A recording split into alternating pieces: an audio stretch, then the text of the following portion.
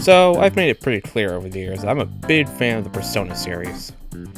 In fact, it's my favorite gaming series of all time, with Persona 5 Royal in particular being my favorite game ever, plus Persona 3 Reload and Persona 4 Golden being up there as well. Yet, despite how much I love it, I've never actually made a video about it. Why is that? Well, for starters, the games are super long, so the traditional gameplay videos would be a bit hard to pull off. Secondly, I couldn't really think of an idea that'd be fun. Well, until now. I called up my buddy Steven, the person who introduced me to this franchise, to put together a tier list of the characters from Persona 5, Persona 4, and Persona 3, plus any re-releases they had. Sometimes we have the same thoughts towards these characters, other times, not so much. But hey, it's fun to debate these kinds of things. Well, it should be at least. Oh, we also got a lot of things wrong unintentionally, and since I didn't want us to look like liars, I'll be adding corrections in the top left corner whenever this happens, in addition to some fun facts every now and then. Now that I've gone over that, let us know if you want to see more tier lists from us, because we are open to it. Oh, and like and subscribe and all that fun stuff. Enjoy!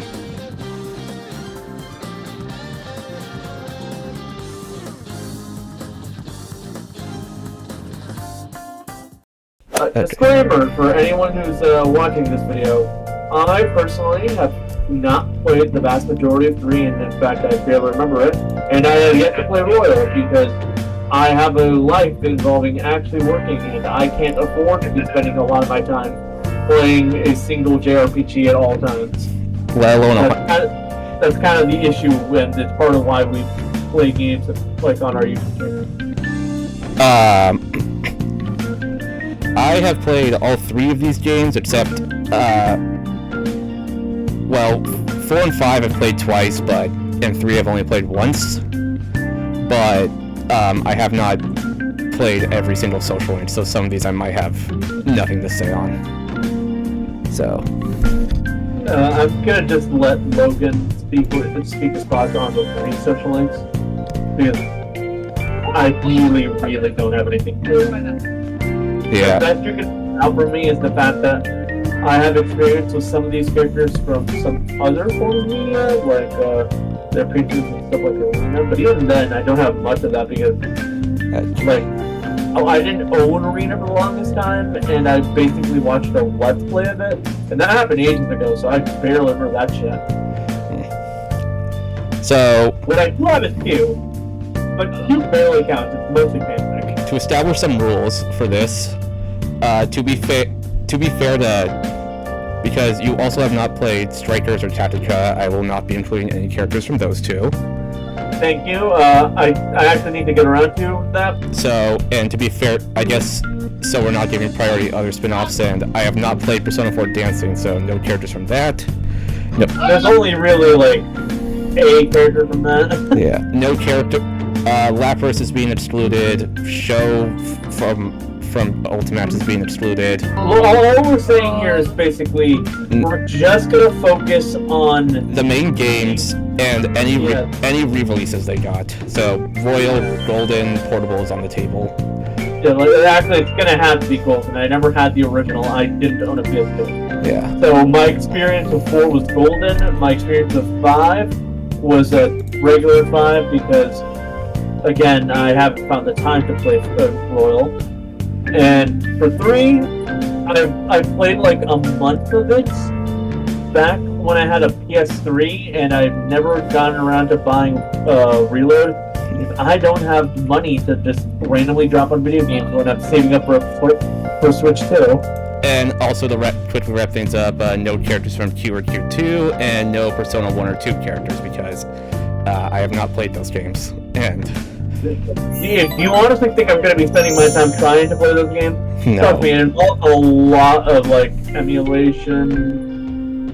No. Basically, I'm a lazy asshole, is all I'm saying here. We'll give our thoughts on characters and try to find like a middle bound. So basically, let's say if one of us thinks character is S or the other one thinks it's B, then it's going in A. If both of us thinks the same thing, then good for us. If it's right next to each other, then we can debate about it. And what if it's like a super high disparity where like someone thinks it's an A tier, but I think it's an F tier? Then right in the middle in C. Okay. Yeah. Because I get the feeling Akechi might be catching some strays. Yeah. Again, I did play Royal. And I'm gonna try to order these like if we think one character is better than the other, then it goes above, and if not, then it down below. Okay, I guess to start things off with probably the most popular Persona character, if I had to take a shot in the dark and say what. Protagonist of Persona 5, Joker, aka Ren Amamiya, aka Akira Hirusu, aka that guy from Smash Brothers. C. Have you watched the anime? Motherfucker's lucky to be getting a C. What makes you say C? He has no personality! That was the point. I thought they went too far with giving Persona 4. Yeah, no. If it weren't for the fact that I watched that anime, he would be at least like a B or an A. But that anime basically killed all the momentum he had as a character for me. Show me your true form. Get it together, dude. No, I guess in the context of the anime, yeah, but well, they're meant to be like, oh, you're self-insert kind of character. Like the issue with that comes in with the fact that some of those Persona 3 movies came out after the Persona 5 anime, and those also went out of their way to characterize Makoto as significantly more than just the self-insert character. So they screwed the pooch with Ren. Yeah. That said, I do like 5. It is my favorite in the series, but Ren is not my favorite protagonist. The reason he is a C is because I still remember what the personality is given in the games is. But seriously, the guy is like just a bland, wet brick in that anime. He has no personality of his own. If I wanted to watch that, I'd just watch a silent Let's Play. Yeah. I mean, he's just kind of there in the game. All his personality is just decided by the player, and they, unlike Persona 4, they actually carry that over to the spin-offs. So that doesn't help. Yeah. That doesn't help with the no personality argument. Yeah, like literally the fact that 4 went out of its way to have it so that after the initial 4 release, Yu was given a personality. Not only the anime, but every consecutive spin-off game has carried that same personality for him. Basically, just solidifies that like Ren got the short end of the stick, especially because he's not even the main character in all of his own spin-offs. Because Persona 5X is a thing. Yeah, I forgot about that. Yeah. Well, it's not even. Remember that Chinese mobile game spin-off that like I've been seeing stuff because people still play it. Yeah, they just announced Persona 3 collaboration. Normally for party members, I would also go like, how good are they in battle? But Joker's a wild card, so he doesn't really have that kind of. I can't really give that argument to him. Automatically, he's kind of just as scary because of the fact that he's a player character. Yeah. That's not really fair to it, so should not be counted. Yeah.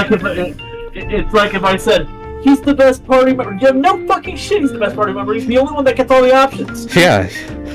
I was gonna put him in. I was gonna say A for him, but now after just thinking about it, after all that, I'd say my pick would be in B. But do we put? Okay, if you want to put him in B, that's fine. But I solidify that like he should be C, especially because he feels like the most middle of the road character. Because of the fact that he's the one being used in all the advertisements for outside of the Persona series. Yeah. So he feels less like a character and much more like a brand nowadays. Yeah. As you said, he's that guy from Smash. Yeah. If there's a Persona crossover with another game, 99% of the chance Joker's in it. And not just that, 99% of the time, it dies within a year or two. Yeah, I know that curse. But well, we'll put him in C and see if anything changes. To be fair, C is not god awful, and in fact, probably should be where like any generic protag would be, because that means that he's the baseline for every other character. If you cannot be better than Joker, you do not belong above C. Yeah. All right. Speaking of characters that are totally memorable. Morgana, the cat, codename Mona. I'm sorry, but like, How do you you have to give me an actual argument if you want to say anything other than that for me. F? Okay. Here, let me share my thoughts. Morgana's a cat, so therefore he goes in C tier for cat. I'm joking. As someone who's had a cat, well, like we have a cat, Yeah. I understand that cats are egotistical and just generally kind of up their own ass, like as a thing. But at the same time, the fact that I can't actually speak with my cat makes it cute and endearing. It makes her look just kind of like this tiny little like princess. But the fact that I understand what the hell Morgana's telling me makes me just want to punch him.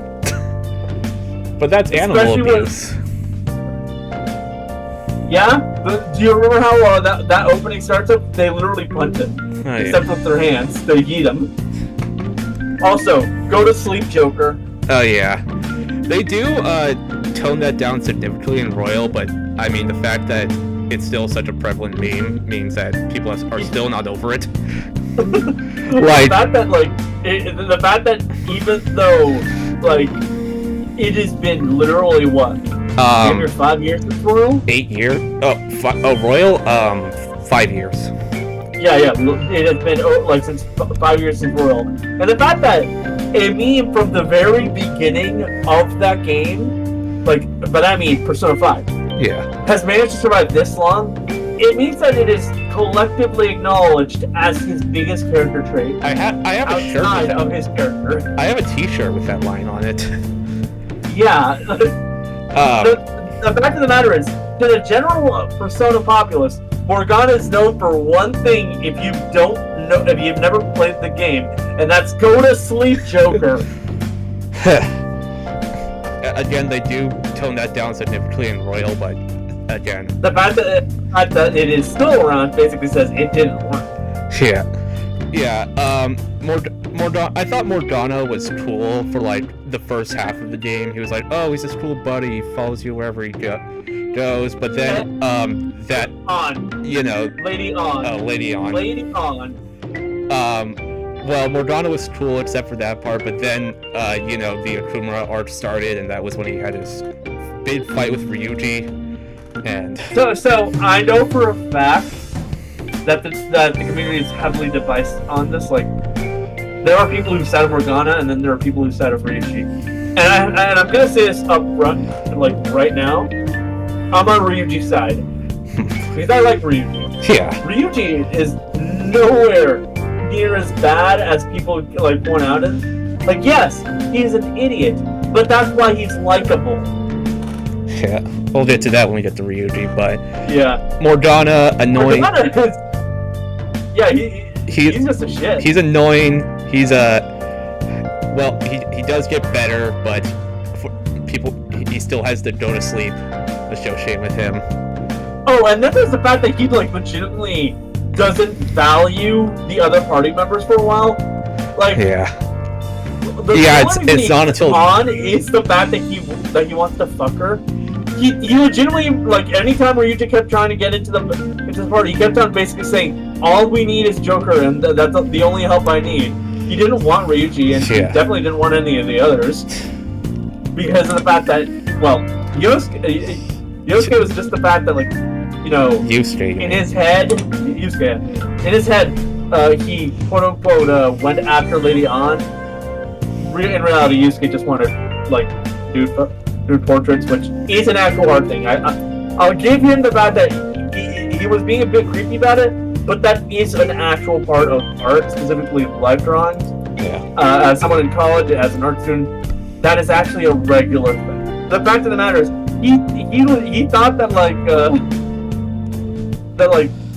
he didn't need them all during the Okamura arc, and that's kind of a telling sign because by then your party's mostly complete.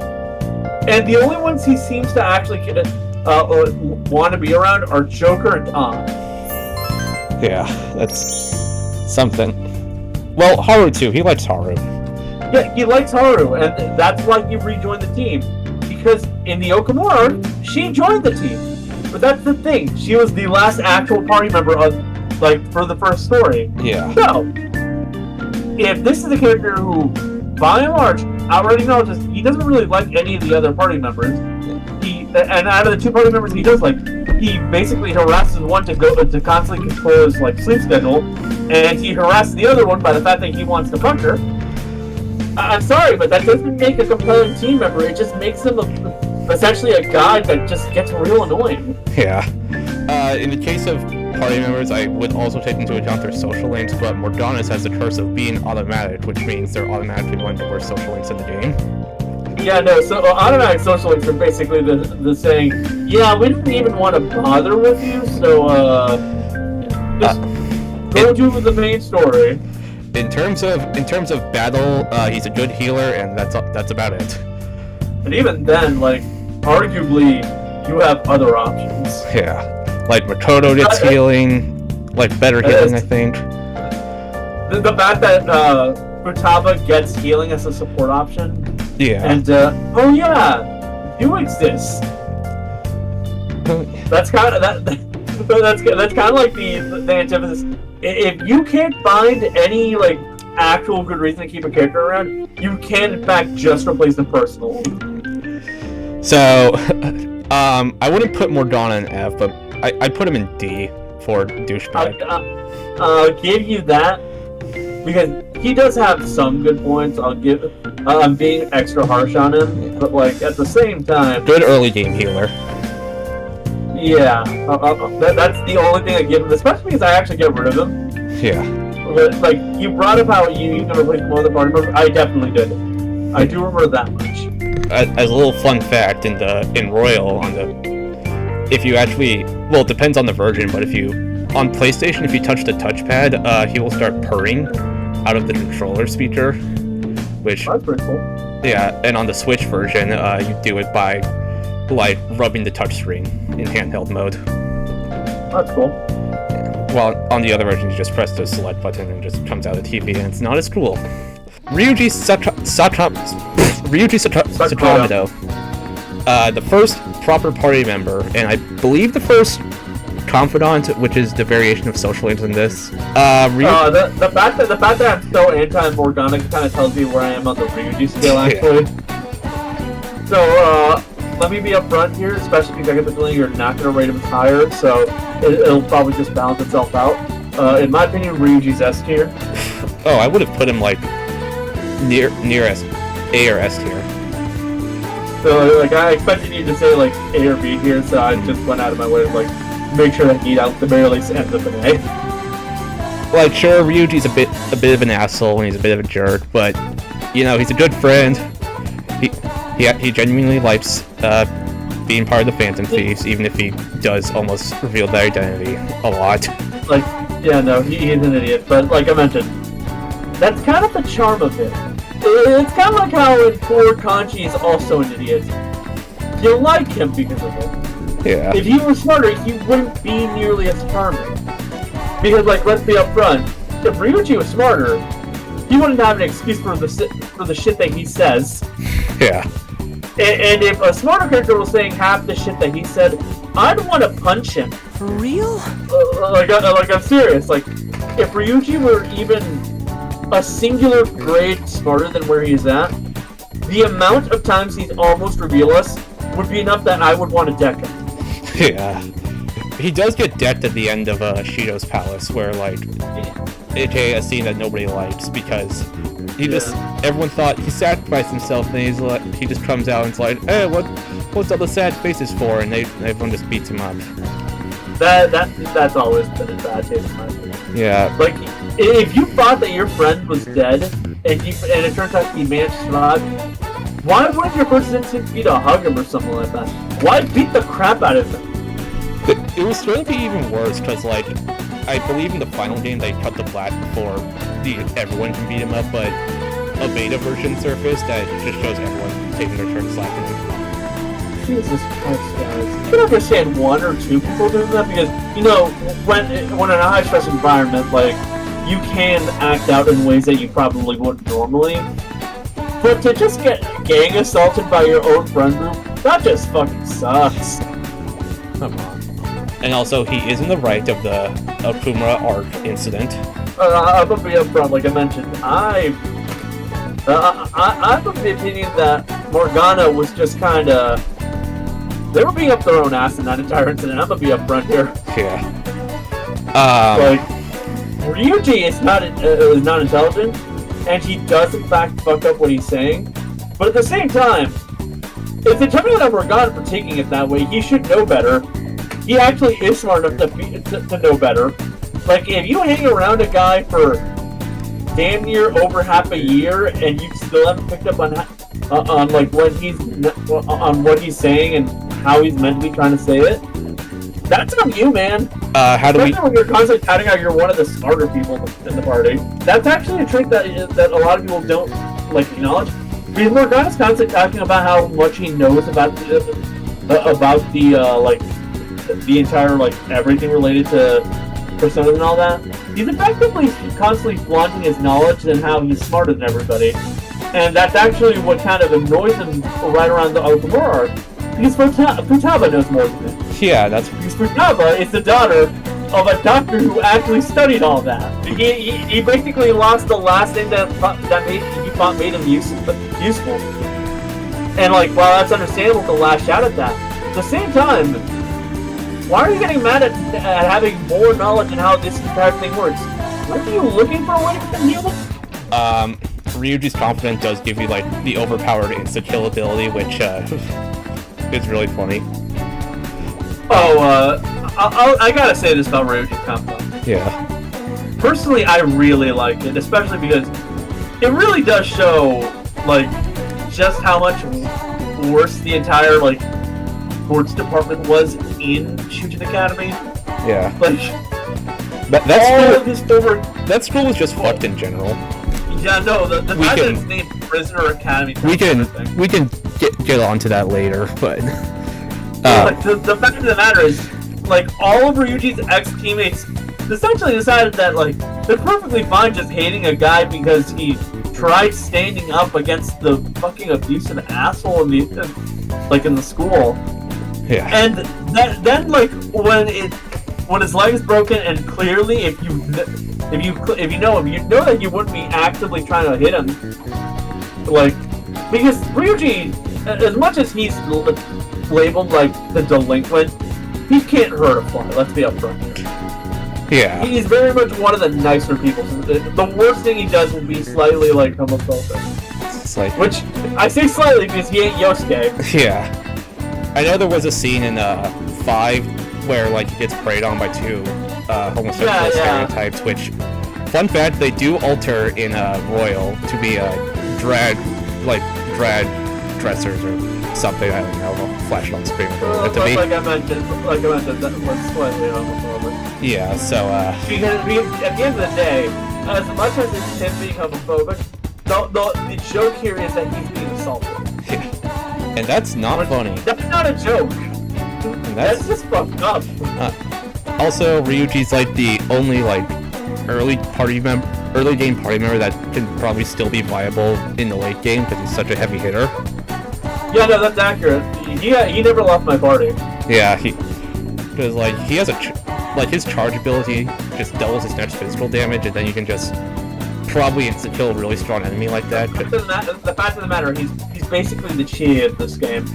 And if you know Persona 4, you know that's a really good thing. Because as much as there is like reflective enemies, they're far and few between. More often than not, being able to do a lot of damage physically does carry you far. This part is Royal exclusive, so you wouldn't know, but he does have the funniest Showtime attack in the game. So I've gone out of my way to avoid those. I've only just like when I do get around to actually playing it. It's really funny, but yeah. Ryuji, easy S tier, first S tier of the night. Also, the fact of the matter is, he's the only one in that goddamn school who has a moral compass. Yeah. Like unironically, the only other people who are actively being assaulted, he's the only one actually willing to stand up for it. I feel bad for how much I like certain characters because it's quite clear they were very much complicit with the beginning story. Next up, we got Takamaki, aka Panther. the first female party member that you. And Honestly, in my opinion, she's a solid A tier. really, I would have put her there too, but let's elaborate first. Like, I'm just one of the funnest party members to have. Yeah. She's a real good personality. she was like literally the first romance in my Persona in any Persona game I've played, but that's only because I ran out of time to do one I actually wanted. So I didn't romance her, but at the same time, honestly, she makes a legitimate case for why she should probably be the main romance in that game. she is my sister's favorite Persona character. Unironically, she is a solid choice if you're looking for romancing a character in this game. Yeah, there's a little Easter egg if you actually input her team name suggestion, which was I think the Diamonds. If you actually type that out, then you get a little comment from her. And not even gonna lie, her Confidant, honestly, one of the better ones. Period. Yeah, it's all about her. It's a really solid one. Yeah. It's entirely based around a bunch of social issues that you'd think would actually be addressed in the main story because they kind of were, but not really. But it revolves around issues of the fashion industry and just how the Japanese public views mixed breed children and stuff like that. It's really interesting. Yeah. Because it's acknowledged at the very beginning that she gets hate because of the fact that she's half a quarter Western, but at the same time, you see it even in her Confidant, so it's not something that they actually ditch. So it makes her one of the more sympathetic characters, just because you know for a fact that she's constantly facing discrimination around her. There are people that argue that her role in the rest of the the first palace is all about taking down a sexual predator, which Ong was a target of, and literally the next arc over, Yusuke asked to paint a nude painting of her, and the others try to peer pressure her into accepting it just so they can unlock a door to the palace because cognition and shit. Okay, so on one hand, yes, Yusuke was very much in the wrong for even trying to go through it without having an explicit permission from her. Because as I mentioned, new portraits are a thing, but they also usually involve the explicit permission from the person. Yeah. And at the same time, first of all, that while that controversy is valid, you guys do remember that doesn't mean badly on That took badly on everybody else. They're the ones peer pressuring her, not her. At any point, she can, in fact, put her foot down, and she does, remember? Yeah. She goes through a bit by showing up with a ton of clothing, and then when it's actually time to go through a bit, she just says fuck it and runs towards the actual room and forces her way in. Because, yeah, if she's not gonna feel comfortable doing it, she's not gonna fucking do it when she did it. I also like to go on a tangent about that mechanic that's hype. They just hype it up as oh, this is something you're gonna have to do from now on, and it only appears in 2 other palaces. Oh yeah. Go out into the real world, so you have to unlock the palace later. Unlock the next area of the palace, which they only do that again in Futaba's palace and Nijima's palace. To be fair, in the base game there's 5 palaces. 7. If you don't count mementos. The fact that they used it 3 times is fair enough. They that is use it all the time because let's be upfront, if it was used in every palace, that'd be fucking annoying. Yeah, because most palaces that you can just if you're prepared enough, you can just do them in one sitting. Yeah, that's usually how it's the preferred way for people who are trying to get everything and stuff like that. Yeah. And if they forced you to do it multiple days for everyone, I'm pretty sure people would ride it. But the other palaces actually don't. It doesn't make sense to me to do that for the other palaces. Yeah. Because first of all, Kamoshida, it wasn't introduced yet. It's introduced in the Monoromes, which makes sense. He's a very secretive guy. The next guy, I forget his name. Kaneshiro, yeah. Kaneshiro's doesn't make sense Because we literally already have a built-in reason why we're allowed to go in there. Because Makoto's there, remember? Yeah. Because she's already making a deal with him. So in his head, she's allowed in. Yeah. Futaba is that again. This is a character who was very sheltered off of the world. She didn't want to show herself. They needed to get her in. Yeah. Okamura, you actually already had the in because Haru is his daughter. He's gonna allow her in no matter what. And there is no goddamn way you could have gotten anywhere with Shido, so they wouldn't allow that. They wouldn't have put it in there. Yeah. For Nijima, that one is a bit more but at the same time, we know for a fact Sai is already under a shit ton of pressure. She's not gonna allow herself to open up to anyone. There is a part where it does happen, but you have to just attend a public trial. Yeah, no, that's what I was saying. Her cognition was explained the only people she allows into this part of the brain are people she associates with her job. Yeah. So the fact of the matter is, this mechanic was brought in only when it was necessary to use and when it made sense. So I'm not going to hold it against the whole Madarama thing because that actually makes sense. That is very fair. Circling back to On, because wow. In terms of her party abilities, she has healing skills so that can immediately get rid of Morgana once Yusuke joins the team. Yeah. Also, as I was saying, again, that controversy is valid about the whole pressuring her into doing a nude portrait. The fact of the matter is, she doesn't go through with it because she herself doesn't want to do it, and also that shouldn't look bad on or the game, because of the fact of the matter, we literally established she's not going through it herself. Yeah. She has the authority on her own body to say, you know what? No, I'm not doing this. She doesn't do it. What it should look bad on is the other party members because they again try to put pressure to do it. Yeah. And it should especially look bad on Yusuke because he was the one that went out of his way to essentially talk to a stranger and ask, "Hey, you want to do a nude portrait?" That's not how you introduce yourself to someone, by the way. Yeah, no, but we get to find out through his social angle, and we'll get to him later. Yeah.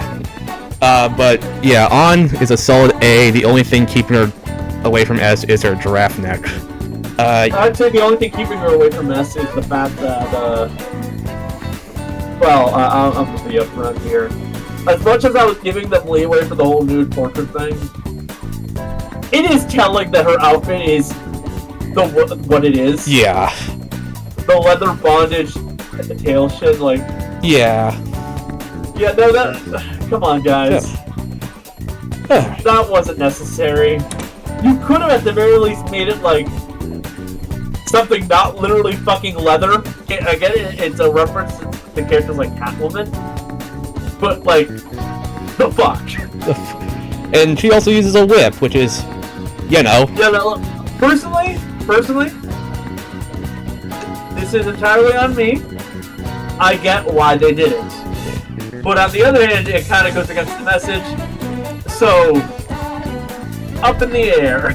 Yeah. Alright. Yusuke Tadwa, aka Fox, who's the first not early party member to join. He has a very negative first impression. Yeah. But at the same time... We went over the whole nude painting fiasco. Yeah, but at the same time, I'd honestly say he's at the very least a B tier. B?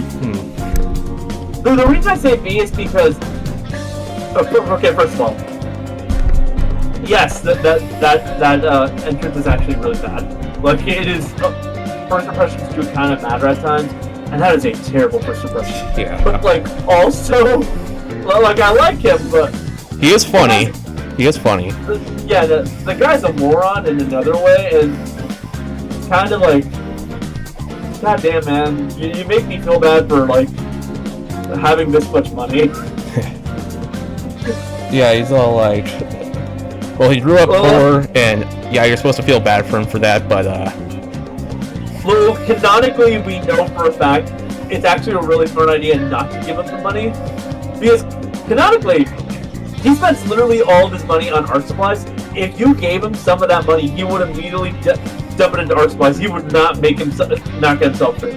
Yeah. And look, the starving artist thing is all well and good. I personally find it to be bullshit. But, dude, you're trying to be a fan of Thief.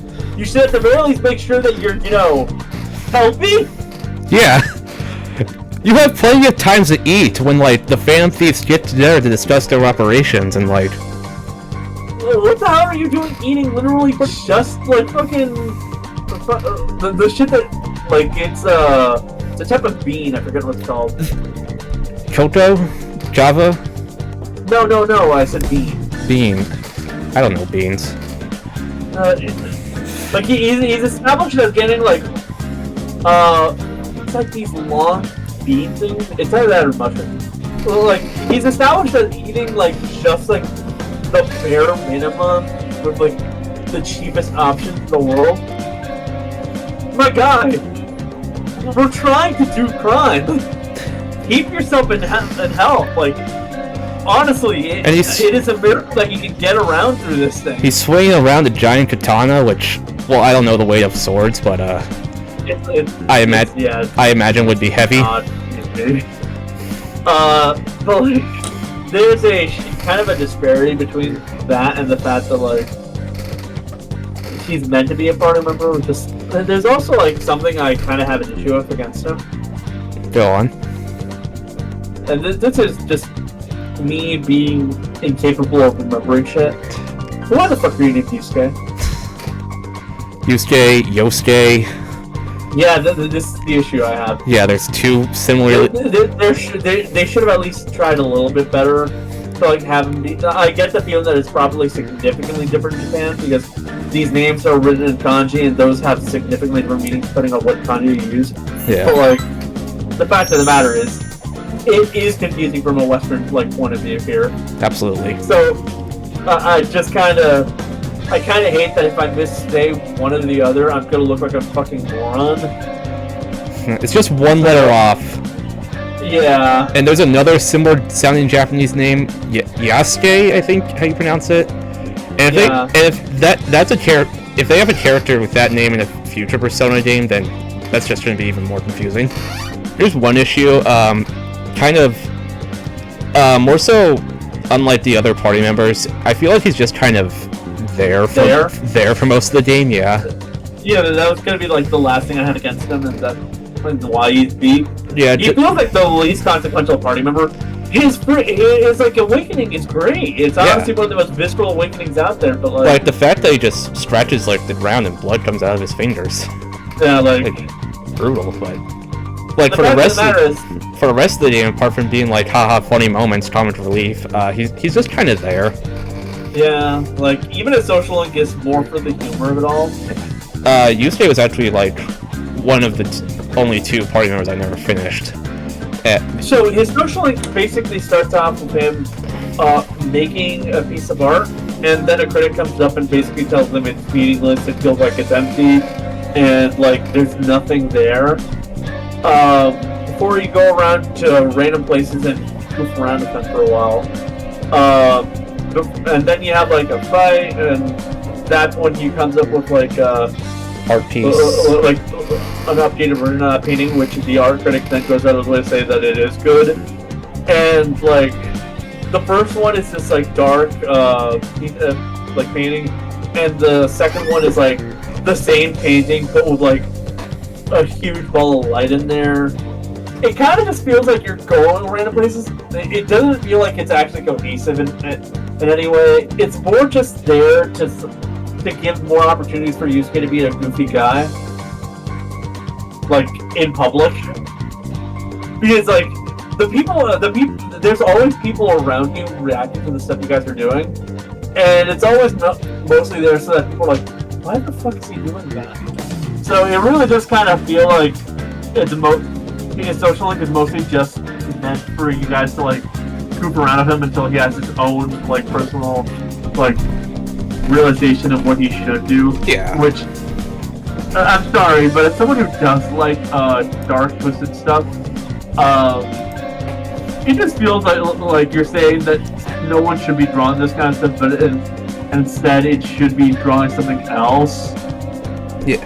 And also, art critics are bullshit, so Here, I'm sending you the image for both of them. No, like the Confident just kind of, it just kind of happens. It really isn't anything special. It really is mostly just hanging around with him at different places while you look for motivation.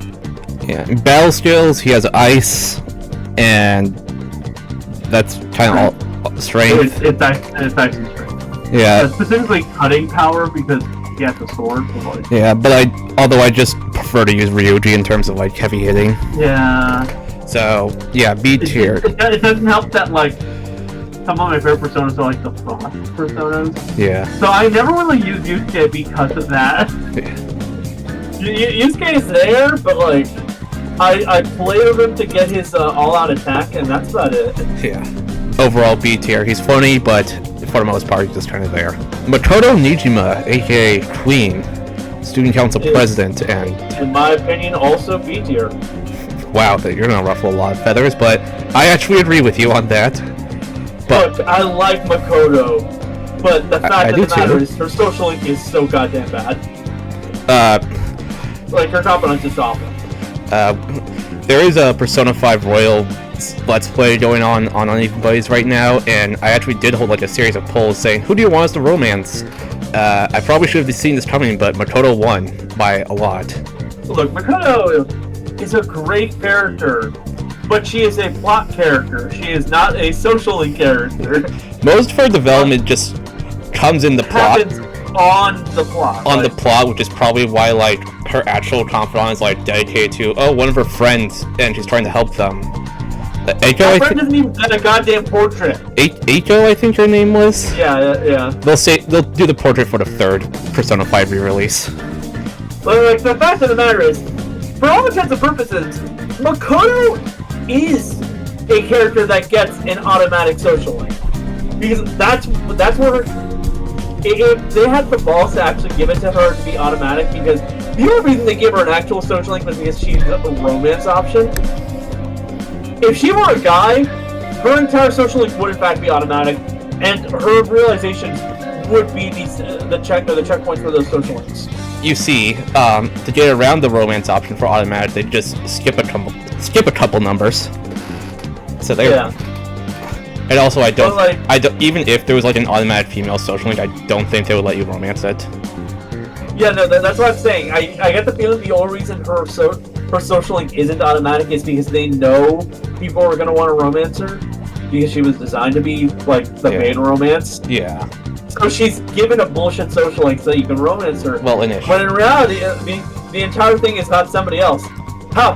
The only reason you get to romance her is because throughout the social link, to get to her friend, you have to pretend to be in a relationship, which is the most sitcom bullshit in the world.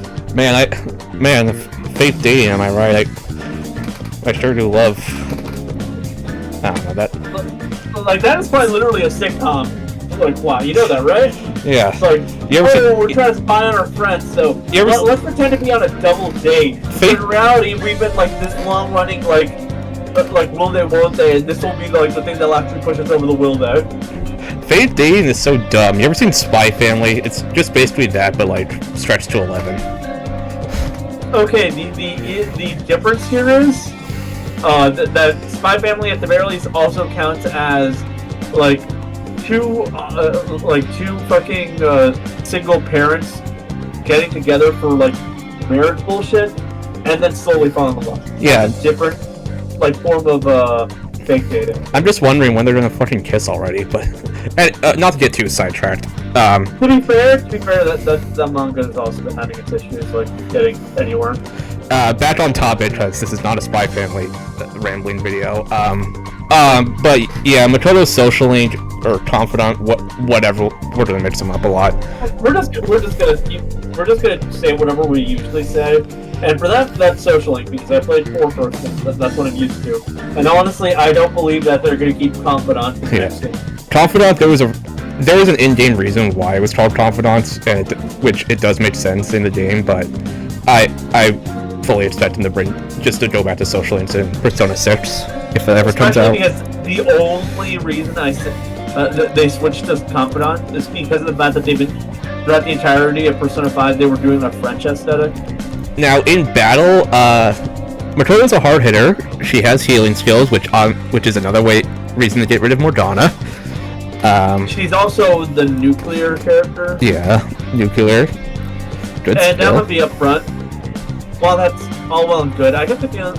I remember not using nuclear skills all that much, and same with psychic skills. Actually, there weren't as many personas that actually had psychic and nuclear weaknesses. Yeah. Most of them stuck to the general like fire, snow, electric wind weaknesses. Yeah. Now, would you say Makoto is better or worse than Yusuke? Oh, better. Like. I think yeah, better. So the reason I say that is because as much as we give her the hang up of the social link, Makoto is still a good character on her own, and she doesn't have the stigma of like just having that horrible introduction. Yeah.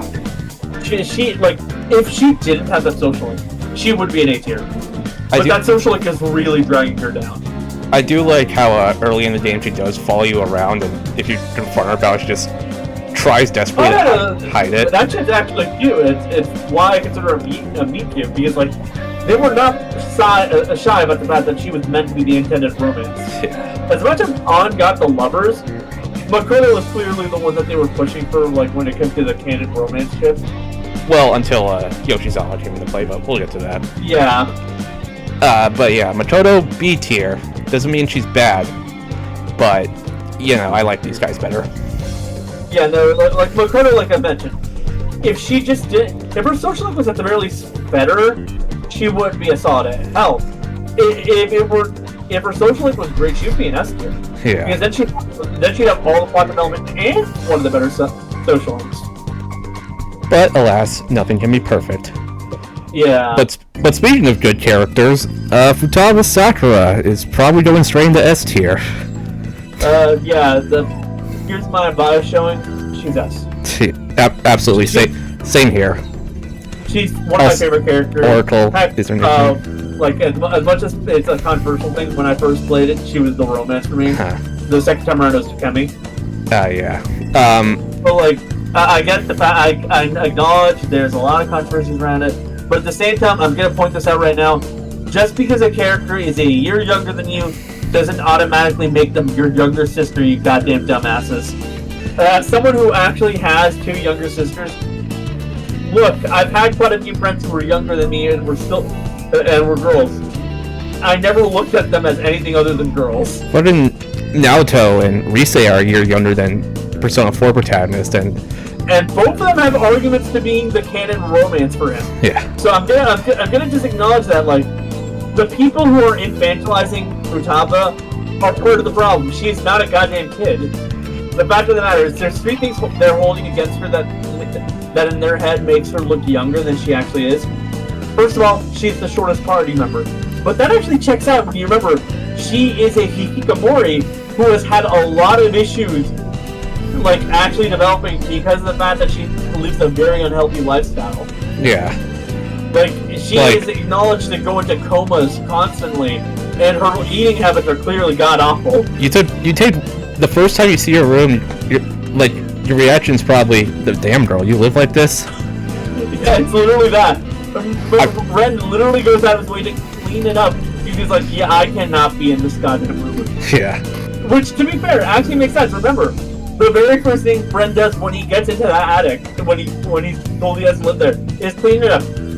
That's one of his character traits. He's a neat freak. He doesn't like being in messy places. I also hate clutter, so I always have to make sure everything's clean.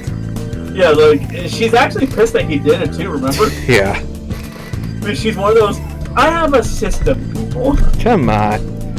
I guess since she's a palace ruler, I guess we'll talk about how her palace was as well. Actually, the fact of the matter is, the palace and her actual outfit outright state you're not meant to be looking at her as a little sister figure. Yeah. If you look at how she dresses for both of them, they're clearly sexualizing her. And the fact that she's a romance option, and also it gives you the option that, like, it gives you the tell that she's meant to not be looked like that. The people who I see do that really are just looking for Nanako 2.0. And also her. Show by the fact that they are also the type of people who were like, Man, wouldn't it have been cool if Nanako was a character in Persona 5? I think it was in like a beta version. They found like a strapped model for an older Nanako. Also, her Persona Awakening has tentacles, but I can more so attribute that to her being on the internet. Yeah, no. Here's the thing that like people hold against her. Because it's not just her being short and them looking for a Nanako. He looks like an inkling. Oh yeah, I was gonna make that. I was waiting to make that joke. The whole Squid Kid thing really kind of throws everyone off, because this is just a general issue with the internet. People don't understand that inklings, they just look different. They just do. Canonically, a good chunk of the cast are adults. They're not actually kids. They're just small because they're fucking small. It is fun to joke about. Her spirit battle in Smash even uses the default orange inkling girl, representing her, suggesting that even they are in on the joke. Yeah, but like it really is just kind of one of those things where you see it all the time. Actually, there is an adult character who is like sub 5 feet, usually like around 4'11" or something like that, and they're like, "That's a kid." Like, no, it's not. It's an adult woman. Have you never seen a women? There are women that short, especially Asian women. Well, going back to her palace, I do really like her palace a lot. The music. The music palace is one of the best parts of the story. Yeah, the music is a banger. I like how there's like internet code just floating around it and on the walls. It has one of the coolest aesthetics in the entire game. Cyber ancient Egypt is really cool. And you know, the boss fight actually being a distortion of her mother instead of just a monster Futaba was different, cool, unique. And the fact that she herself was a treasure, as well to how Persona 4 did their shadow fights, brilliant. Yeah, absolutely. I'd say better than Ryuji, top of the list right now. Yeah, and also it helps that her social link is one of the weird ones. But I mean, part of it. Her social link's all over the place. It has like 3 parts. One part is her getting over her hikikomori lifestyle and actually being able to go outside and interact with like the real world. Another part is her trying to help her friend out who's clearly being abused, like physically and sexually, by her parents. Mm-hmm. And the last part is the ever-looming threat that is her uncle trying to take her away for her inheritance money. I do. All of which like helps flesh her out, and the uncle part especially ties into the main story itself. Yeah. Because it really ties into the whole Wakaba Sojiro thing. Yeah. Another fun fact. Well, spoilers if it wasn't obvious enough. Like when you do the Futaba Untold Mementos mission, the dialogue Sojiro gives you is different depending on where you are in the story, if he's found out you're the fan of Thieves or not. Another interesting thing is that, this is one of the few cases where being a fan babe isn't the total solution, because it doesn't initially work. Yeah. Have you ever heard this one fan theory? Go on. So there was a fan theory back in the day, I don't know if it's still around, where some people speculated that who Futaba's dad is. Oh, are you gonna say Shido? Yeah, because there's a few coincidences with her and Akechi's appearance. Yeah. That would line up if Shido were her dad, which wouldn't even be out of the question. Sojiro, Shido, and Wakaba all knew each other at the same time. I mean, it's already been established Akechi's an illegitimate child, so... Yeah, I wouldn't be too shocked if Shido fucked her much. Yeah. But we don't want to give Futaba more trauma, don't we? I honestly don't think she'd give a shit. Okay, yeah. Alright. Stating as... Unlike Akechi, who had no one, I get the feeling that if that were the case and she found out, her reaction would be, okay, but Sojiro's my dad. Yeah. And honestly, let's be upfront, if it weren't for the fact that he himself has denied it, there'd be a more than decent chance that you can claim that Sojiro actually is her legitimate father. Yeah. Biologically. They knew each other. He could have fucked her. Maybe. If it weren't for the fact that he did deny, I legitimately would thought that like maybe she secretly is his actual daughter. Time to move on. We got Haru Okumura, aka Noir. Let's get the screen time jokes out of the way and the forehead jokes out of the way. Okay. Haha, big forehead. The only relevant screen time joke here. She's a B. Okay, she's a B. The reasoning is she has the exact opposite problem that Makoto has. She joins like super late in the game, like over the halfway point. So yeah, consequentially, she doesn't have like. Actually, her plot relevance might as well be summed up to Yusuke levels. Yeah. Her actual plot relevance dries up the second her actual story, her pals ends, just like Yusuke. But her social link is one of the best in the entire game. So no matter what, you kind of have to acknowledge that by saying, yeah, she's literally the opposite of Makoto. Where Makoto's plot relevance is one of the best in the game, but her social link is god awful. Yeah. Like her. And if it's fair for Makoto to be in B, even though she's a really good girl, say it has to be the same with Haru, when she was also a really good girl. Like when I first played Vanilla Persona 5 way back in the day, or 2018 to be exact, I thought Haru was just fine because, well, you didn't do her social link. Yeah, you need like a really high social stat requirement to even start it. But then when I got around the Royal, I was able to do Haru's social link and I matched it. And I thought, hey, I like this character a lot more now. Like, so Haru's social link is like hard carrying her characterization. Yeah. Because they do a ton to like flesh her out as a human being in that.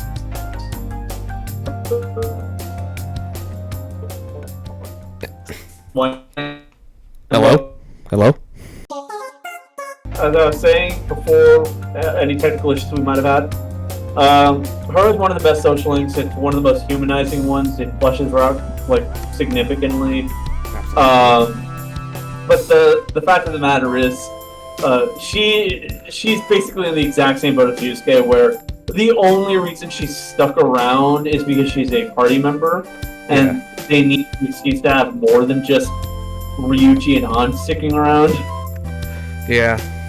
Because, realistically speaking, they have no actual foot in the game. Like, Ryuji's around because he likes the idea of being a fan of these. Han is around because she has dealt with so much injustice in her life that she actually is the type of person who would be radicalized by that kind of treatment. Like, she would be entirely all in on the idea of taking down scumbags or like hurting like other people. Yeah.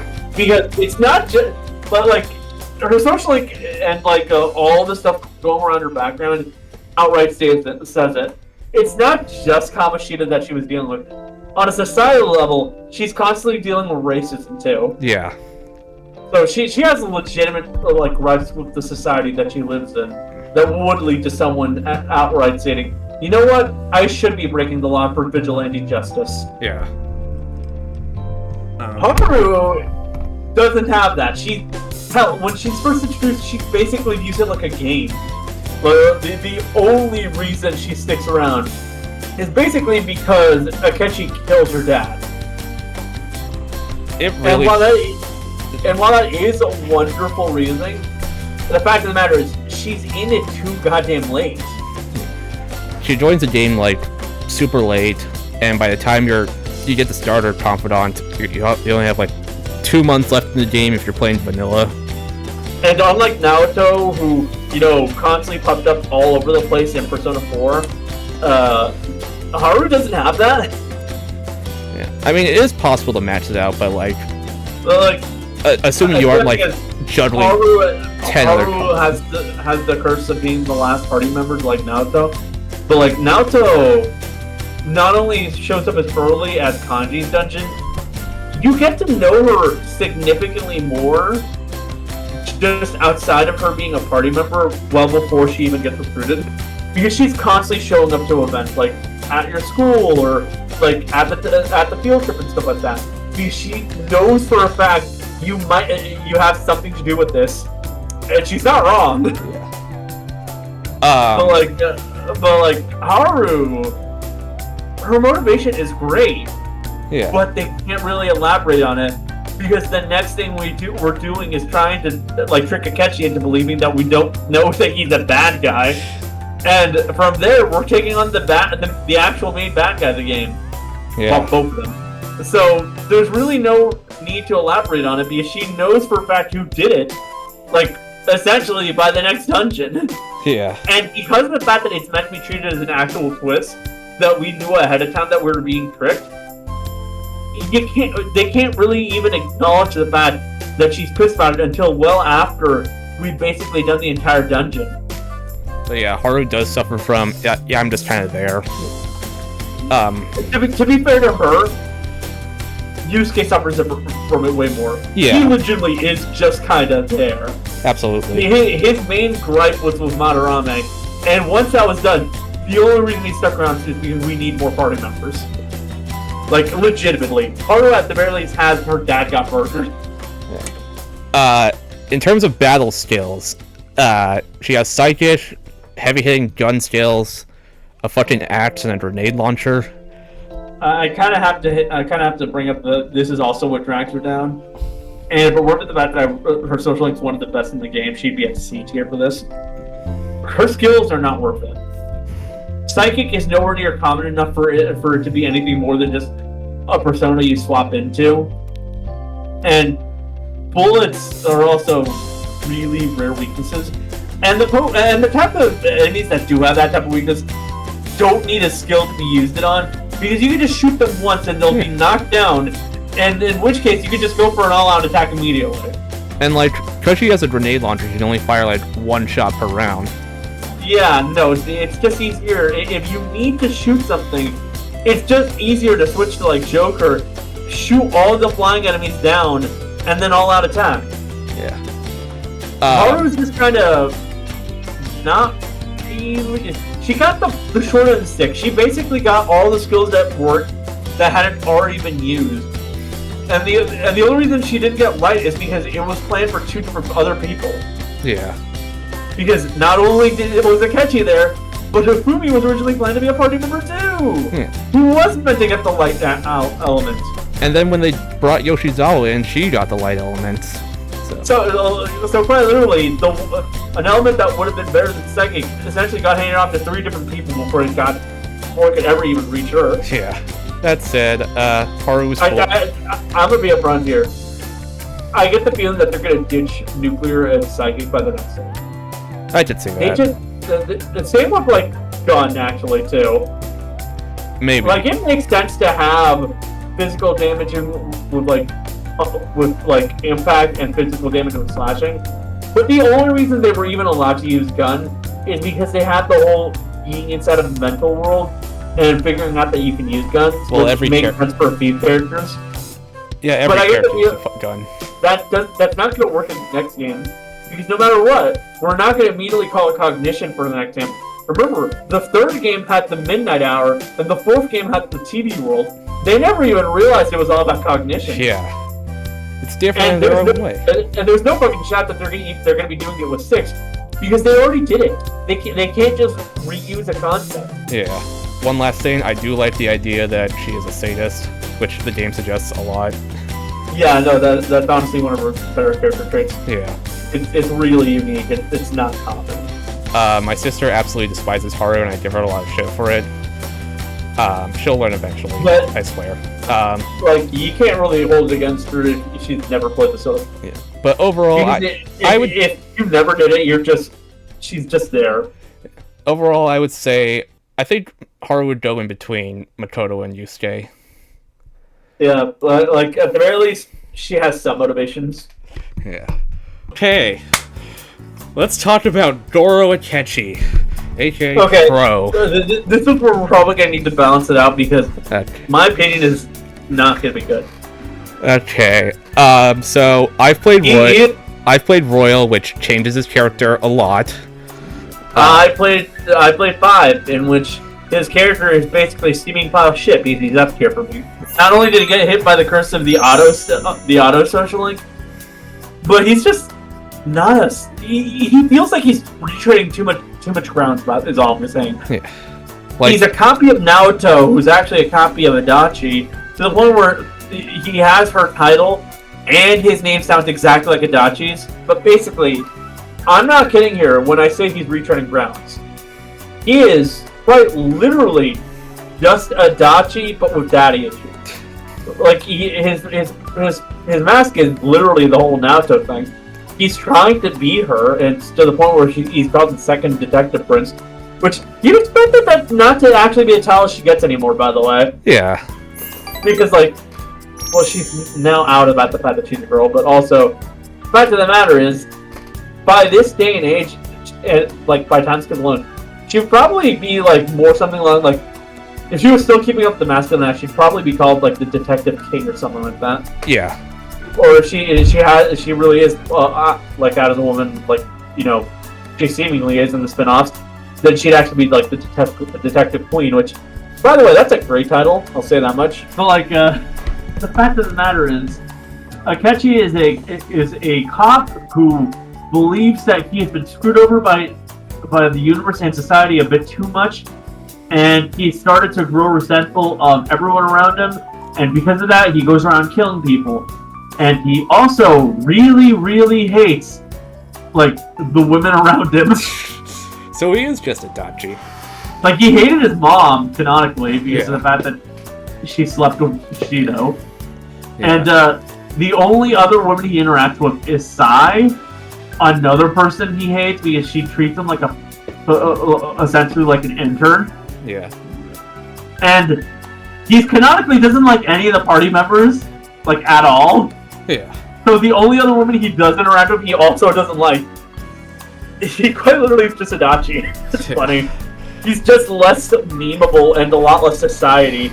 His daddy should make it all about Shido. In memes, all he has is just pancakes.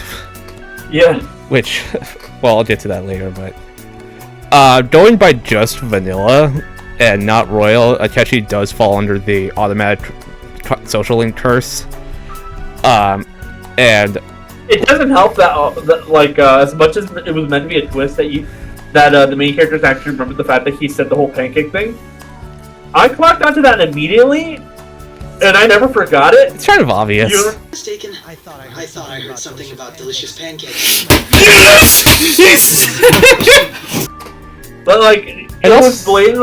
It was so blatant that like, why don't they just remember it? Or if they don't remember it, how about he slips up again? Because I really want this to be done and over with. Because even then, I could tell this is bullshit. He's not actually a party member. Yeah. The social link goes way too fast. It's automatic. He literally skips to the end, just like Adachi's. Yeah. Because Adachi's also skip from 6 to 10. Remember? Well, at least Adachi's does like count 7, 8, 9 at certain points. Yeah, like Akechi's just literally skips, and it's telling that it's bullshit at that point. Like in vanilla, like vanilla immediately. One of the rank ups in vanilla was like, "Oh, he's about to kill me. I feel like my bond's stronger now." Like, it's so goddamn bad. I was wondering what the exact problem with Akechi's social link was, but then Shay Frillis put out his video, and he pretty much explained it. Like, it's basically forcing himself upon the player. Like, and trust me, when he was bringing it up, I actually 100% agree with him, because that was literally my exact opinion on him. I felt that he was way too forced upon me, and the fandom did not help me out, because the way that they adored Akechi pissed me off to no end. Yeah, it's like I don't. If it was just vanilla, I would have put him in D tier. Like fucking the fact that I'm well aware of how the fandom treats these characters actively pushes me over to the F because of the fact that actually they basically treat him like the Jeffrey Dahmer of the fucking franchise. If you know what I mean? They literally look at him how how people look at Jeffrey Dahmer after that Dahmer fucking biopic came out. Yeah. They really want to fuck him. All they care about is the romance with Ren, which, no, that's not even a thing, especially in the first version of the game. Yeah. Like, I will give you this role, basically added the subtext in, but it wasn't there in 5. Yeah. because I remember 5, and all I remember was, man, can you hurry the hell up and show that you're evil already? I want to move on. Yeah. It was so blatant that I'm of the opinion that if they had not given him a social link at all and given it to somebody else, like another character, and just played it so straight that like not only did they know he was the killer, but they were actively trying to trick him, the entire portion of the story would go faster and much better. Absolutely. They just know that they try to humanize him, but like then after he's tried killing you multiple times, they try to like say that he's sacrificing himself against his dad. But I'm gonna be upfront here. He couldn't give a fuck. It doesn't. Especially if you're by that point, I wanted him dead. I could see why, like in vanilla version. But before we move on to, before I wait, isn't there multiple versions of these characters up there? Is there a vanilla, like a Akechi? No. God damn it. But actually, wait, is there a Q version of Akechi? Also no. Damn. If you're gonna argue against it, like, then I was hoping that we could find a way to like just insert his plain non-royal self into F immediately. Because I got the feeling you're gonna like bring up your actual opinions on him now. Well, I was gonna go me on my soapbox for a while.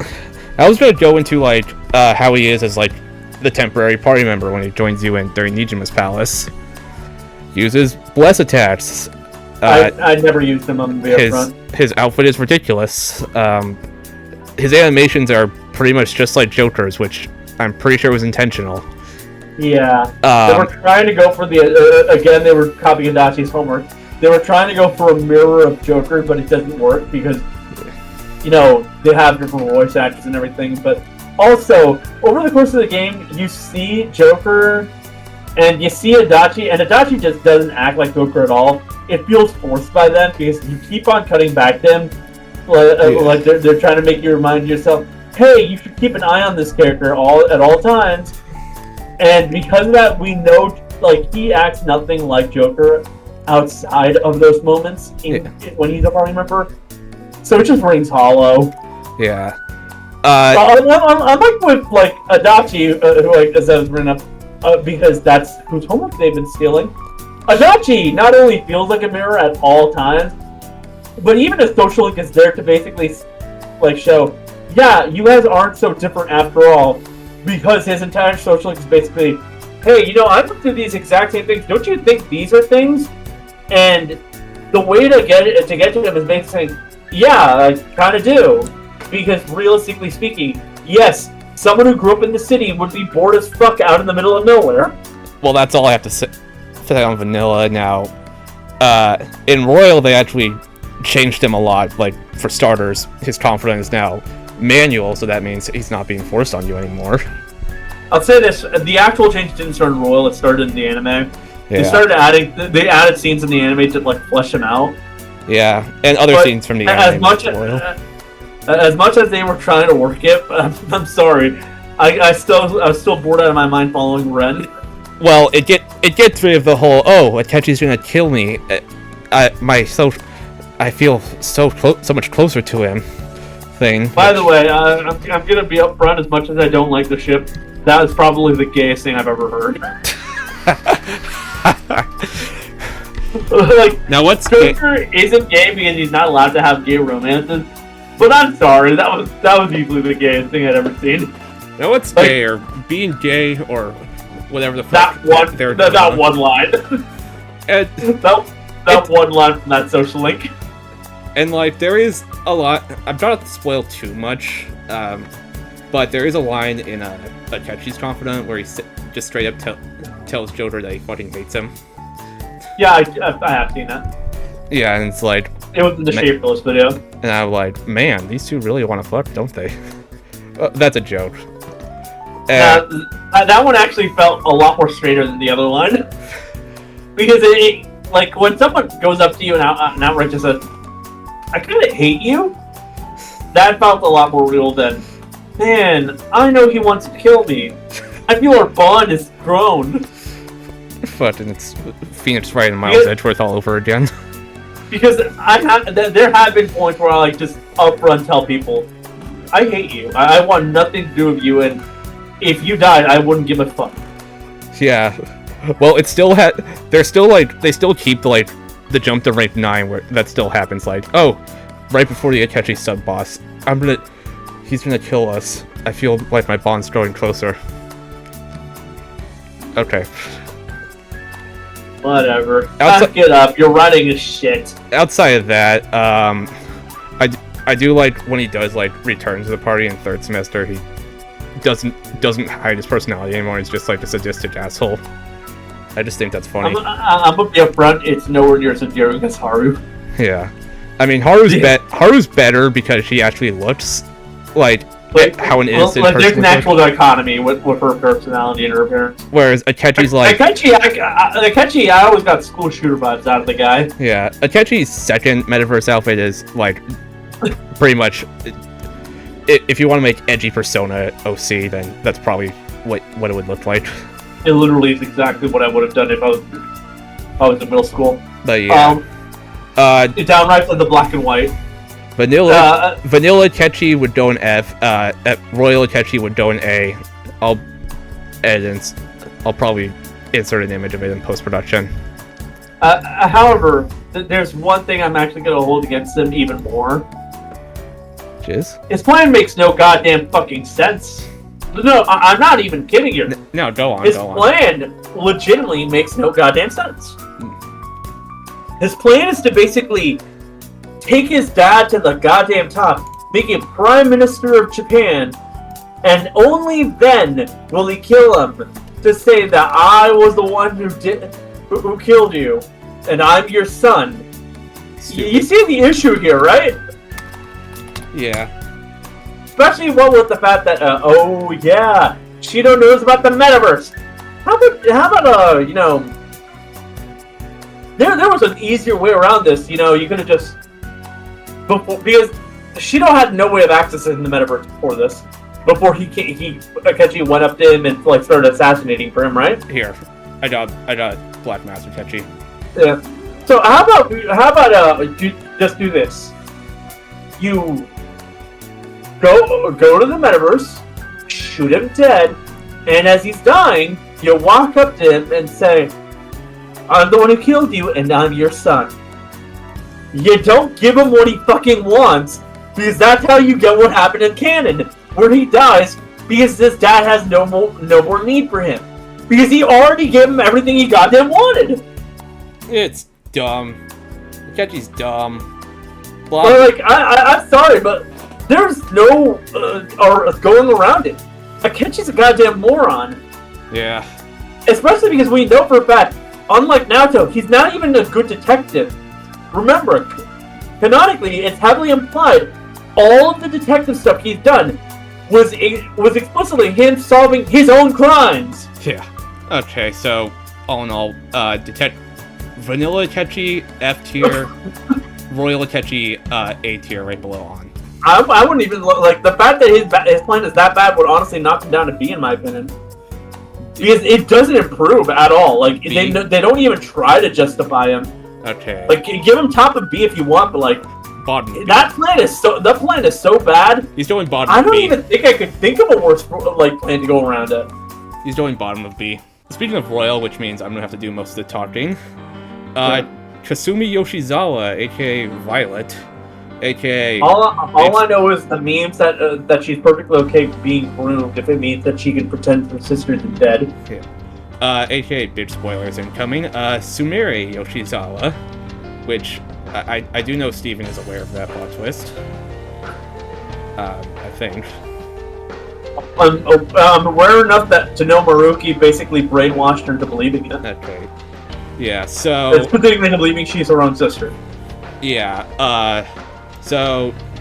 Sumire here has been my profile picture on PlayStation for like the past 5 years. If you all want to know what his profile picture here on Discord is, it's Yukari. It's Yukari. Like, when you first meet Kasumi, like, her social link's only like 5 ranks, and I'm like, when I first saw that, I was like, what? But then, like, when you get to the third palace and you get to the twist, you're like, oh shit. And then, like, you get this cool scene of her actually accepting herself, and the rest of her social link unlocks, and, like, so half of it is just her fake personality, and the other half is her actual, like, true persona, I should say. Honestly, that's a perfect example of what we were talking about on the palaces, how you needed like an actual entrance into certain palaces in some way that the palace owner's mentality changes on you. You know, like the whole Madarame thing. This is the same thing. You couldn't get any closer to her because you were of the belief that she was somebody entirely different. Yeah. Okay, yeah, now it makes even more sense now that you point that out. She's also, like, the only romance option that explicitly, like, confesses to you before you even get to choose to romance her, which means she's probably being pushed even harder than Makoto was as the canon love interest. Her Phantom Thief outfit is literally very similar to Joker's, which was also intentional. Less attacks. She has a fucking rapier, I think it's called. Yeah. Whatever Mitsuru has. She's a fun character to hang out with, like, for the first 5 ranks, and then, like, once third semester hits, she's just nothing but tragedy. And it's like, damn, I really feel bad for you. I just want to give you a hug. Like, and yeah, she was my royal romance option if it wasn't obvious enough. And she might be my favorite character in the whole series, and that might be a big leap to say. I just really like her a lot. I'm gonna be upfront. Whatever ranking you're gonna give her, I suggest knocking it down by the fact that she hasn't shown up since Royal. Yeah, that's like the one problem. Like, she basically doesn't feel canon to her own franchise. She was like advertised as like the poster child for Royal, and she is only playable for one palace. And she, unless you like hack the game. I'm not even kidding here, by the way. Like every other time they've added a brand new character into this franchise, like they pop up eventually somewhere else. Yeah, yeah, she does show up throughout the story as well, but still, for instance, Femc from Portable, she appears in Q2 as a playable character. Marie appears in literally every goddamn spin-off since Arena Ultimax. Yeah. Kasumi has the unfortunate luck of being introduced essentially partway into the lifespan of Persona 5. And by then, they'd already done a few of the spin-offs, so they couldn't use her in those. Okay. And spin-offs that hadn't been done, they seemingly have decided to just not use her period because they wanted to introduce brand new girls into it. In Strikers, there is a case to be made that she is competing internationally in a gymnastics competition, which I think they do mention the Japanese dub, but that's not in the localization, so I don't know. And even then, so that's a case where it sounds more like they tacked onto it once they realized they were going to add another character in part way into the development, and that's part of the reason why it's never even acknowledged in the English one. She is in Tactica, but you have to buy only like a $20 expansion pack. You see what I mean? They didn't add her into that game, and you can't even. They wanted to advertise the new girl in that game, and you can't even use her in the base game story unless it's on New Game Plus, and you beat the DLC also, which is dumb, but I don't know. Hopefully she comes back in a future Persona 5 spin-off. I'm gonna be upfront. The way that you're describing her implementation into the spin-offs makes it feel like she's the poster child for DLC in this game. Probably. So, as much as I get the feeling you were gonna say S, she's still going in S. Don't get me wrong. The fact that she feels like such an afterthought in your own series should make her at the very least the bottom of S for you. She's still an S, but she should not be anywhere near the top because of the fact that she doesn't feel like she belongs. Moving on to the Confidants. For these ones, we're gonna judge based on there's Confidant and shit, and I guess their abilities they give you, and stuff. I don't know. Sojiro's S tier. Sojiro Sakura is the easiest S tier. He's easily one of the best characters in the entire game. Come on, he's a bro. So much about him. Brojiro. The fact of the matter is, his skills are one of the best in the game. His social link is easily one of the best in the game. He's a good dad. And his entire presence in the story makes it feel like you really, it makes you go from, man, this guy is such a hard ass. He has to calm down to, no, I understand exactly why he was hard on me. He's trying his best. It also makes replaying the game funnier because, like, early on he gets, like, phone calls from someone, which we later find out is Futaba, which, and he asks, like, for a bunch of stuff, and your first thought would probably be, oh, is Sojiro going out with, like, someone? And then it turns out, no, he has a shut-in daughter that he's taking care of. I don't really have a lot to say on Sojiro. He's a good man, good dad, good... He's easily one of the best characters in the entire game, confidant. And because of that, it's hard to talk about him any further. If there was one gripe I had about it, is that his confidant is locked until Futaba joins the party. It's locked at a certain point until Futaba joins. Yeah, no, like I was gonna say, like, it's definitely not locked at the very beginning, dude. Yeah, it is, which is... Like, if you didn't start it, that's on you. No, I did start it, but... No, I was gonna say that until you corrected yourself. Yeah. That's what I was trying to go for, but... Yeah, I don't really have a lot to say on Sojiro, other than what's already been said.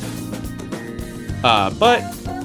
Yeah, Coffee Dad for the win. Now, on the other side of the spectrum, Chihaya Mifune? I think how you pronounce it? Yeah. Fun fact, in the romance polls, she was dead last, only getting 1 vote. The only reason I'm not saying she's apt is because she gives you your money back. Yeah, but by then you're probably super rich anyway. Yeah. So what's the fucking point? So, like, Chihaya... to have at least some money back. I'm also kind of spiteful towards Chihaya because when I played Royal, I got to rate 9 with her, and literally the next day was the final boss, so I just ran out of time to finish her confidant. So, and I'm still kind of bitter about that, so... I'm gonna be upfront. She's an easy D tier. Yeah, I'd say C. No, D. Oh, D? Yeah. Better or worse than Morgana? She's not as annoying as Morgana, so better. Okay. The reason I say this is because even though her social link has some good social commentary about cult and stuff like that, she still scams you. Yeah, first impressions matter, as we've established. And the fact of the matter is, as good as her like actual like social link skills are, they are useful. Yeah. You're fighting an uphill battle against a brainwashed cult member, and it's not as fun as you'd imagine. Yeah. It's essentially the equivalent to I can fix her, but like you really want to put in the effort to actually fix her. I showed by Logan, he definitely didn't because he somehow failed to finish her socially. Fail. Rank 9, and then I just ran out of time. I'm just... Man... Well, even if I did finish it, I probably still wouldn't like her. Again, first impressions, everything, she does scam you of 100,000. The only reason she's not at this explicitly her socially like skills are great. Yeah. It's like one of the biggest time savers. But she's also like a really boring character that feels like she's just there. Yeah. Like, if this were Persona 4, she would not be a social link. She would just be like something you buy. But the only reason she is a social link is because this game is going for a theme of societal issues. So, the fortune teller lady isn't being viewed as a shop that you can go to. She's being viewed as someone who is part of a brainwashed cult that believes in fortune telling. Yeah. If a certain other character wasn't here, then she would absolutely be a worse girl. Yeah. But, yeah, she's going into D. I have nothing else to say on her.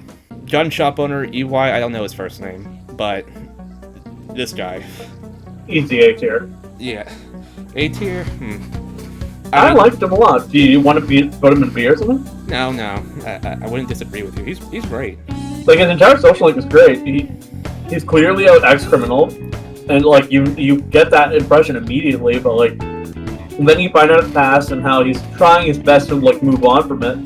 And the only real thing that's trying to go on is, like, his people trying to drag him back in, and the fact that he's struggling as a father to actually, you know, do right by his kid.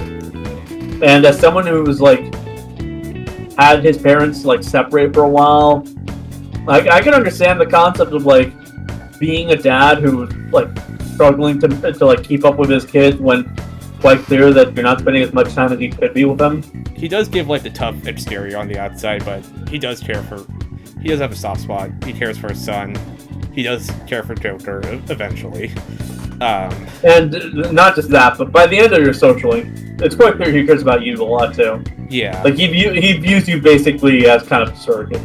And his abilities lets you customize guns, I think. Not all that useful, but at the end of the day, the storytelling in his social link is one of the best. Yeah.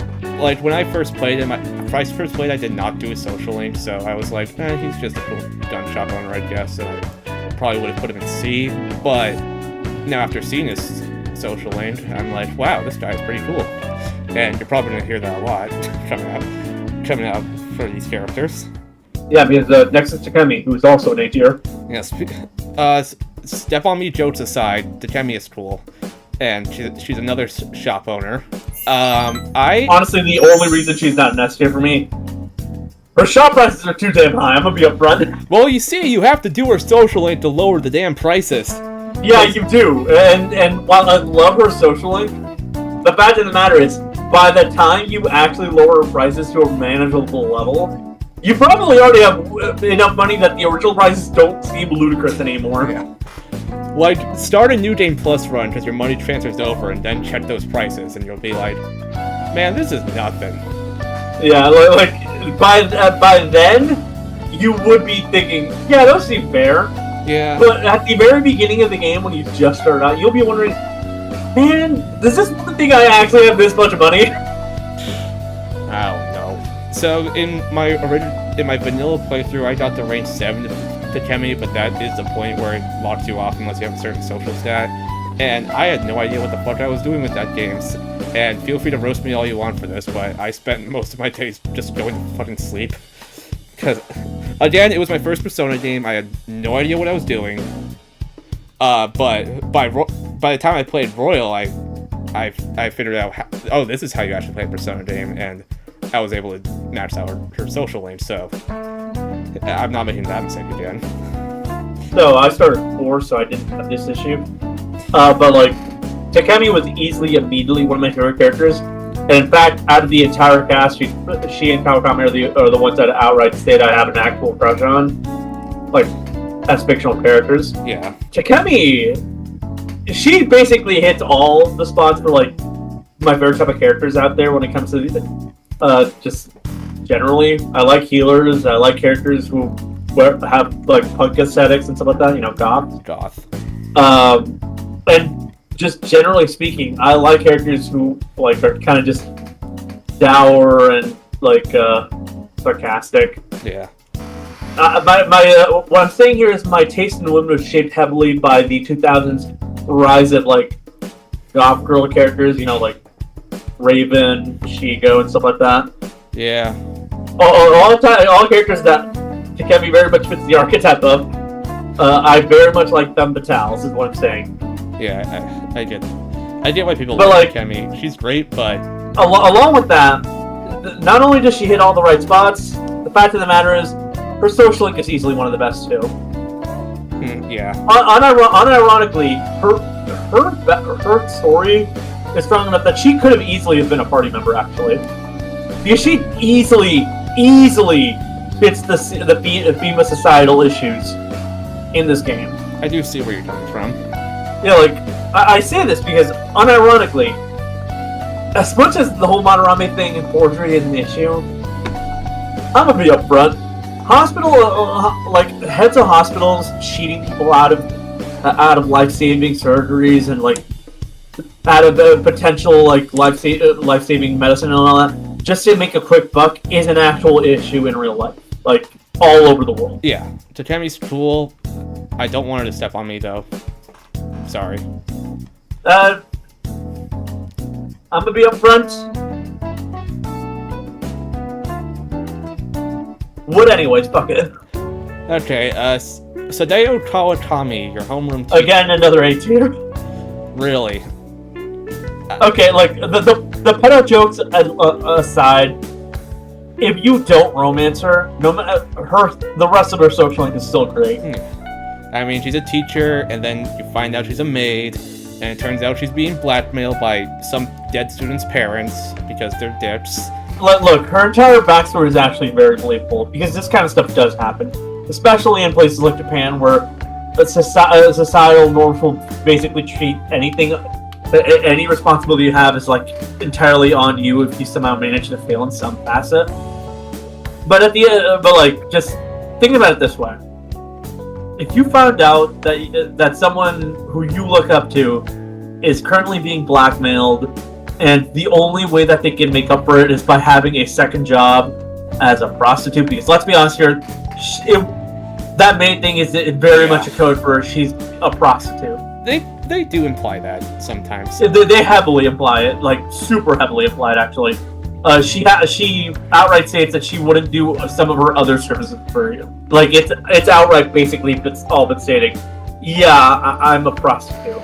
Her abilities are useful. And ultimately the only way to like get around it is by actually confronting the people blackmailing her and forcing them to see the actual evil issues that they are doing and changing their heart. That is something that can and will happen in real life because people are dicks like that.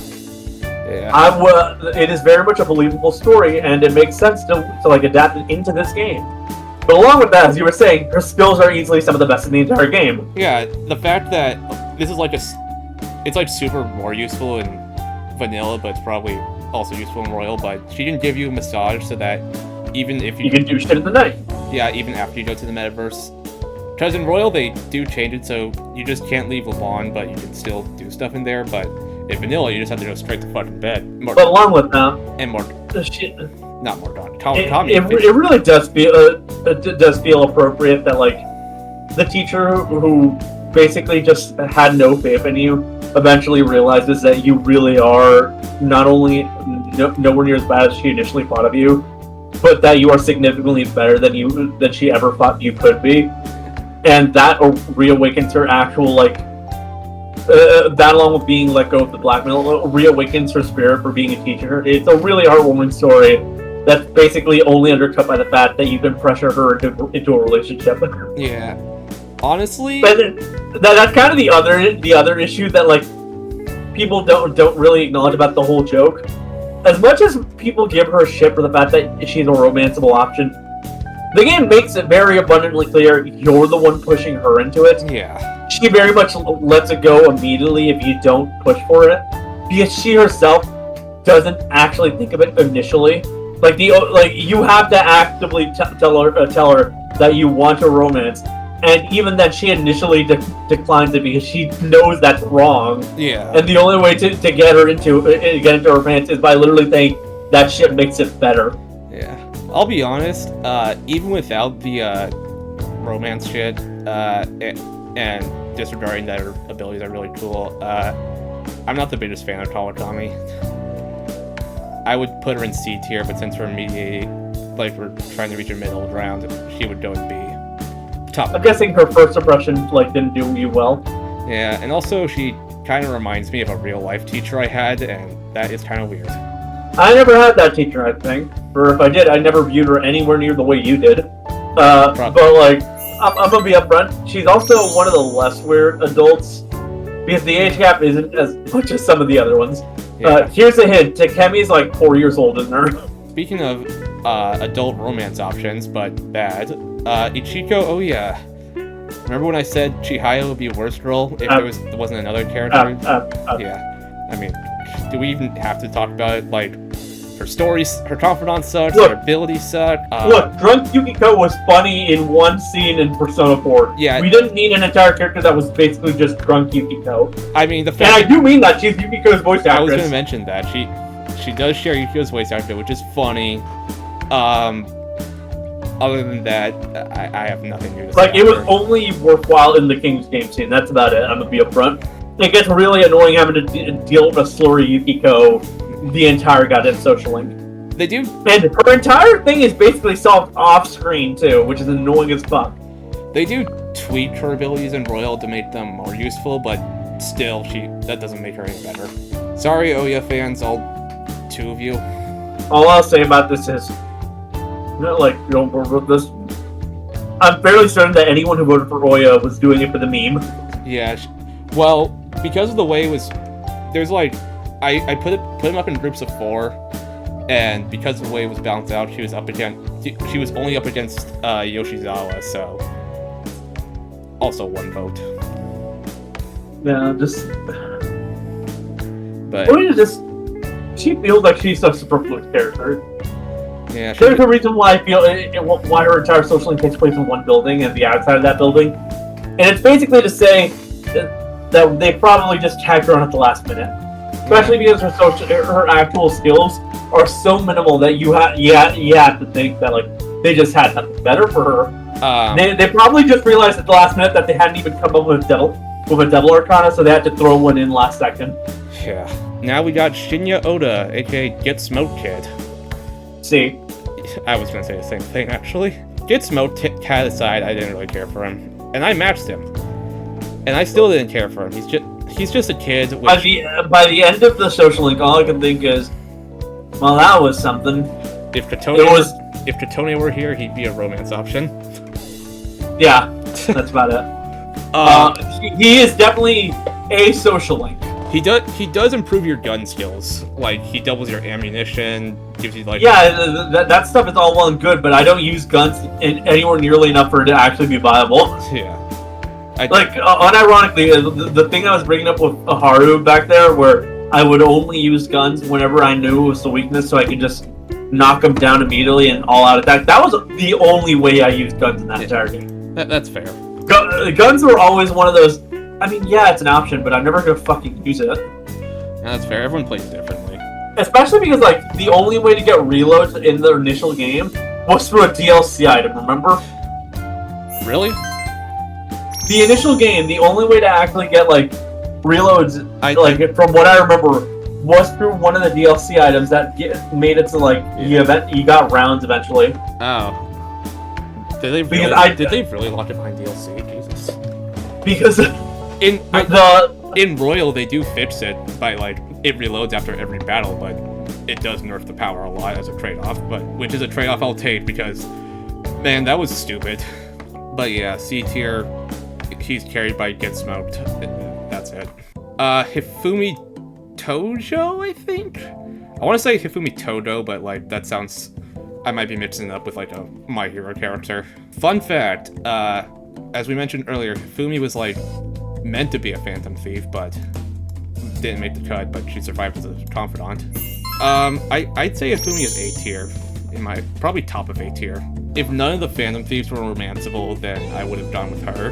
My opinions on Hifumi is that she's a very fun character, and she would have been a really fun party member too, but they didn't go with that. Yeah. So, oh well, it's a shame. She would have been like another Makoto in terms of like tactical analysis kind of stuff, which does fit her character. And she does give like she does give like an ability where you can swap party members in Joker's turn in case one of your party members is like low on health or SP. So, or you don't have a persona, like Joker doesn't have a persona that has enemy weakness, so you can swap in with someone who does, which is very useful, even if I get why people wouldn't use it a lot, because people do like their dedicated parties. But other than that, her Confidant was really good. Her Confidant was, in my opinion, one of the more intriguing ones because it basically was entirely about carrying down her life, but also finding new happiness and not having to live that life. But it's also like, man, they really just said her entire life was a lie and just let her stew on that. Yeah, I love her design a lot as well. I'm gonna be like totally honest. Hifumi is a character who I like, but I also don't really have much to say about. Yeah. Like, she's there and she has really good skills and her confidence really good. Yeah. But like, I just find some of the other characters more interesting. Which is a fair thing in a game with so many romance options. Not everyone hits the same for everybody else. The thing is, I understand why people like her. It's just she's a likable character. She's just not the type of character that I would romance. You know what I mean? Yeah. I'll move her to bottom of A. Anyway, I honestly feel like she could have benefited from being a playable character, but then we'd have way too much playable characters, and it would feel like low. Yeah. Anyway, moving on, we got this guy, Yoshida, I'm joking, we have to talk about Mishima. Where do we start? for one, he's a Discord mod. No, he's not. He's a Reddit mod. He's an NPC, is what he is. He's an NPC. It's even called out. He wants to be famous, which they do kick some sense into him. Joker is kind of an enabler in that situation. Yeah. Well, if you I'm choose, gonna be upfront here. My opinion on Mishima is that he is a C tier character. Yeah. Mishima. I like that he has the self-realization on his own. But like at the end of the day, I never really enjoyed hanging around him. Mishima is probably like, if you were to think of stereotypical Persona 5 fan, then that's probably the embodiment of it. Yeah. That said, he does probably have the best ability, especially if you like to switch around your party a lot. And that is increasing your XP for both your main party and your backup party. And as someone who likes to switch around my party a lot, that's a pretty cool ability to have. Other than that, Mishima's just kind of there, and the fact that Futaba calls him an NPC probably says a lot. I don't know. If anyone has any compelling arguments for Mishima, just comment, I guess. But now we got Toranosuke Yoshida, I think its name is. I think that's how you pronounce it or something. Yeah. Yeah. Come on. How could he not be S tier? Yeah. He's quite easily one of the best NPCs in the entire game. The fact that his story is easily one of the best too. Yeah. The fact that it also it's guaranteed to rank up every time. It helps with progressing it fast. It makes it feel significantly easier. Yeah, it tells a good story, and he's actually the only one that figures out you're a Phantom Thief without you changing the heart of someone else in Mementos. Which yeah, he's a good man. A smart man, and he's easily the only politician I'll ever trust nowadays. Yeah, I do like that he has the same voice as Rigby from Regular Show, which when I found that out, I thought was funny. But yeah, what is there? Also, Sun Arcana, which automatically means they're good. Sai Nijima, the prosecutor that interrogates you for 2/3 of the game. Because did you know Persona 5 is actually one big flashback for 75% of the goddamn game? Be upfront. I like Sai, but I also don't really have much of an opinion on her. She's just kind of a plot character. She also falls under the curse of automatic social link. So, and in the context, it is Joker does. It's especially galling that she jumps. Yeah, in the context, it is pretty interesting that Joker manages to max it out within a day, technically. Yeah. Which kudos to him, I guess. I would be upfront. If it weren't for the fact that she's so plot relevant, I feel like the only reason she'd be here is for the fans. You know what I mean? Yeah. A lot of fans want her. But there's a strong reason why she appears in fan work so much. And here's a hint: it's because people are perverts who think sharing sisters is a fun idea. But that's by the way the only reason I ever see her in fan works, unless she's doing her canon thing of just being there to be told the truth as the plot goes on. She doesn't really appear in any of the fan works I've read. It's only when she's an object to be pervied on. I do remember, or she's being her canon role. I do remember reading one where it just takes the idea of Joker explains everything in detail to her and just takes it up to 11, which is really funny. Here's how I banged your sister in excruciating detail, and Sai just wants to That technically falls under the same thing I just mentioned about her. Yeah. But that's probably the funniest thing you're gonna get out of her, honestly speaking. Since Nijima is a palace ruler as well, we could also talk about her palace. Because the palace is good if it weren't for the fact that it's so scripted it's not even funny. Probably has also, the gambling theme, cool. It's a cool aesthetic. I don't like having to actually gamble. Have you tried gambling? You once told me I'm easily corrupted by gambling, and after I spent 20 minutes on a gambling actually more than that, on a gambling mini game, I now see where you're coming from. Yeah, no, like the fact of the matter is the fact that you have to cheat so much is kind of annoying because you're forced to play the games even though it really doesn't. It really feels like it doesn't need to be, and they drag it out even more by making you have to like leave to the court and stuff like that. Yeah. It's just like the most scripted palace in the entire game, so it's not even fun to actually play because you're just waiting for the shoe to drop because you know how the story's gonna end. Yeah. You saw it at the very beginning of the game. Why even drag it out? Well, at least the song that plays during it is an absolute banger. Also, fun fact: I always found it ridiculous how they had to like work around the fact that Arsene just pops out of nowhere for the one fight he canonically takes place in because it was part of the tutorial. Yeah, and by then you've probably like merged Arsene with like another persona a billion times by now. Like the game is treating Arsene like it's badass and cool when in reality you ditched him like 5 dungeons back. I mean, Narukami still has Izanagi. Aida still has Athena in spin-off, so... Yeah, but the difference here is, the fact of the matter is, if you pay attention to the shows and stuff like that, there's a good argument to be made that Narukami really has played New Game Plus enough that he's actually maxed out Izanagi. Because, if you don't know, the Golden anime makes it abundantly clear, this motherfucker's on New Game Plus.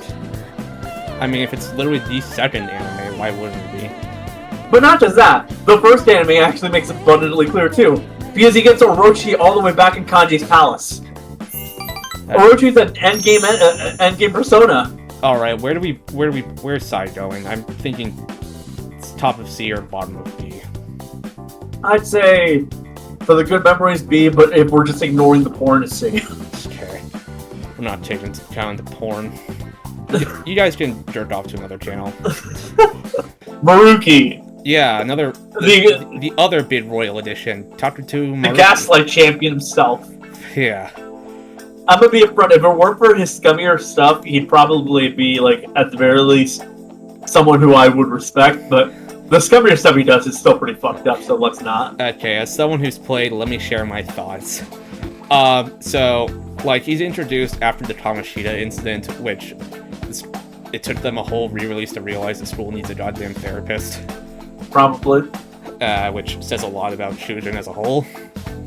Oh yeah, no, like, I had access to therapy as early as 3rd grade, so trust me, that's the bullshit. Especially because my elementary school was one that was, like, so underfunded. It eventually got shut down and bought out by another school. Oh, damn.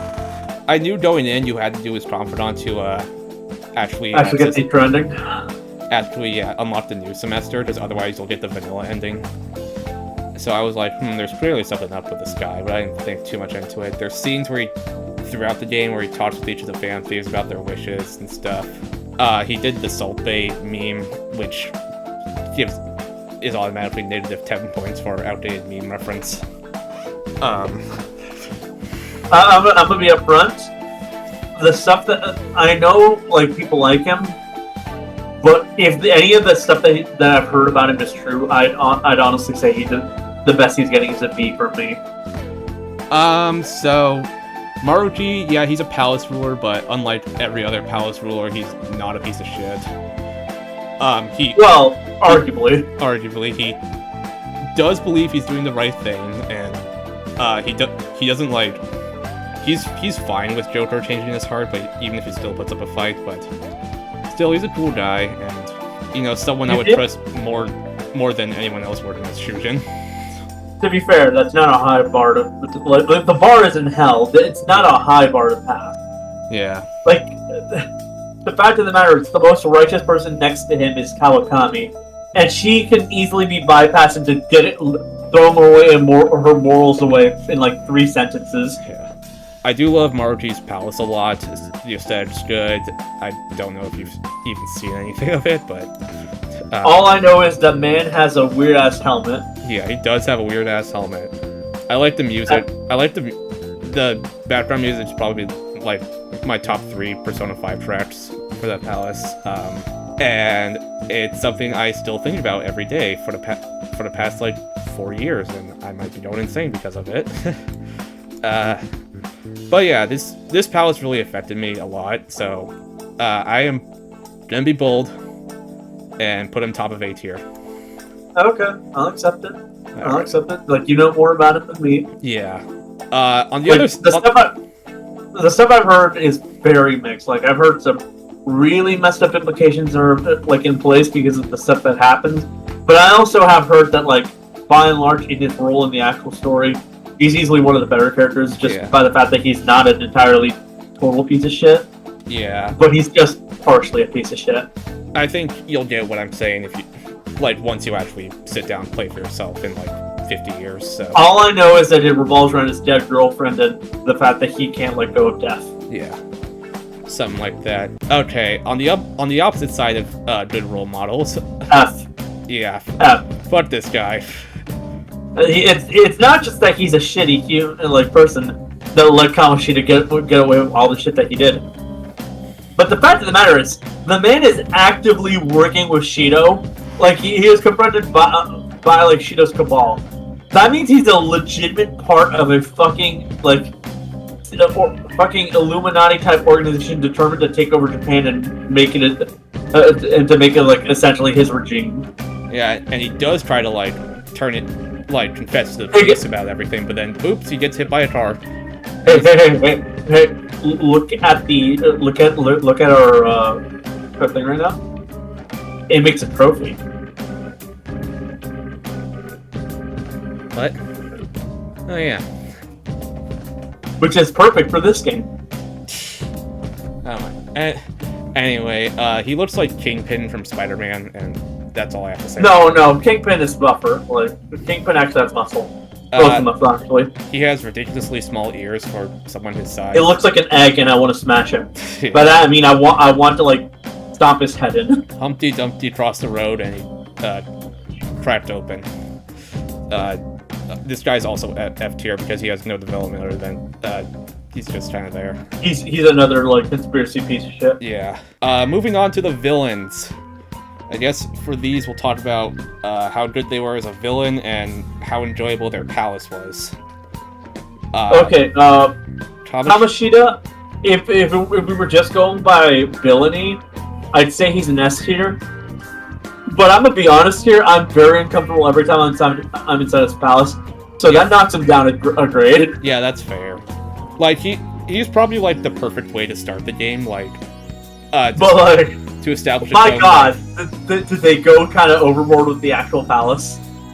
Yeah, like, like, you're not supposed to feel sympathy towards this man. At all. Yeah, you're supposed to, like, it makes you want to beat him up, want to change his heart, steal his treasure. Like, he's easily the best villain in this entire game. And, like... It's just a goddamn shame that his palace is so uncomfortable. And, like, the moment he does confess in front of everyone is, like, one of my favorite scenes from the game because of that. Because it's so satisfying. Yeah. The game honestly peaks at Kamoshida, and Atlas knows it. It's why he appears in all this, all the spin-off material. Yeah. Like, when they had to bring in an enemy for Q2, they brought in Kamoshida as Kamoshida Man. Yeah, that was a sight.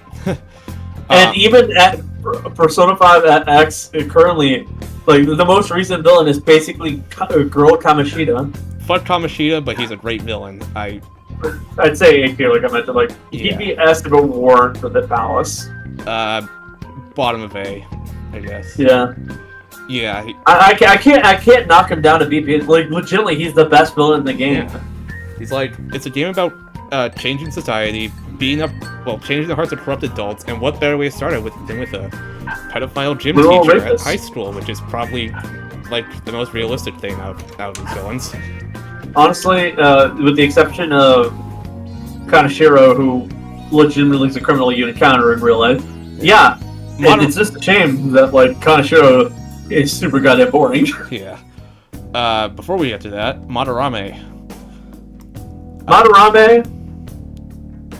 Honestly, he's probably the second best villain, actually. Really? Just on a personal level. So you're saying they all just go down? Honestly, yes. Absolutely. I wouldn't say. There's like a spike and then it just goes down again. But... There is a spike with Okamura, but it goes all downhill after that. What do you... Okamura fucking sucks, but we'll get to that in a bit. No, like, as like an actual character. So... Look, I'll get into it, what I mean by that. So, Madarame... Madarame, in my opinion, is easily the most personal villain in this entire game. And it is the hard carry as to why fucking Yusuke is in B tier, not C tier. Yeah. Because legitimately, everything surrounding his relationship with Yusuke is some of the most compelling stuff in this entire game. Especially when it comes to the Sayuri and the fact that, like, this is essentially his father figure, and he just finds out his father figure not only doesn't give a shit about him, but, like, he murdered his mom. Yeah. It was by inaction, and it wasn't actually something you can get him on, but he murdered her. Yeah. Like, there's a reason why Yusuke's awakening is so visceral, and it's because by the end of it, you really do, like, hate him as a human being. But then after he actually gets his heart changed, like, he doesn't immediately do what you'd assume that he'd do, because it's made abundantly clear through some of the stuff that happens afterwards. On some level, he really did care about Yusuke, as shown by the fact that, like, he's well aware that Yusuke's found out that, like, the truth about the subject, but he doesn't do anything like kick him out immediately or anything like that. Yeah. Like, the remorse he gains from having his heart changed really kind of does, like, show on some level, like, in his own weird fucked up way, he did view Yusuke as kind of like a son. Yeah. And that's honestly why he's, like, in my opinion, the second best villain in this game, just on a personal level, because on a societal level, he's the worst villain here. Like, he's the only one who I feel makes no sense for being an actual villain in this game. Look, forgery is all well and good, but it's not an issue. Like, it really isn't. What he does do, which is, like, exploit his, like, students and all that, yeah, that's bad. But at the same time, they can, in fact, leave. Sure, he's gonna blackball them, but it's not like he's actually the one killing. The ones who are committing suicide are doing it because, well, they do it. Like, because people do that kind of stuff when they're pushed to a limit. But realistically speaking, they could, in fact, have actually tried living their lives. Now, look, as someone who's gone through suicidal depression, trust me when I say this. After a certain point, I started realizing that like, as much as, like, the suicidal depression has hit me, like, there is a reason why people look down on suicide, and it's because it really is just completely giving up. And as much as you can, you shouldn't give up. Okay, but how about his palace? It's for one, it's not Kamoshida's palace, which for another, it's actually one of the better palaces. Yeah. Just purely on design alone, it's a museum. It's the perfect Phantom Thief location. And the fact like that it's the one that actually feels accurate to what we were meant to be doing. Well, that and the bank, but we'll get to that. Yeah. But I mean, the fact that also all of his pupils were paintings, like, symbolizes how he views them as. We know for a fact, unlike other palace owners, Madarame actually knows fully aware what these people have been doing. But, like, he is made aware about the truth about the Black Mask fairly early on. But also, you can clearly tell by who discovers what. He figures out, like, that you guys are the Phantom Thieves before he even changed his heart, because you guys are breaking into his palace. Yeah. He's figured that out, and he doesn't rat you out because on some level, like, he knows Yosuke's with you guys. You said Yosuke again. I mean, Yosuke's with you guys. This is gonna plague us. Yeah. You know, like, it's one of those things where you don't really think about it until you actually stop to think about it, and that's why I like him. But also, on like a personal level, he really is one of the scummiest villains here. Yeah, absolutely. On a not-so-personal level, Kaneshiro. I don't want to say F, because he's actually a realistic villain for this game. Yeah. So D. D.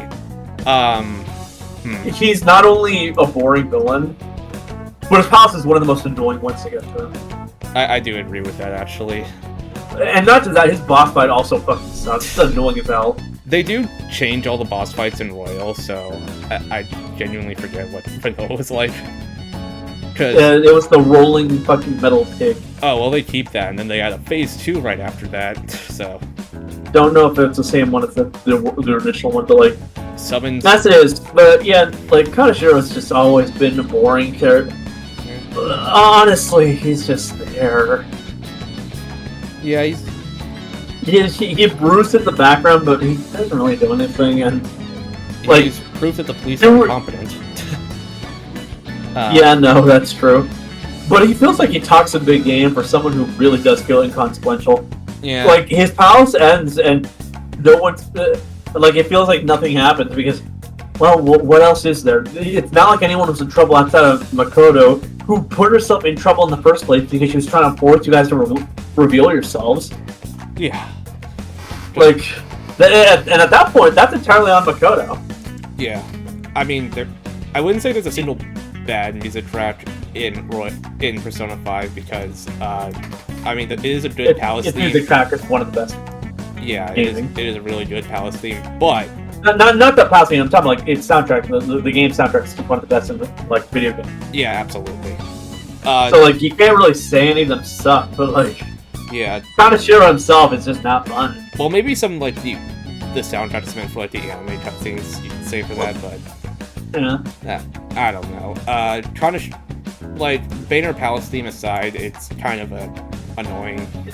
Just a boring person. Yeah, he's just generic villain. I don't know. But, like, I get it, especially because this is actually something not only would you encounter in life, but is a very, like, easy encounter in, like, Japan. But I'm gonna be upfront, his breed is actually dying out. Like, the Yakuza is no longer as much of a threat as you'd imagine. Because, like, everyone has a phone, so they can't get away with, like, actually, like, assaulting people anymore. Yeah, that is a good thing. On to our next villain, because we already covered Futala's Palace, so the one right after. Mr. Okumura. Okumura, in my opinion, is a B. A B. That is an actually controversial opinion. Right. And the reason I say this is because of the fact that, in my opinion, Okumura is the worst type of villain that we've been having recently. Oh yeah. He is a billionaire asshole who is doing everything in his power to keep everyone down, and on like a societal level, he's making things worse for everybody. I mean, yeah, I mean, I know it was rigged all along, but it makes sense why he won the. Who should the fan Thieves? Oh yeah, no, I'm personally of the opinion that as much as it was rigged, it was nowhere near as strict as you'd imagine. Yeah, I mean, basically, like, it's at a point where Haru was already trying to change his mind in the first place, and that was irregardless of the whole like arranged marriage bullshit. She just legitimately thought that he was running the business bad. Like, remember, she acknowledges that she herself is of the opinion that the way that he's running the business is legitimately bad because it's treating others like shit. Yeah, it's literally Amazon work environment. And the fact of the matter is, he is literally McDonald's. Yeah, he runs a burger joint. Like, I'm gonna be upfront here. He's basically, like, several of society's biggest problems right now. I think this guy is proof that Persona 5 was ahead of its time. And people don't give it enough credit. Because, like, quite literally, he's a fucking billionaire with a weird obsession with another culture. He goes out of his way to treat his employees like shit. He's constantly viewing them as worker drones. And he's doing his best to basically run everybody else out of business. As much as like he's not really much of a major character, at the end of the day, he's one of society's truest villains. Absolutely. Because he's literally what's going on right now. He is like a person you would go... and remember, the arranged marriage that he was trying to force Haru into? Yeah. It was to a son of a politician because he wanted to get political connections. He was literally trying to run for office. Yeah, and we all saw that happen by the end. Yeah, no, he is quite literally the literal definition of the fucking billionaire asshole politician who's trying to make everything his. And now I guess we should open this can of worms. Okumura's Palace is easily the worst one in the entire game. Oh yeah, no, it's god awful. And there is no contest. That's actually like the one music track I would consider bad. Yeah. Because to be fair, it's not the only palace I'd consider god awful. It's because she knows it's just as bad in my opinion. Like, oh, true, like, I get the music does match the vibe of, it's literally called Sweatshop, and that's what it is, but, like, I don't know. And the boss fight, fun fact, they made it infinitely worse in Royal. I'm gonna be upfront. I feel like it would have been funnier if we get to the boss fight, right? Yeah. And it doesn't even happen. Akechi just shoots him right there, or like when we get there to him. They'll save that. That would have been a funnier way to go about it. They'll save that for the Switch 2 port. I will say his reworked Royal boss fight does add a robotic Haru as part of it, and if she doesn't do anything long enough, she just fucking explodes. Meaning, oh, he doesn't even view her as her daughter. She's just another fucking robot to him. Like, which actually kind of undermines Haru's like hurt at his death. Yeah. Speaking of proof, this game was ahead of its time. Shido. Masayoshi Shido. I'm gonna be upfront. Bald. He's actually C. Because he somehow feels even lesser than Okamura on some levels. The reason I say he feels lesser is because Shido is a conservative fucking politician with a bunch of connections in the business and political sphere. But as much as that is intimidating, the fact of the matter is he's cartoonishly selfish and stupid. Yeah. And so to say this game was made like a few years later, like around 2020 something. Okamura would be the actual main bad guy. Yeah. Because at the end of the day, let's be upfront. As much as the political big bad is the main bad guy, in reality, the billionaires who are funding his politics are the actual bad guys. As someone who understands why a conservative leader like Shido would have been the big bad 10 years ago, in the modern day, it's kind of laughably short-sighted to not understand that the actual bad guys would be the billionaires. I will say, for this kind of game, I think it makes perfect sense for the main bad guy to be a politician. Oh yeah, no, it makes sense. It's just yeah. This is a case with the benefit of hindsight. Because politicians they just punch him back and Shido would not be the actual main bad guy if the game was made a decade later. Persona 6 will get a group of billionaires as the bad guys. Persona 6 would reset the universe. What is this, JoJo? Persona 4 is probably literally just JoJo Part 4. And Persona 5 is literally just JoJo Part 5. We're a group of criminals who are trying to change society for the better, while still being criminals because of the fact that it's the only way to change society in a corrupt society. Talking about his palace, the cruise ship, it is very long, which it does make sense, but it can be a bit of a detriment. It not only does it drag on, it's super goddamn confusing. It feels super. As someone who actually has been on a cruise ship, specifically a yacht, because of graduation party, I can tell you this is actually kind of accurate. But at the same time, it's not a fun dungeon to go through, and it doesn't help that his actual boss fight is one of the most boring, just least memorable ones out there. He has 3 stages, but none of them feel fun. It is the first time where you hear Rivers in the Desert, which I will say slaps. Yeah, no, that is a great song. They changed it in Smash to remove the entire second verse just because it said the word hell in the lyrics. Annoying. But at the end of the day, Persona 5 Dance also does the same thing. I feel like Shido would have been better as a backstory character, one to explain how Wakaba died, but also how Akechi got to where he is at. Because unironically, if Akechi was smarter, Shido would not be alive at the current point in time. But you see, that's if he was smarter, which he's not. Yeah, no. But because of that, we're dealing with Shido, and Shido's just not fun. Yeah. Yeah, he's the exact type of selfish asshole that the game is railing against, but also he's probably the least impressive quote-unquote final boss before the actual final boss. They do in Royal. One of the adjustments they make is that towards the end he actually kicks out all the other party members and Joker has to fight him one-on-one, which I do like, but doesn't save the rest of them. Yeah, it's also that unironically. That goddamn mouse puzzle. Fuck that. Yeah, no, that was annoying. Moving on.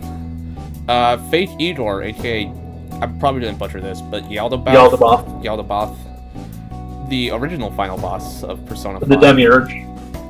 Yeah.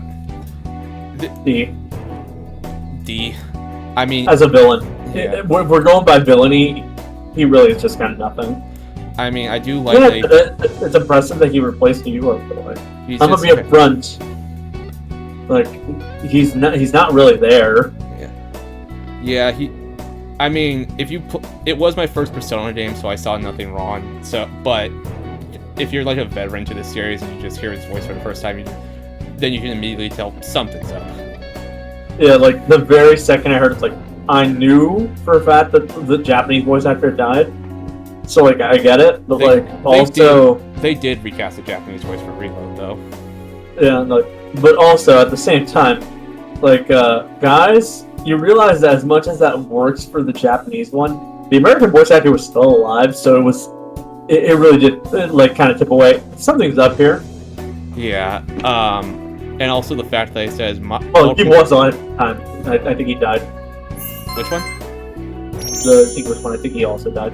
But also, just generally speaking, people, like, the Atlas didn't realize that, like no one was gonna fall for Igor having that voice. Like, Persona 4 was, like, legitimately still talked about, like, at that point.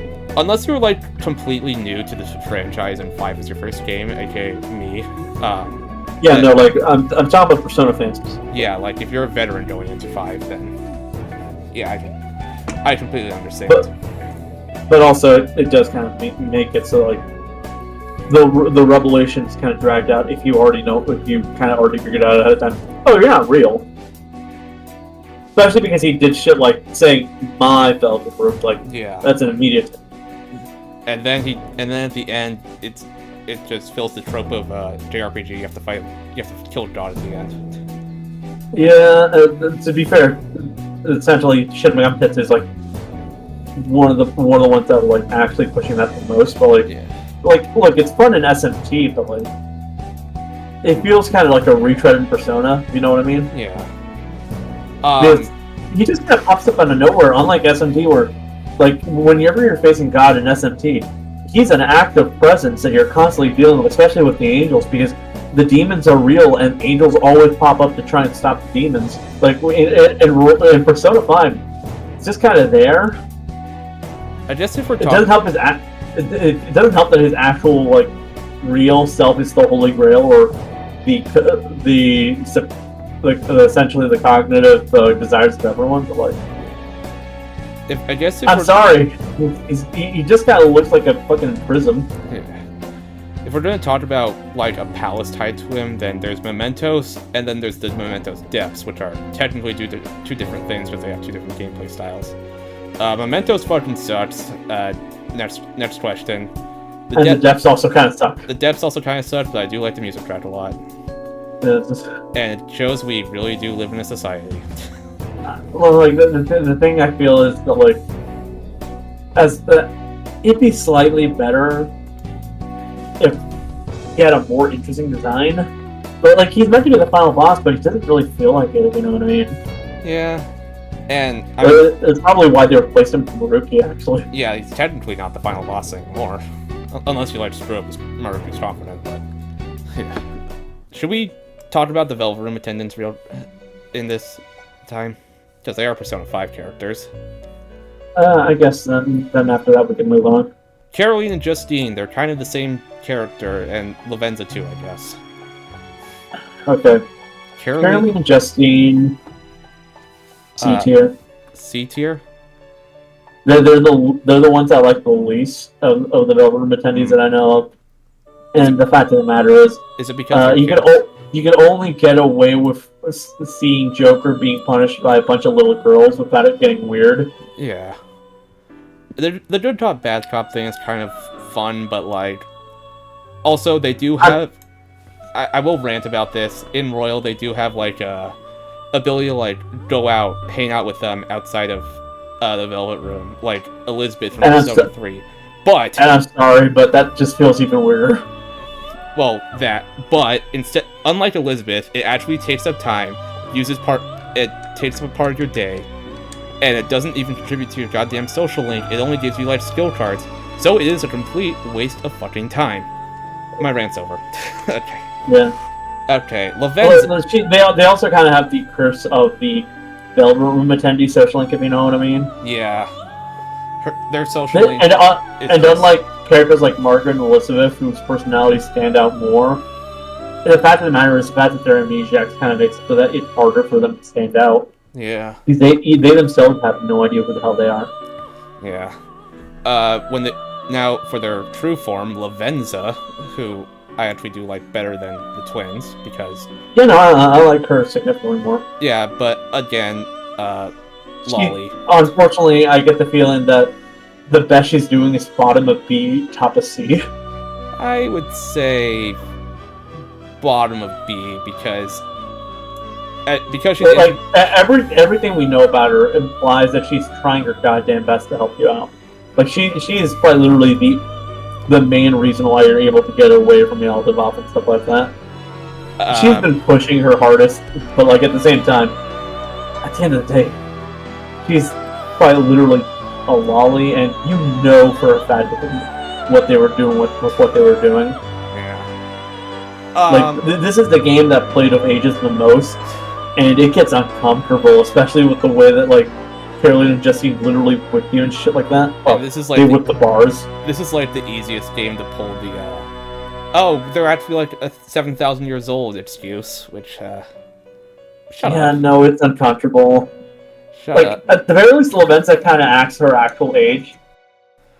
Because like whenever we actually see her talking, she's acting significantly more like an actual child. Yeah. So it's not harder. It's not hard to immediately actually call out the age thing, because of the fact that the Velvet Room attendees, unlike what everyone else says, clearly have legitimate ages, as shown by the fact that Elizabeth acknowledges that their other siblings are like older or younger than them. Yeah. So Lavenza acts and is treated like she's a little girl because she is, and Caroline and Justine are the ones that get the weird fetish shit, even though they're little girls. Lavenza does, and that makes it easier to accept her. Lavenza does also suffer from like being introduced literally so late into the game that she barely gets enough screen time, which she does get. Yeah. She does get a lot more in Strikers and Tactica because they take place after that, but at the same time, that's actually to her benefit, realistically speaking. Yeah. Because you can't get away with the shit that they did with Caroline and Justine with her because of that. Yeah. And even if we were to take all the spin-off personalities into account, these would all be the same placing. Jose from Royal. This guy's just kind of there. Bottom of C tier. I have nothing to say about it. I got nothing on him. I have no idea what this is. He shows up in Mementos, and you can give him like flowers or stamps, and he just makes Mementos easier, basically, which is a saving grace because it's fucking Mementos. And I'm guessing that's what you can see. Yeah, but other than that, he really is just kind of there. He's also a little kid. That's enough.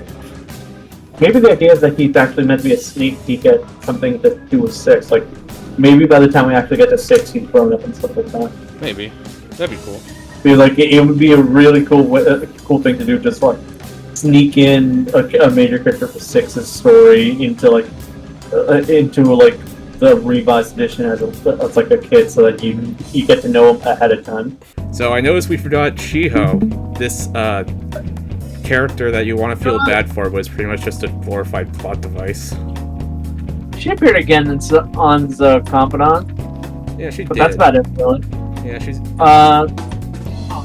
All I can say to this is that she is a solid C tier. Yeah, she's just kind of there. C tier. Right above the kid. I do feel bad for her, but she is pretty much just a plot device, which is sad. Honestly, I would have loved if they got rid of Oya and had her be a social link. Yeah, that would have been cool. Significantly better. And I get it. I understand why she left the school, because God knows I wouldn't want to stay in a school where I got raped. But Jesus Christ. Yeah. Anyway, it would have made things a lot better. She wouldn't have to be the devil one, by the way. You could easily put anyone else on devil. Yeah. Now that we're done with the 5 cast, let's move on to the one that looks out of place when you put a screenshot of all 3 games side by side these days. Persona 4. Well, not really. It actually looks perfectly in place if you know your primary colors and you know red, blue, and yellow. I meant like what actually looks out of place is the fact that they have so few characters because it's in a small town. I meant more so like graphically, visually, because.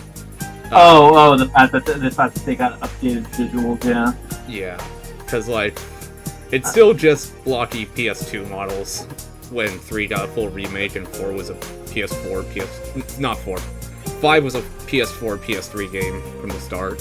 Please, for the love of God, bring us a Persona 4 Golden remake. And I say golden because I swear to God, we need the golden content. If they don't have the golden content in the remake, I'm gonna be pissed. If they sell it separately, I'm gonna be extra pissed. Yeah. If they lock it behind New Game Plus, I'm gonna be extremely pissed. Like, the answer could be... You could get away with that. Golden is, like, directly intertwined to the main story. Yeah. Alright, first on the bucket, as always, the protagonist of this game. Solid S tier. A.k.a. Yu Narukami, a.k.a. Soji Seta, a.k.a. whatever you type in. I get that my bias is coming in here, but this is the only protagonist that's actually a fucking character. And not just that, he's a great character. Like, the guy is just so nonchalantly hilarious. If you take into, well, disregarding all the side appearances in, like, the anime and shit, I feel like he's, like, the... Counter-argument. That's quite literally where most of the Persona 4 cast, like, shines. I'm talking here, but, if you just take into account the original game, I feel like he's the only protagonist that actually is, like, a blank slate. Whereas, like, the other two have some sort of personality, like, Makoto's emo, Ren's a bit snarky, I guess.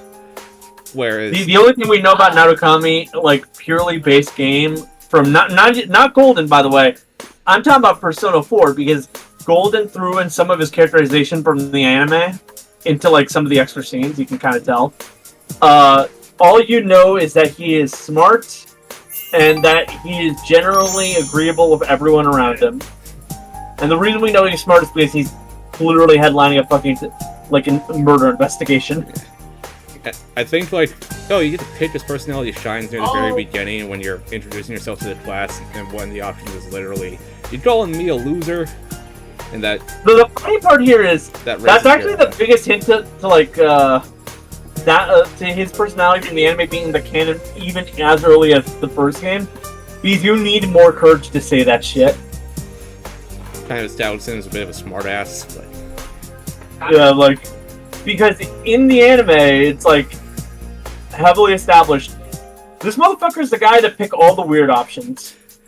Well, you see, Persona 4... He loves trolling his friends. I mean, 4's trying the most lighthearted of the 3, so it does make sense for it to take the more comedic route. So, yeah. But anyways, as I was expanding upon his characterization thing, Alice is kind of infamous for the fact that they hated the fact that they fleshed out Narukami so goddamn well in, like, for the anime. Like, it's to the point where they kneecapped Ren for no other reason than the fact that they didn't want to repeat Narukami. They just want them to be blank slates. Which is hilarious in my opinion, because every single goddamn spin-off they've ever had has used that anime's personality, because the anime was like one of the first spin-offs they had, period. So quite literally, their advertising for the game solidified what the personality is was as far back as the very first spin-off. Because Arena is the first spin-off, and that one already uses the name Yu Narukami and his personality from the goddamn show. So as much as they hate the fact that they fleshed him out, he's unironically the only one that's considered an actual character by the time he gets his spin-offs. Because everyone knows what his personality is, because everyone likes the personality the anime gave him. It's kind of like a noticeable thing where, like in Golden, you'll see him be labeled hero. Meanwhile, every single other game that he appears in, he's labeled Yu Narukami. Well, that's because in the game you get to pick his nickname. Well, his name. Yeah, I know, but like, it's notable because Golden is the only essential re-release that doesn't acknowledge it, and that's because of the fact that you have to do that. Well, but even then, the added scenes have some of his anime original personality in there too. In the 2023 re-release of Golden, if you change the language, it says, "Oh, the default name will go to Yu Narukami unless you change the language back." Yeah. But also, which is funny because if I remember correctly, in the initial release for Persona 4, you straight up couldn't even have Yu Narukami be his name. No, you could. No, like the 4, not the. Oh, it still fits. Maximum of 8 letters. Okay, yeah. But some people straight up said that it couldn't fit. It was weird. Well, you can, and I know this because I have good memory, and I just. My memory is shit, so ignore me if I fuck up. I just played a little bit of original Persona 4 on what's it called? PCSX2? Oh yeah. That PS2 emulator. You might not want to brag about the emulation, but PS2 is dead, so who gives a fuck? And I have an actual copy, so who cares? But by the way, I'd like to point out, no matter what, that fucking title he got in Arita is hilarious. Sister Complex King of Steel. Kingpin of Steel. The Sister Complex Kingpin of Steel. Motherfucker literally got labeled a syscon for no reason. Cat is stray. Does he go above or below Sojiro is the question. Here's the thing. His personality is great from the very beginning of the anime. Sojiro is kind of a dick until halfway into the game. Well, that's called character development. That is called character development, but also he was unnecessarily a dick for someone who willingly took you in. He could have been at the very least slightly nicer about it because, let's be honest here, he's the one that willingly took you in. You didn't have to do that. That is fair. Now, moving on to proof that not every Persona 4 party member is going to be S tier. Yosuke Hanamura. Hey, where do we start with this? I say C. C? I was going to say D. Well, no, the thing is, his character development and characterization outside of his homophobia is amazing. It's just that outside of that, quite literally outside of his character development, and his contributions to the main plot. Because that stuff is S. Yeah. All of the stuff relating to his homophobia, his sexism, his perversion, just generally anything related to how he acts with his friends, and that's an F. His friends. Can you really call we said only Narukami's actually his friend. Everybody else seems to just tolerate the guy. He's just kind of there, and I'm not saying that Yusuke is just kind of there. I feel like in the context of that friend group, he's just kind of there. He's the guy that in any other friend group, they would have a group chat without him in it. Yeah. Because all the girls like Kanji, they wouldn't stand for that shit. And Kanji's the only other guy in the group other than Teddy. And fuck Teddy. And Teddy doesn't have a phone, so he wouldn't even be in a group chat if you know what I mean. Yeah. Now, Yosuke's social link, they're called social links now, so let's try not to mix those up again. But Yosuke's social link is just, they beat each other up with it at the end of it, and I think that's kind of It's not just that, actually. There is other characterization, like how he handles, Saki. working under his father, and how people, look at him and stuff like that, essentially. Mm-hmm. Generally, where he fits in the town, and that stuff is actually pretty good. It shows the fact that he is somewhat responsible by the fact that he will put his foot down on those two girls who try to take advantage of him by, threatening him, essentially. Yeah. But, as it is, it does flush him out pretty well. The only main issue is the fact that, unironically, he's probably one of the less interesting party members. Yeah. Social link wise. But at the same time, his contribution to the main story near the end is what really saves him from being a D, in my opinion. More specifically, just how hard he goes for Nanako, specifically, and how much he's willing to kill Namatame over her. Yeah. He's basically the most broken up about it in the entire friend group, and you could tell. Yeah. Probably because, let's be upfront, he has no other, he has no like siblings or anything like that. He's super attached to you. He basically views Nanako kind of like how Nanako views you, where like he views them like family. Yeah. His battle skills, I think he is one of the worst party members in the game, battle-wise. Let's see. Let me think about it more clearly. He's the only one that gets wind, so you can easily replace that. Yeah, you have you with the wind. He's also a healer, but I think there's like more party members. Yukiko does it better. Yeah, Yukiko does it better, and she's like joins right after you. She's like the first one to join after. Yeah. Thing.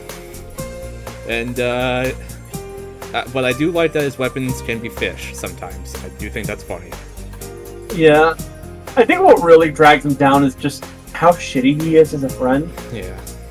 Like, they acknowledge he's an asshole, but at the same time, I'm sorry, you can't just acknowledge how much of an asshole you are and then turn around and then treat Kanji like shit. Yeah, I know it's like, I know it was made like over a decade ago, and it really screams this is set in 2011, but does he really need to be that homophobic? Come on. Well, like it's not just that.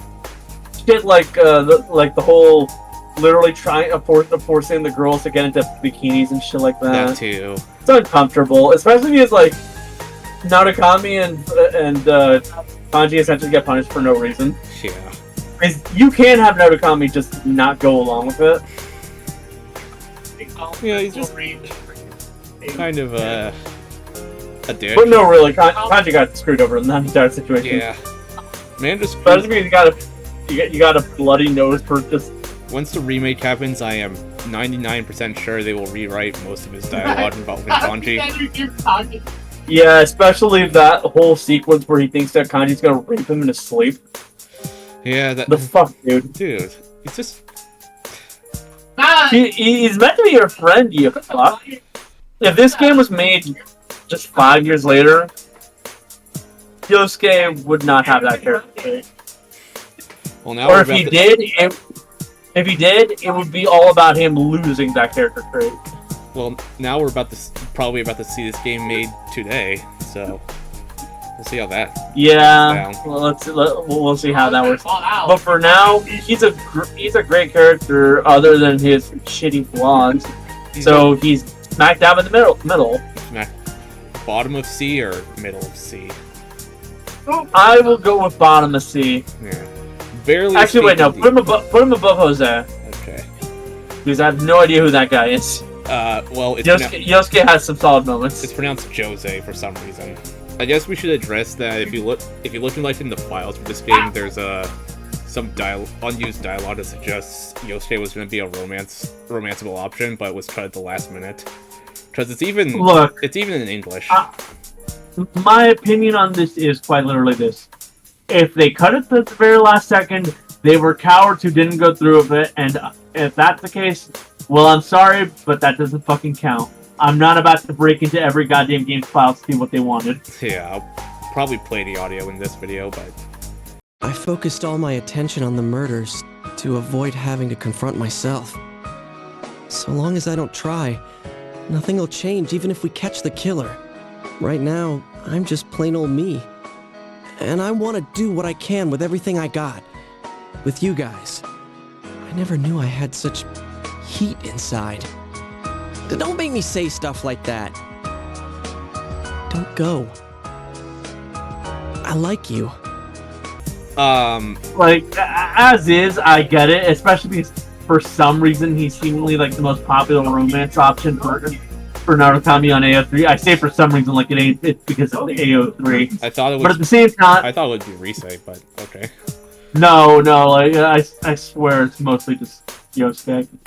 I get the feeling that people were mostly doing it because, well, one, they want to, and two, because it makes his story that of like a closeted gay man, which technically, if you were to look at that, would probably be correct. But at the same time, the fact that they cut it out implies that they just decided at the last second, no, he's not. He's just a straight asshole. Yeah. And either way, I'm gonna point this out right now.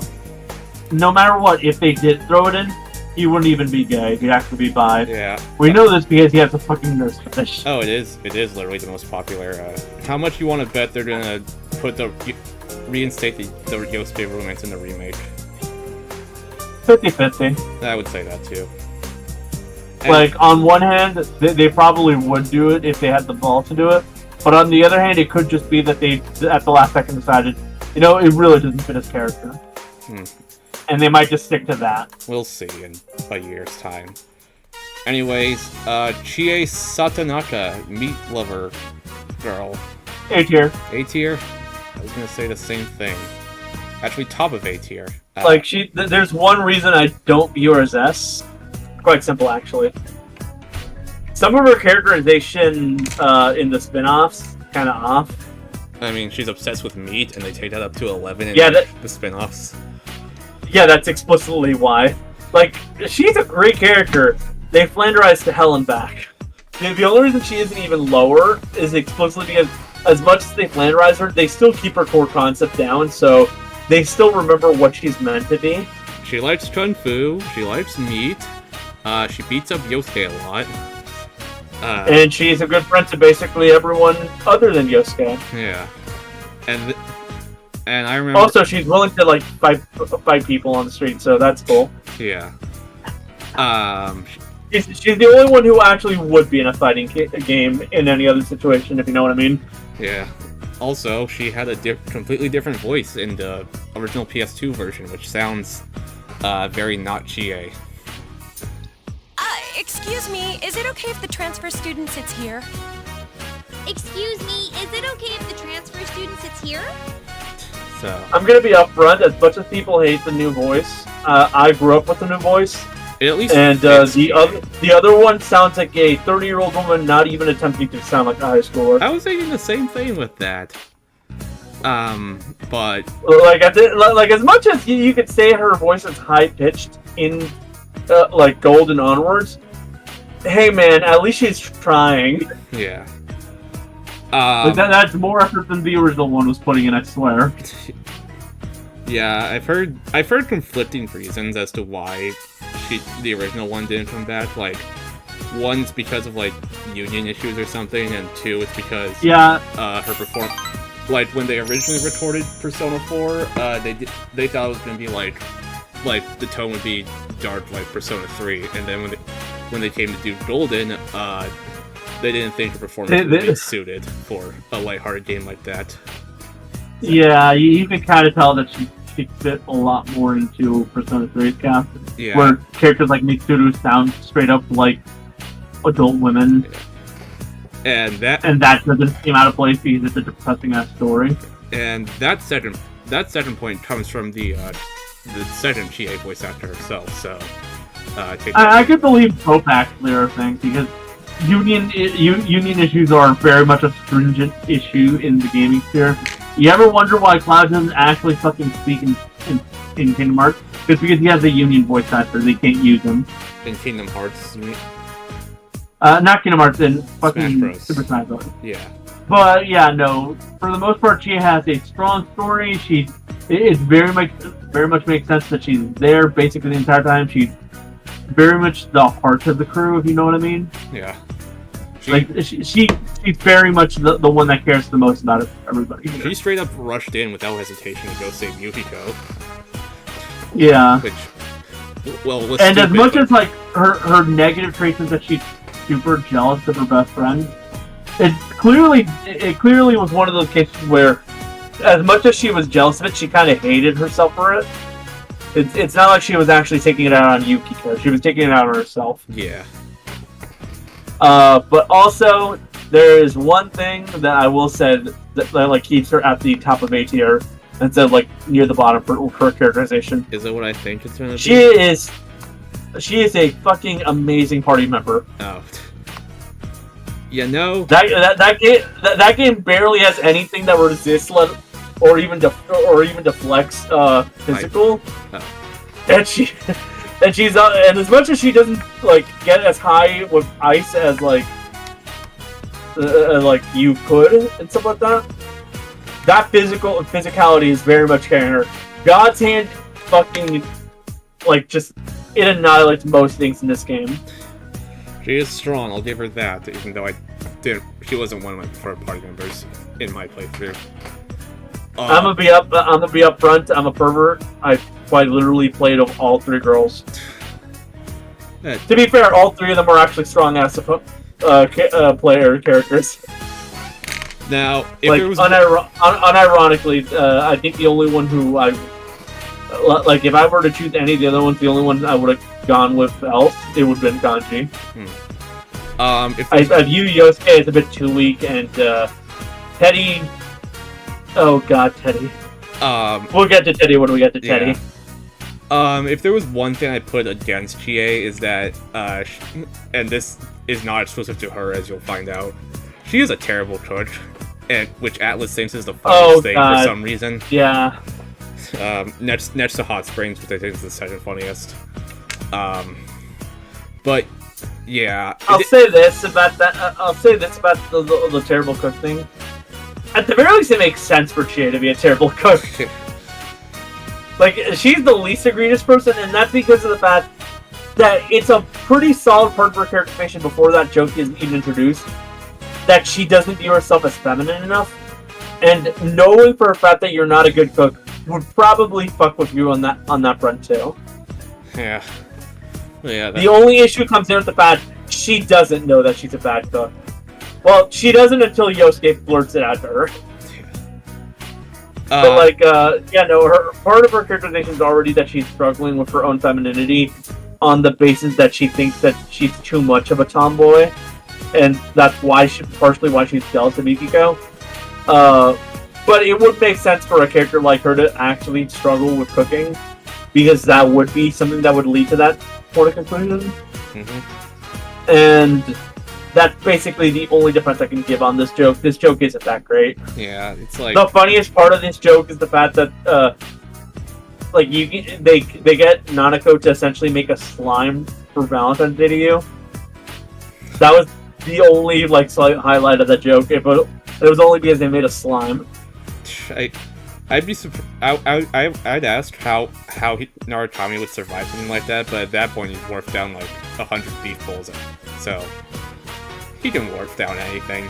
To be fair, he survived the initial. He survived every other attempt they've had. Yeah. I will say this though. Wasn't it that which one was the one that had the boneless curry? Because remember, they actually pointed out just how bad they each were with the curry contest. Yeah. And I'm like, whichever one made the boneless curry, I'm gonna be upfront, never touch a fucking frying pan utensil again. Yeah, even better. Yukiko Amagi, the fire user, red girl. Yukiko is going in S tier. In my opinion, but I don't know where yet. I thought I was gonna have to argue for at least A tier. I'm saying S because I love Yukiko. No, I expected you to put her at B. What the fuck? How did you think? I expected that. I expected that because Yukiko is, essentially bottom of F. Damn it, dude! I'm joking. As I was saying, Yukiko is essentially the character in the party that people forget about the most, if you know what I mean. Yeah. She out of all the girls, she's the one that's the least liked. And just generally speaking, her main claim to fame is that she's the best healer in the game outside of you, and the fact that her boss battle in the original is fucking broken. But that and the laugh. Yeah. But a lot of people tend to just kind of put her off to the side because she fits the most the generic Japanese schoolgirl trope, and that kind of tints everyone's view of her to just be that. Yeah. Yukiko was the person I romanced in my first playthrough, so obviously she's special to me. And then I replayed it with the re-release. And I was like, wow, I still really like this character, but probably a whole lot more than I did before. A lot of people don't mess with her, and I'm gonna be upfront. They're wrong. Yukiko's a great character. Like, unironically, she's probably one of like the strongest cases for just how good the writing is for Persona 4. Because you can 100% believe that this would be the type of like situation that someone in this town would actually be dealing with. Yeah. It hits all the right notes, and it even like touches upon the fact that quite literally, she's looking for any excuse to get out. But just like with a lot of people who look for that kind of like look for that kind of escape, it's not always what they actually want. They just want something slightly more.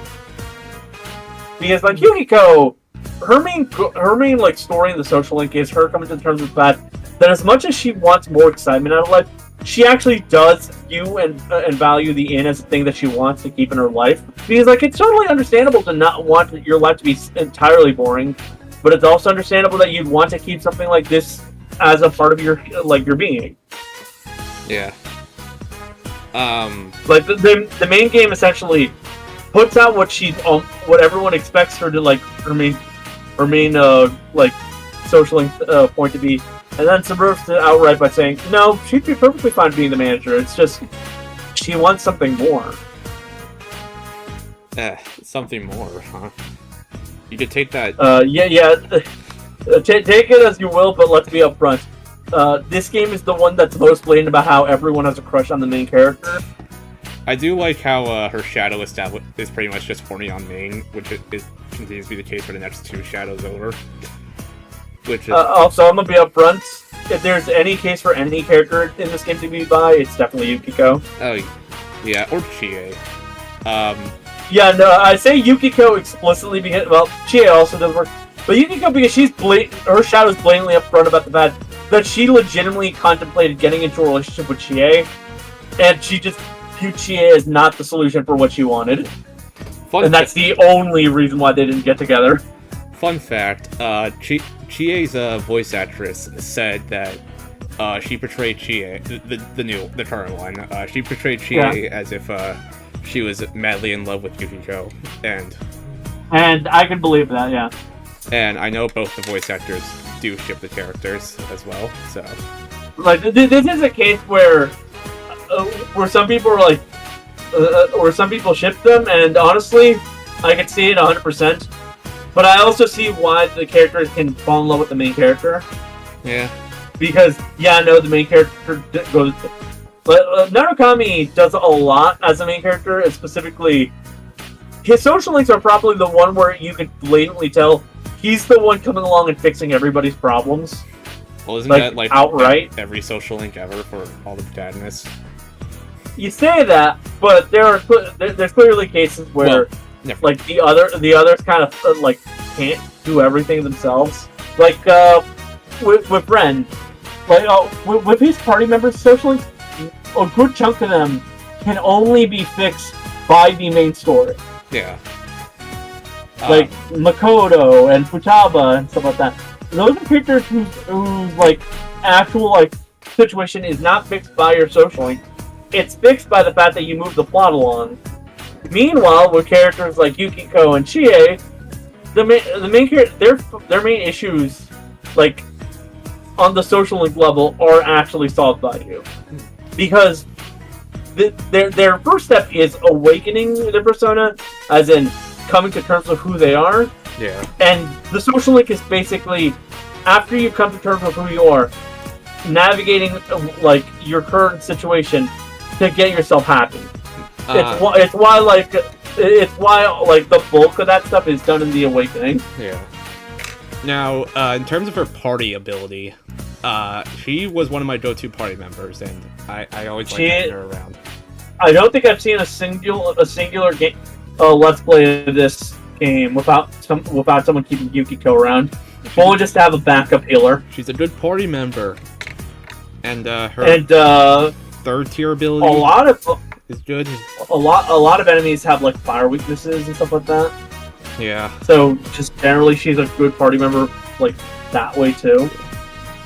Again. And unlike some other characters where one side overtakes and they don't have as much use on the other side, kind of like how yeah, like I think it was Jay doesn't get any ice upgrades past Bofula. Yeah. Because I think Naruto gets it. Yukiko... No, Teddy gets ice. Yeah. Yukiko not only gets the fire and the healing, but she gets them all the way to max. She gets Miragi-Dine and Samarikarm. Yeah. Which essentially makes her, no matter what, one of the best party members to have, period. And she gets like an extra strong fire move if you like their third tier persona. Yeah, which just I did. Generally speaking, Yukiko is cracked. Yeah. In more ways than one. Wink, wink. Also, and just generally speaking, I'll say this right now, completely irregardless of her socialing, people give the whole laugh a bit too much flack. Like, legitimately, it's a good characterization to have as a character. If you encounter a character who's basically just kind of completely ice queen during their entire introduction, and when you finally start getting to know them and they haven't changed, I'm sorry, but it feels you kind of failed on some front. You should at least have them open up in some way. And introducing the hyena laugh, it was a good way to like show the perfect idol image wasn't entirely all there, all it. Yeah. Again, she is cursed with the bad chef curse for some reason because Atlas thinks that's funny, and it's to the point. I'll come to her defend on this front. It's to the point. She actively tries to get over it. Yeah. Your results may vary, but she does actually like try to go out of her way to get help from the chefs to make herself a better cook. Yeah. She's actually the image example for the lethal chef page on TV tropes. So yeah, that checks out. Take that as you will. But canonically, she might actually be the worst of them all. She made Mystery Food X after all. She started Mystery Food X. Well, Chie also helped out. Well, like I'm talking about in the credit contest, I'm pretty sure hers was the worst result. Yeah.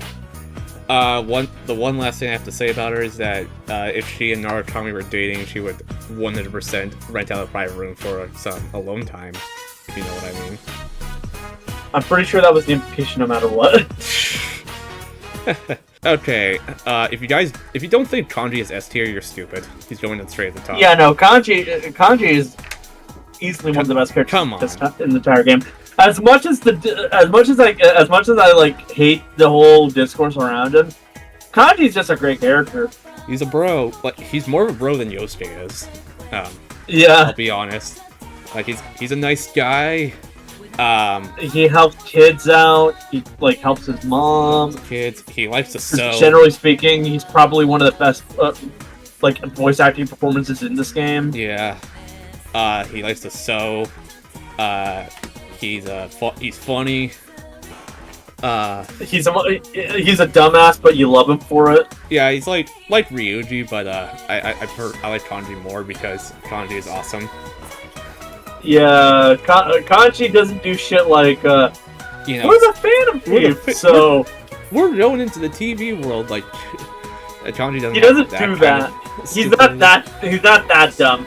He's just kind of school dumb. Yeah, if anything, Yosuke would do something like that. And he has cool character traits like liking animal crackers and stuff like that. Yeah, hands off the penguin. The penguin is his.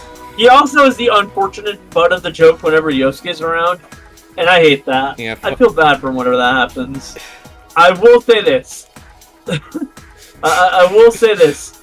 There was one thing that like I kind of don't like about his fans, and that's the Naoto Kanji shippers' obsession with keeping it that way.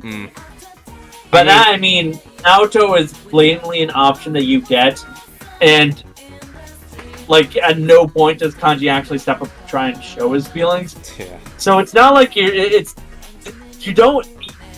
Relationships are not games of dibs. Yeah. Just because you like the person does not change a thing. And at no point does he ever actually give you shit for it too. Kanji knows how relationships work. Yeah.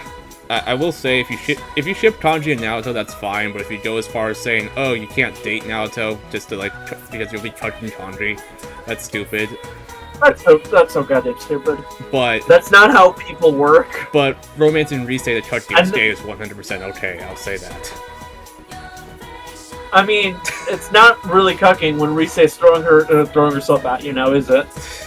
It's still funny. Oh yeah, no, it's hilarious. But like, it's seriously, guys, it's not cucking. It's not. That's not how relationships work. Kanji is 100% like cool with basically anything. He loves his friends. He looks up to you no matter what and stuff like that. Yeah. He is quite literally the golden boy of this entire fucking like game. The Persona 4 He is golden boy. He is the personification of this is a good being. Yeah, he's a good boy. The only thing you can get against him is the fact that he has led to 10 years of fucking discourse. And we're But you really can't hold it against him. You hold it against the fans for not letting this shit go. We're gonna get another 10 because of the remake, and you're gonna be like, oh fuck, not again. Like I said, you hold it against the fans. You don't hold it against Kanji. Yeah. His social links probably like in my top 3 social links. His social link is so good. Yeah, like. Well, I don't know what to say about it that hasn't already been said, so. It's quite literally just Kanji being the best guy around. Yeah. Period. Yeah. Or also people treat him like shit for no reason other than just the fact that he is, tall and has dyed hair. I forget his hair's dyed. Because everyone forgets it because they prefer it over his actual hair. Yeah, same with everyone talks about his epilogue like it's the epilogue appearance like it's cursed. Yeah, same with Ryuji. I forget his hair is dyed, but at no point do you see his natural black hair. It's probably because the fact that Ryuji and Kanji are the only ones who are counted as having dyed hair, while everyone else has regular hair. But then there's characters like Naoto and Futaba who have clearly out their hair, but they're considered not dyed for no reason. Is natural blue hair a thing? I've been thinking that question a lot. Because I think in the universe of anime, you're just gonna have to accept the idea that blue is a shade of black. Okay. It's because that's the only way you can get around it. Because Naoto, Ko, if you really want to push it, the nurse, Emery all have bluish hair. Oh, even Moroka, if you think about it. Look at Game Moron. Yeah, it looks more purple from a distance, though, but... Yeah. So, Kanji in battle was also one of my go-to party members, because he is a heavy hitter, and I like heavy hitters a lot. I feel bad for Kanji, because both of his niches were already filled. I usually always had a lightning persona, and Chie is my go-to, for heavy hits. Well, to each their own, but I use Kanji in my party. I do like how he just fights with a fucking chair. Yeah, that's hilarious. Yeah, I don't need a weapon, I need a chair. You're going to a weapon shop to buy a chair? What kind of person are you? I think the funniest part here is Datara allowing it to happen. Yeah, we love Kanji in this house. If you usually you have to bring him materials for him to start making it. Applying, he sees his materials as, this would be a really good chair. I can't wait to see that in well, I was gonna say HD, but Golden's technically in HD now, so realistic HD, I guess. If going. How about just the Persona 5 art style? Persona 5, 3 reload art style. Yeah. Probably go 3 because that's Unreal Engine, and that. Just call it the new Persona style. Yeah, modern Persona, not PS2, post PS2. What am I saying? Yeah. Anyway, enough Kanji around. Rise Kujikawa, the navigator for this. I'd say another A tier. Yeah. I was thinking, is she S tier? But then I'm like, no, she has her moments. But is she better than Chie? No. Is she better than On? I'd argue that thanks to the spin-offs, she slightly is, but I haven't played the 5 spin-offs, so. On's just kind of the same in the 5. It's just more On in the spin-offs. The thing here is Rise gets more characterization and dancing. Yeah, that is true. Because of the fact that dancing directly relates to her field of like actual occupation, and the fact that the quote unquote new party member is someone that she's friends with and all that. When you do, and let's be upfront, the only reason you're there is because Rise asked you to be her backup dancers. When you first meet Rise in 4, she is initially like a shy kind of girl who doesn't want to talk to anyone. I wouldn't call it shy. I'd call it more standoffish. Yeah, she doesn't really want to talk to anyone. And the anime kind of makes it more obvious that she just kind of doesn't want to fuck with anyone at this point, period. I mean, she's famous, so she has a right to be cautious of everyone, but... Yeah, I do. And also Yosuke's out in the streets, so... Also Yosuke's out in the streets. And then the second she joins her party, she immediately goes horny on main for I'm just gonna call him Narutami because saying you and it's just gonna sound confusing, but... Even though it's technically right, but yeah. To be fair, her acceptance was quite literally that she has a sex drive, and she immediately starts using it on Narutami. Yeah. Because remember, her shadow is quite literally just for sexuality. She was an idol, and the idol industry, you're not allowed to have relationships or even acknowledge sexuality, so it really was just a case of heavy repression. Yeah, Rise is a fun character. So the second that she lets it go, she's obviously gonna let it go, you know what I mean? If I had to pick one word to describe Rise, I'd say fun. Because... Yeah, she's a lot of fun. Especially her interactions with characters like Kanji. Yeah. Like, she tries to take the penguin to Animal Cracker. Don't steal the penguin from Kanji, damn it. She also came up with the nickname Moranchi. Yeah. Which, to be fair to her, great word choice. There's also the fact that, just generally speaking, she goes out of her way to, like, actually help out in a situation where, at any point, she could have easily just backed out. Like, yeah. There's no reason she needed to join the team, because she was already, you know, like, a famous idol and all that. She was expecting stalkers in the first place. Yeah. But, like, the fact that you helped her out and she actually sticks around is legitimately, like, impressive for her character. But also, her social link is one of the weirdly most introspective ones. Just generally speaking, her social link is actively, like, trying to figure out what she wants to do in life now that she's retired as an idol, and just it really is just a case of her asking you for, like, help figuring things out. And you could see explicitly why, through the social link, why she would, like, a chain of crush, because this is the kind of thing that you would keep to someone you want to keep close.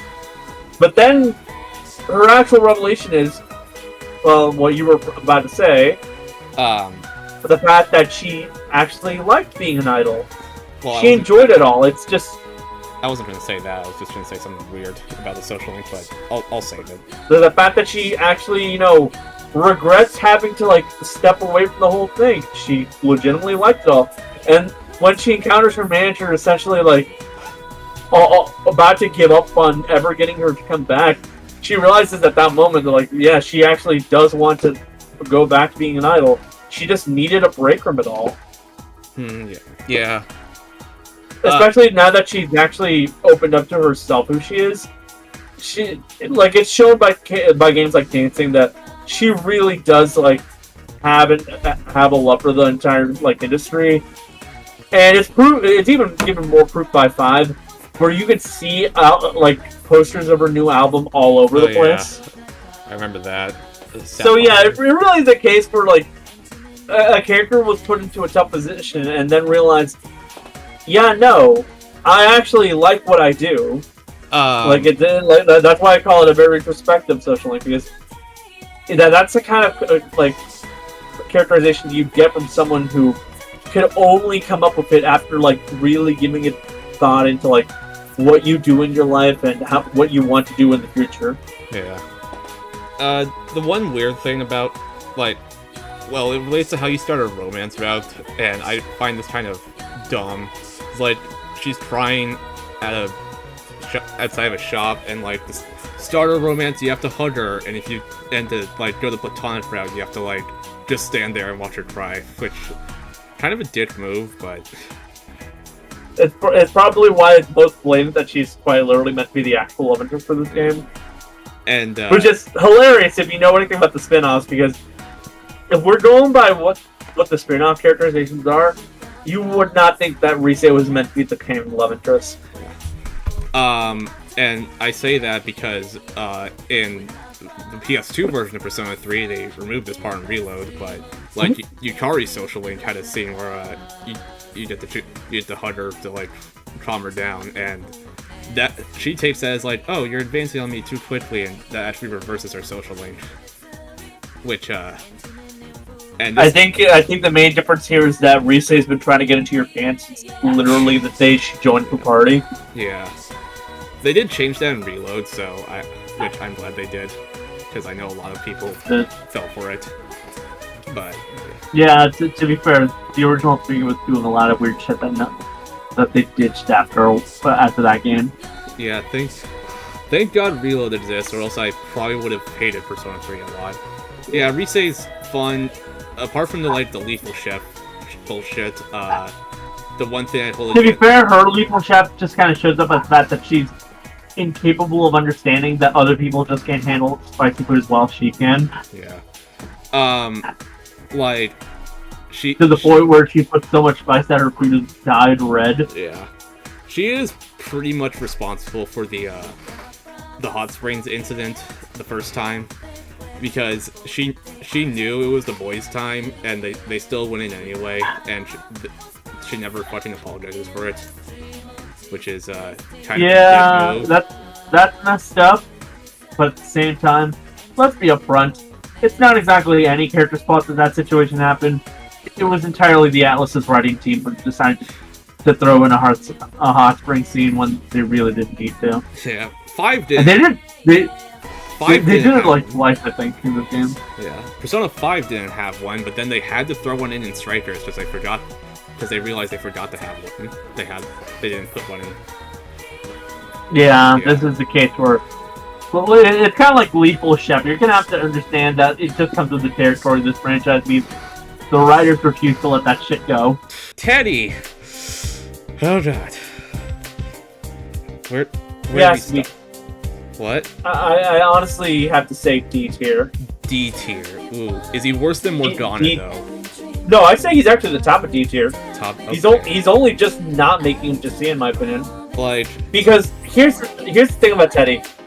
As much as we give him shit for everything related to him, from his awful gameplay gimmick of random chance to his literal just the worst characterization when it comes to girls, he does have his moments. For one instance, the cross-dressing festival, he's the only one having fun there, which makes it significantly less annoying.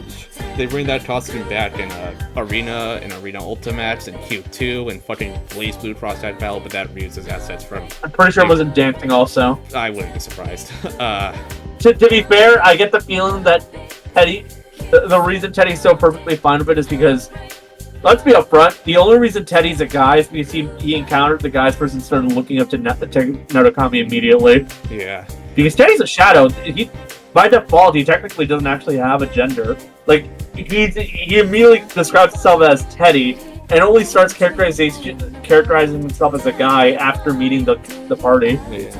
Because after meeting Narukami and stuff like that, that's when he starts getting his characterization of trying to be a guy, if you notice. Yeah. Where he starts working out and stuff like that. It literally only happens after meeting the party, implying that that was the very moment that he actually realized the concept of gender. Also, it makes it obvious as to why he'd be perfectly fine dressing up as a girl. Yeah. Because he doesn't really view it as anything unusual. Teddy which automatically actually makes him more of an ally than Yosuke. Yeah. 100%. Not just that.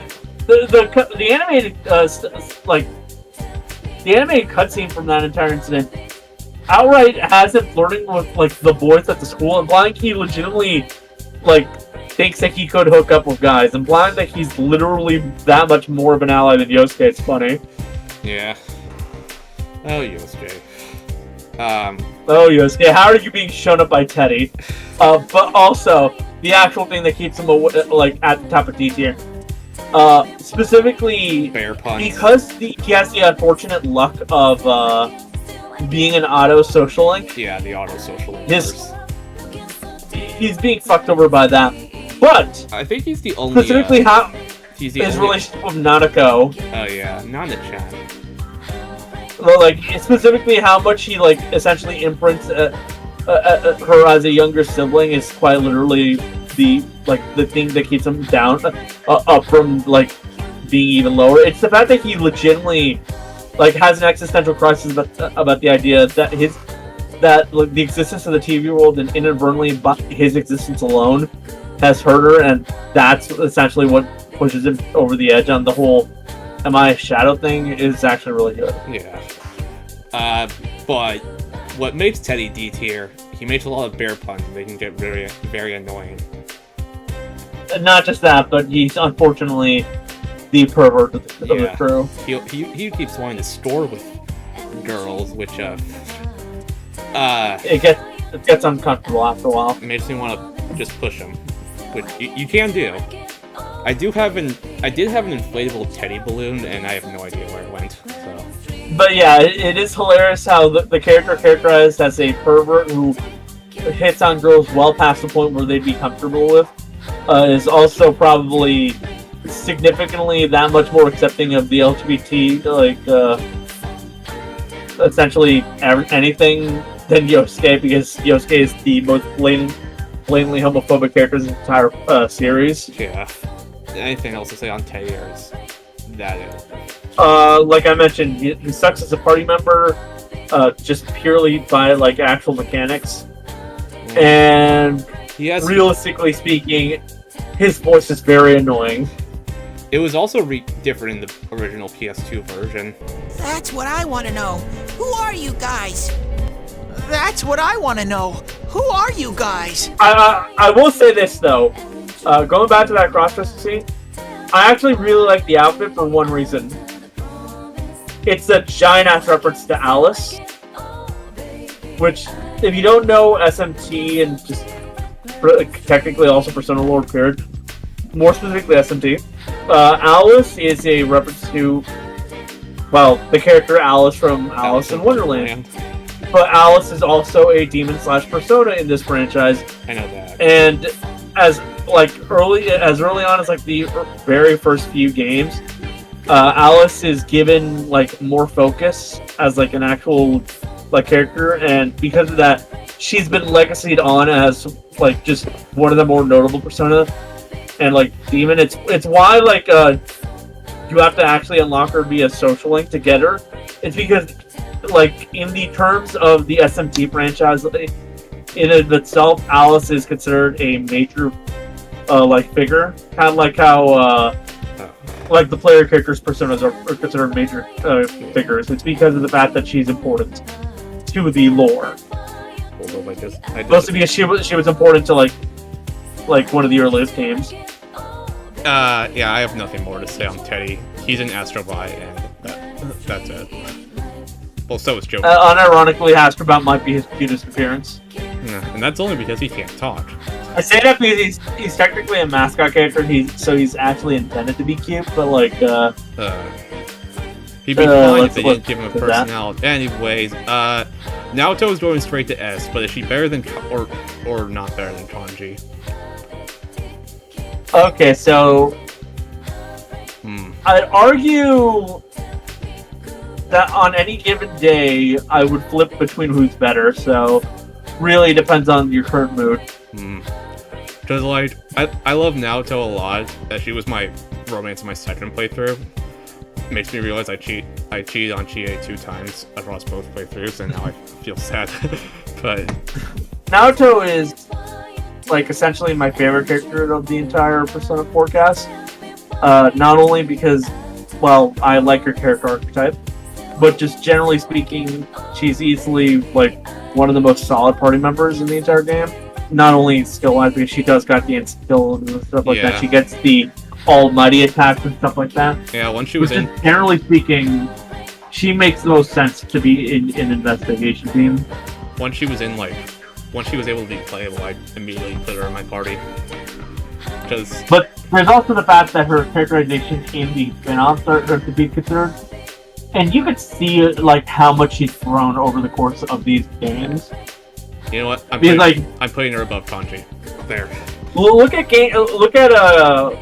things like how she's handled in Persona 4 dancing.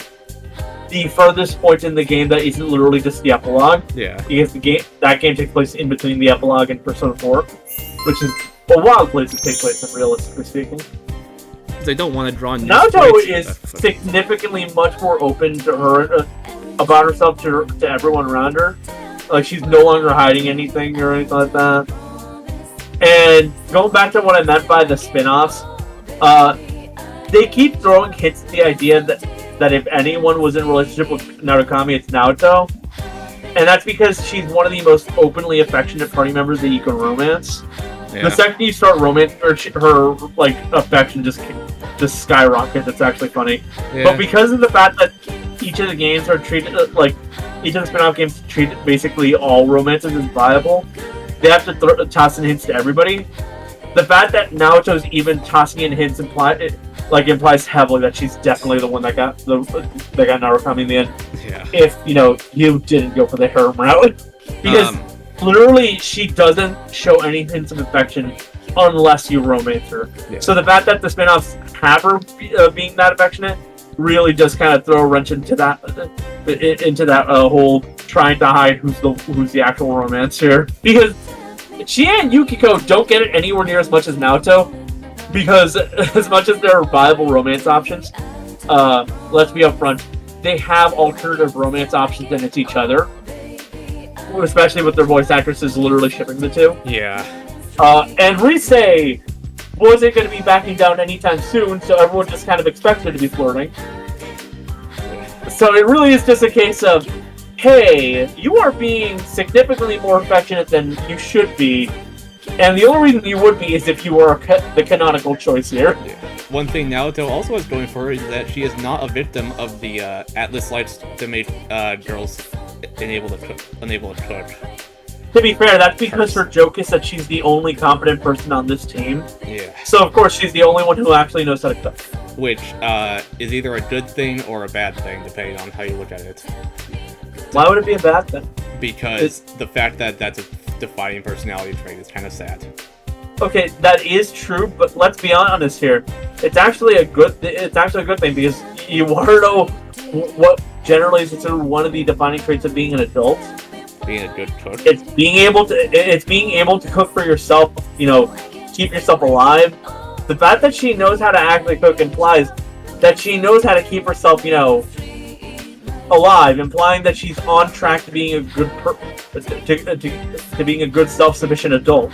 Which, let's be upfront, as much as I like them, Chie and Yukiko would definitely be the types to either rely on the whole having chefs thing, or they'd just be doing takeout all the time. Yeah. And Rise is a famous idol who can get away with not having to cook for herself. So she's quite literally the only one that actually needs to know how to cook.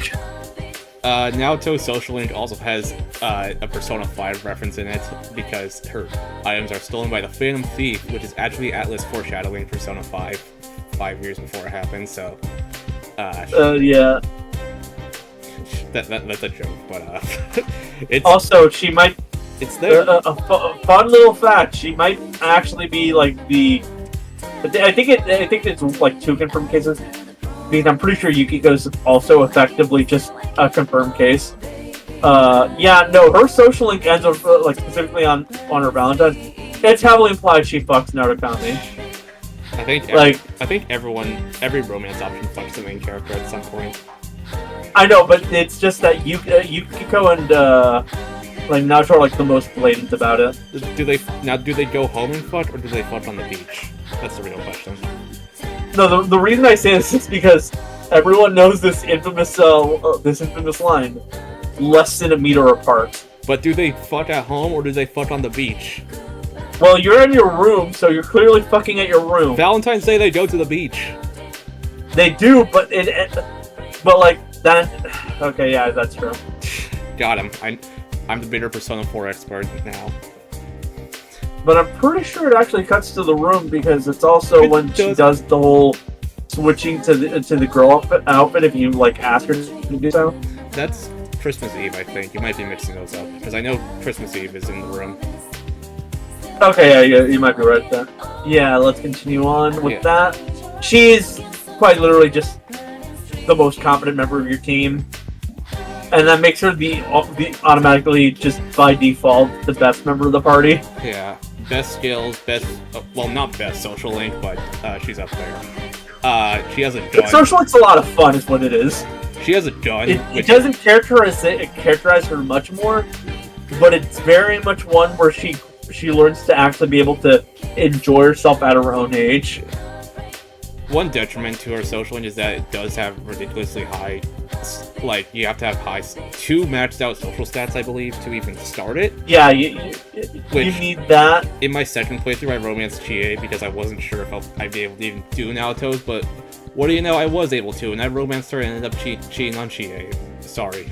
Also, Naoto has a gun, which is automatic bonus points. Yeah, but it's not too many bonus points because she's not the only character in this game with a gun.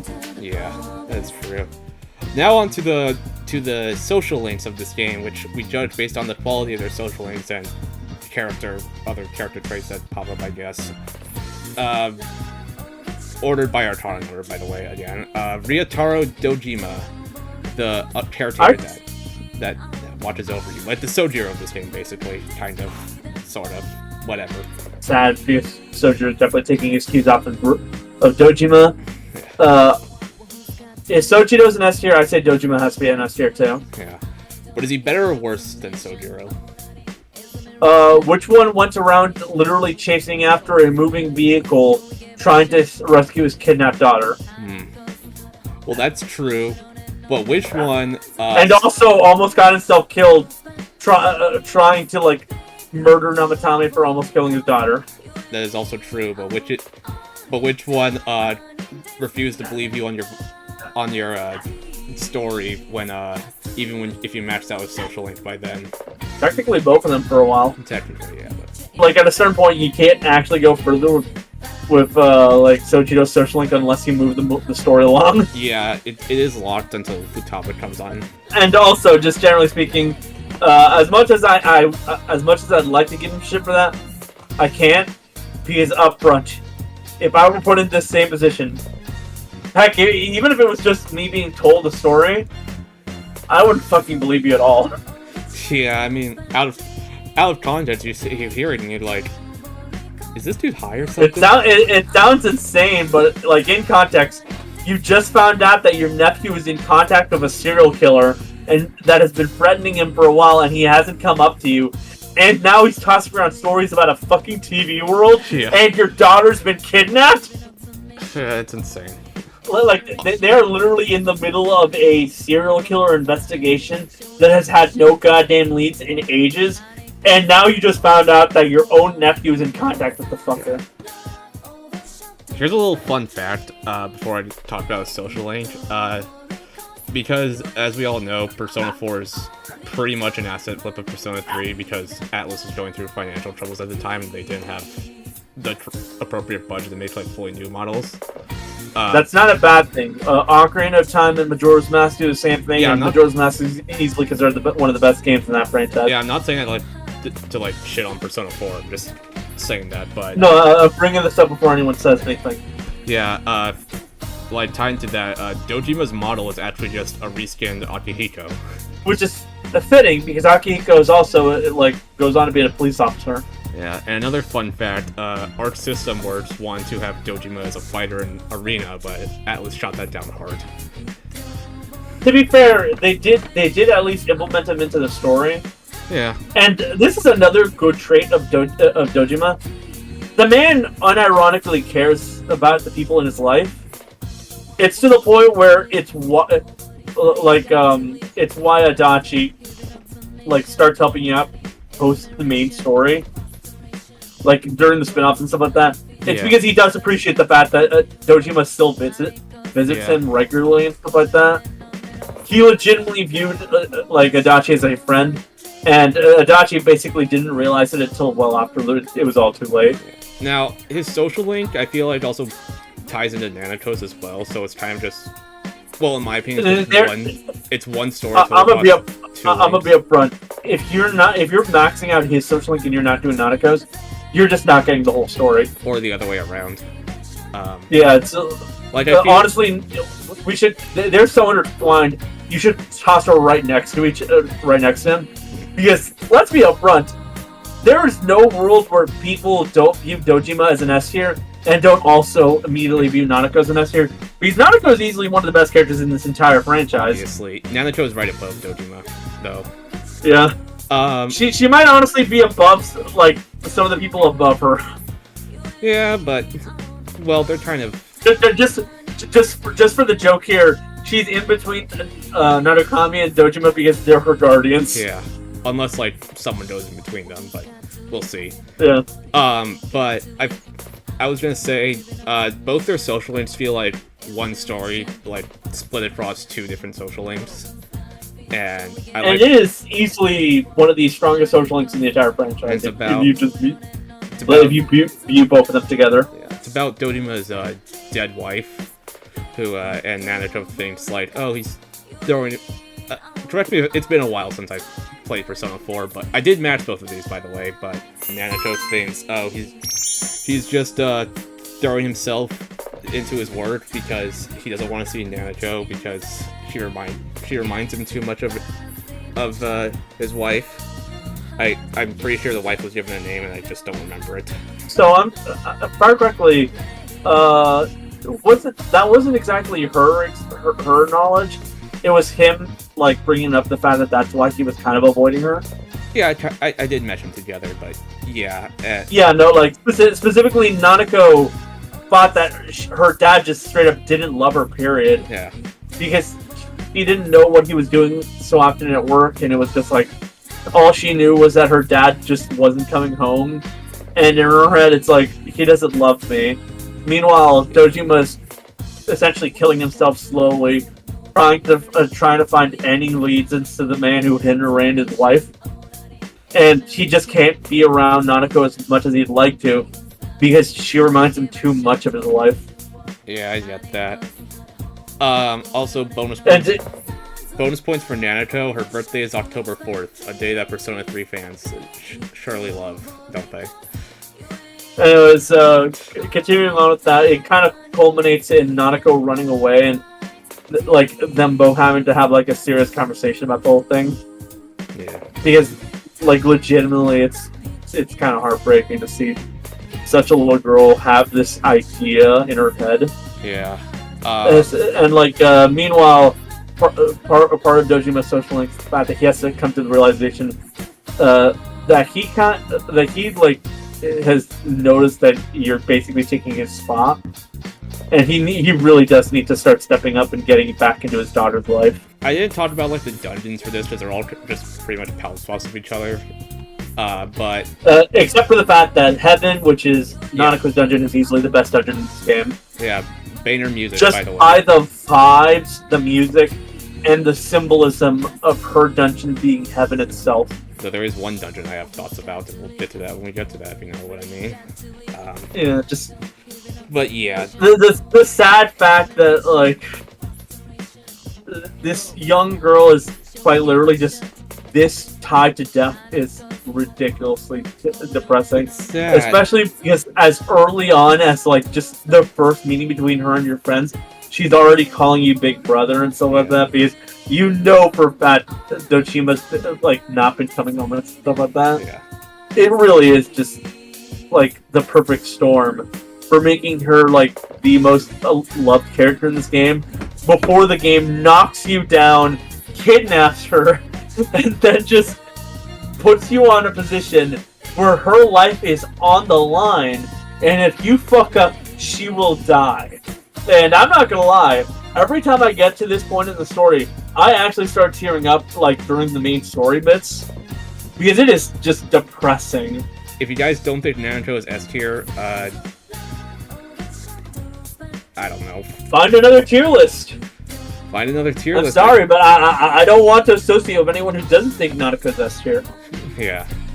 Have your own opinions, sure, but if you don't think Naruto is S tier, shame on you. Speaking of, well, not S tiers, but a fucking F tier. F tier fox, really?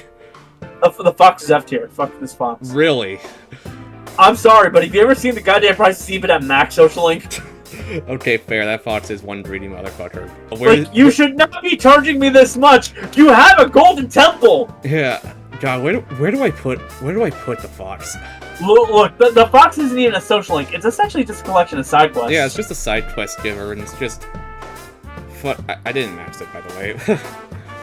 I mean, it's funny that I can go into GB, like but... the culmination of this goddamn collection of side quests is literally they get a golden temple because the shrine has now like been fully properly funded and stuff like that. Not only did you get enough funds to like fix it, but you got enough funds to give it gold plating. Yeah. You go on. I'm gonna run. I'm gonna run to the bathroom. But it's also revealed that the fox is a mom now, and she has kids. These next two are pretty interchangeable because they're both part of the same social link.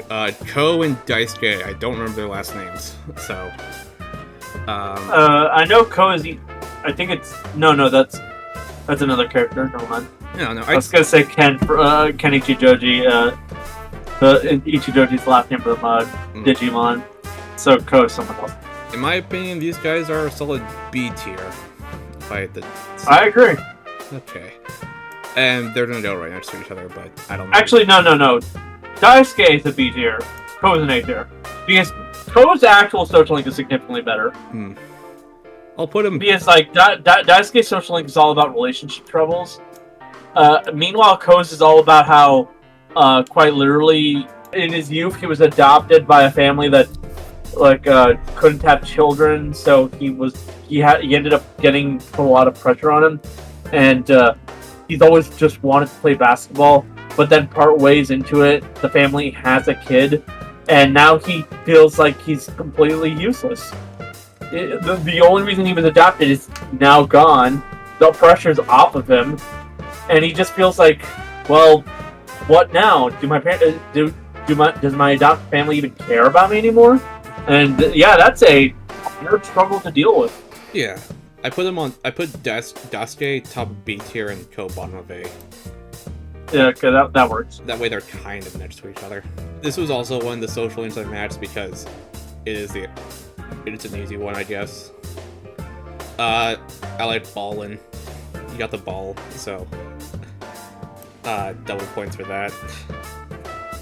I don't really have a lot to say on this one. It's just sports club kind of thingy, legit. I think that's all I have to say. You have anything else to say?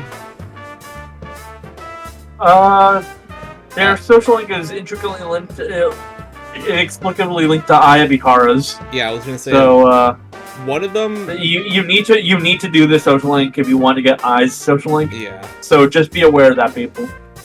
Yeah, and that's not exclusive. There are other social links in the series that are tied to like other social links, other social links. Fucking. Yeah. I'm getting my words mixed up, but Ko likes Chie, and that's all I have to say. I kind of went through the entire social link, and that really is kind of the main thing. Yeah. I have nothing really to say about them other than they're just some cool dudes, and I like hanging out with them. Now, this is a character I actually can't say anything on because I never did a social link. Naoki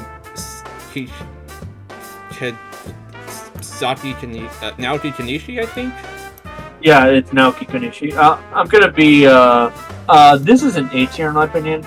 Like, just generally speaking, it's a great example of a character going through, like, it's actually something I've done where someone close in my life who I wasn't as close to has died, and I feel an emptiness, but I don't feel the way that other people tell me I'm meant to feel and stuff like that. On some level, he does miss his sister and stuff, and like, he does feel like he should be grieving, but he doesn't feel that way because that's not how he processes emotions and stuff like that.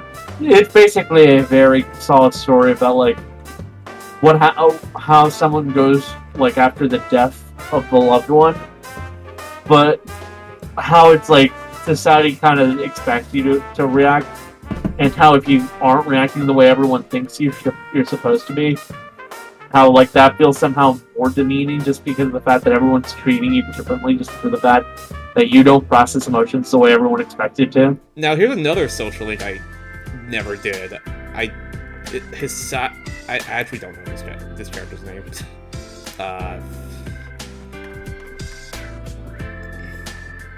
Hisano Karuta, the old lady. Oh, this was I'd say a B tier. B tier?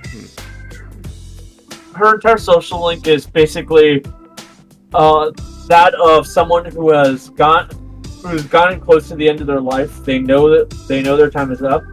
Well, not really up, like she doesn't die. Yeah. But rather, she is the oldest person essentially in her own life. Everyone around her that she's known is dead. Essentially, this is the case of someone like just knowing for a fact everyone around you is gone, and how it feels so lonely to be the last person there. And the last person in her life to die was her husband, and she's taking this grief in a weird way, where like she's melancholic, and she's wondering if what she should do with the old letters that he sent her and stuff like that. And your role in this, just kind of like Naoki, is essentially helping her like move on from the whole thing. Not really move on, but rather just kind of come to terms with it all. You know, for a game that doesn't really revolve around death as much as 3, this game revolves around death and the social links a lot. Yeah.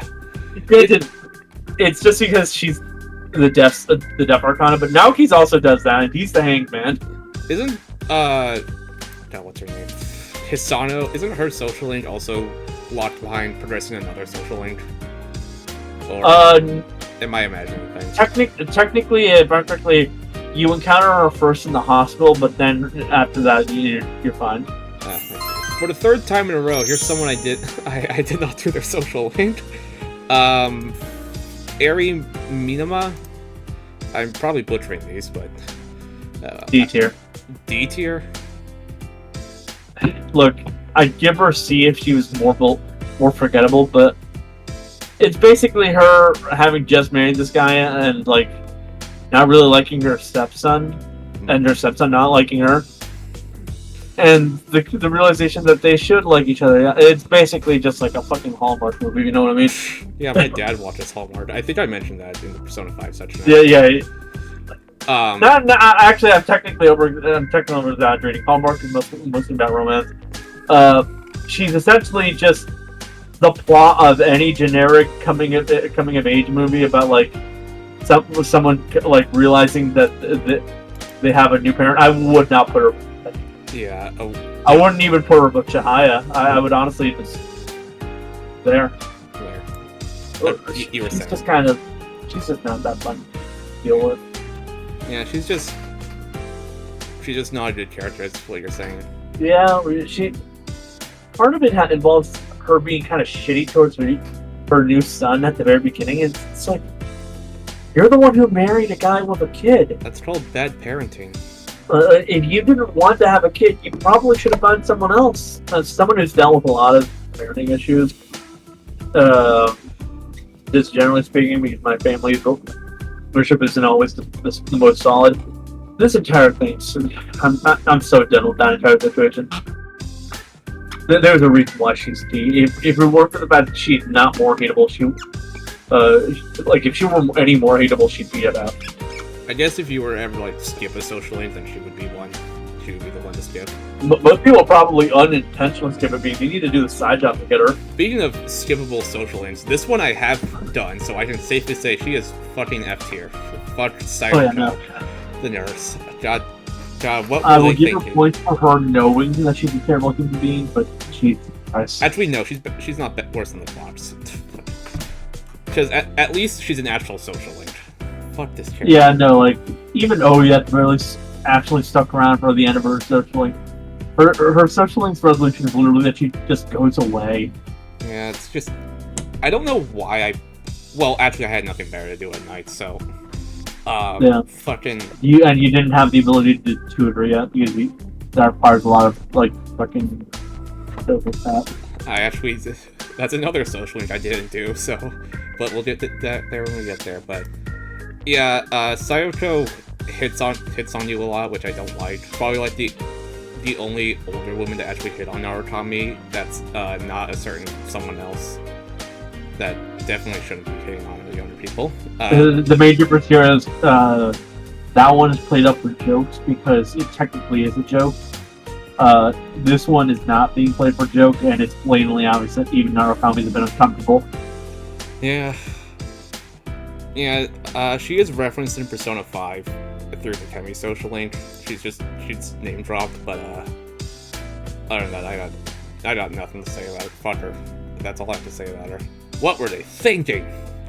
Proof that the Devil Artana. Further proof that the Devil Artana sucks. I mean, it peaked with Tanaka. So. Yeah, and it started with Tanaka, so it's all been downhill from there. Now, going back to characters, I did not. This is the last one second to last one I didn't do social link, kind of. Shu Nakajima, but I did watch a Let's Play where this social link was done. I'd say high C. High C? Top of C, or? Honestly, yeah. Alright.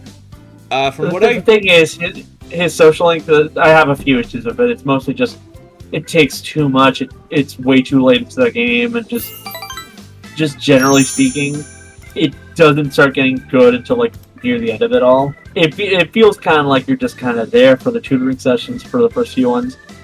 And that makes that kind of makes it a slog to get through before you start getting to the actual good, like, social link stuff. Yeah.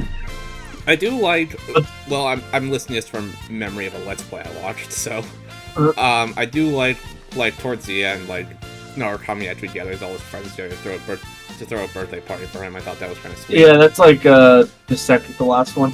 Yeah. That is probably one of the sweetest things that, like, happens in this game. Just because by that point in the game, you are literally, like, all the way deep into that, like, the investigation, so you are quite literally just dealing with Spiritor at this point. Yeah. You've gotten all your party members and stuff like that. So all I can say is that is the highlight of his social link. But unfortunately, the first few is just kind of uncomfortable with you being at a tutoring session and also having to deal with him and his slightly abusive mom. Slightly, huh? Slightly as in, like, Japanese tiger mom abusive, not like actually abusive, you know what I mean? Where basically he's having way too much pressure being put on him. Yeah, I have nothing else to say on him. But characters I do have something to say on. Ebihara, I think, yeah, you pronounce it? Yeah. Bottom of F tier. Moving on. I'm joking. What? I'm joking. She's not that. Second bottom of F tier. Moving on. Okay. No! No, she's not. She's not F tier material. D tier. No. C. No, look, I'd honestly say she's below. Well, actually, she might be above Ko. If only just because she's one of the few girls that doesn't have the dreaded "I cannot cook" curse. Well, you see, she's not a party member, so it doesn't count towards her. That's true, but like,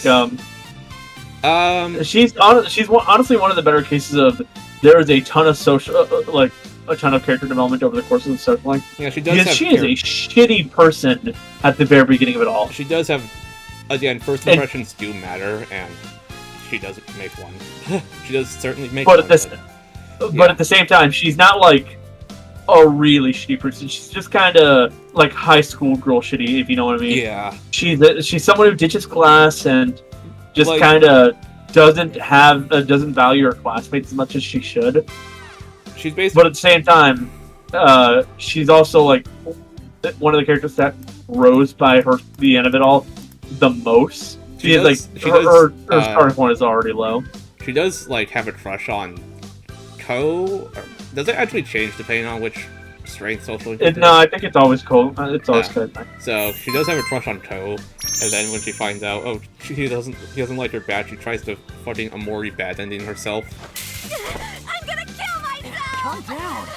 I will also say she is the social link most prone to breaking or reversing. Oh yeah. Not really reversing, but like I actually had. There's the most amount of pitfalls with her. She was like, and it's kind of telling that she has this many trust issues. That you really need to be a good like talker to actually get through her. She was like the only one. Well, I knew going in it was easy to break it, so she was like the only one I actually had to pull up a guide to make sure I did not break it. Here's a hint: if you want a romance her, do not accept a romance immediately. Yeah.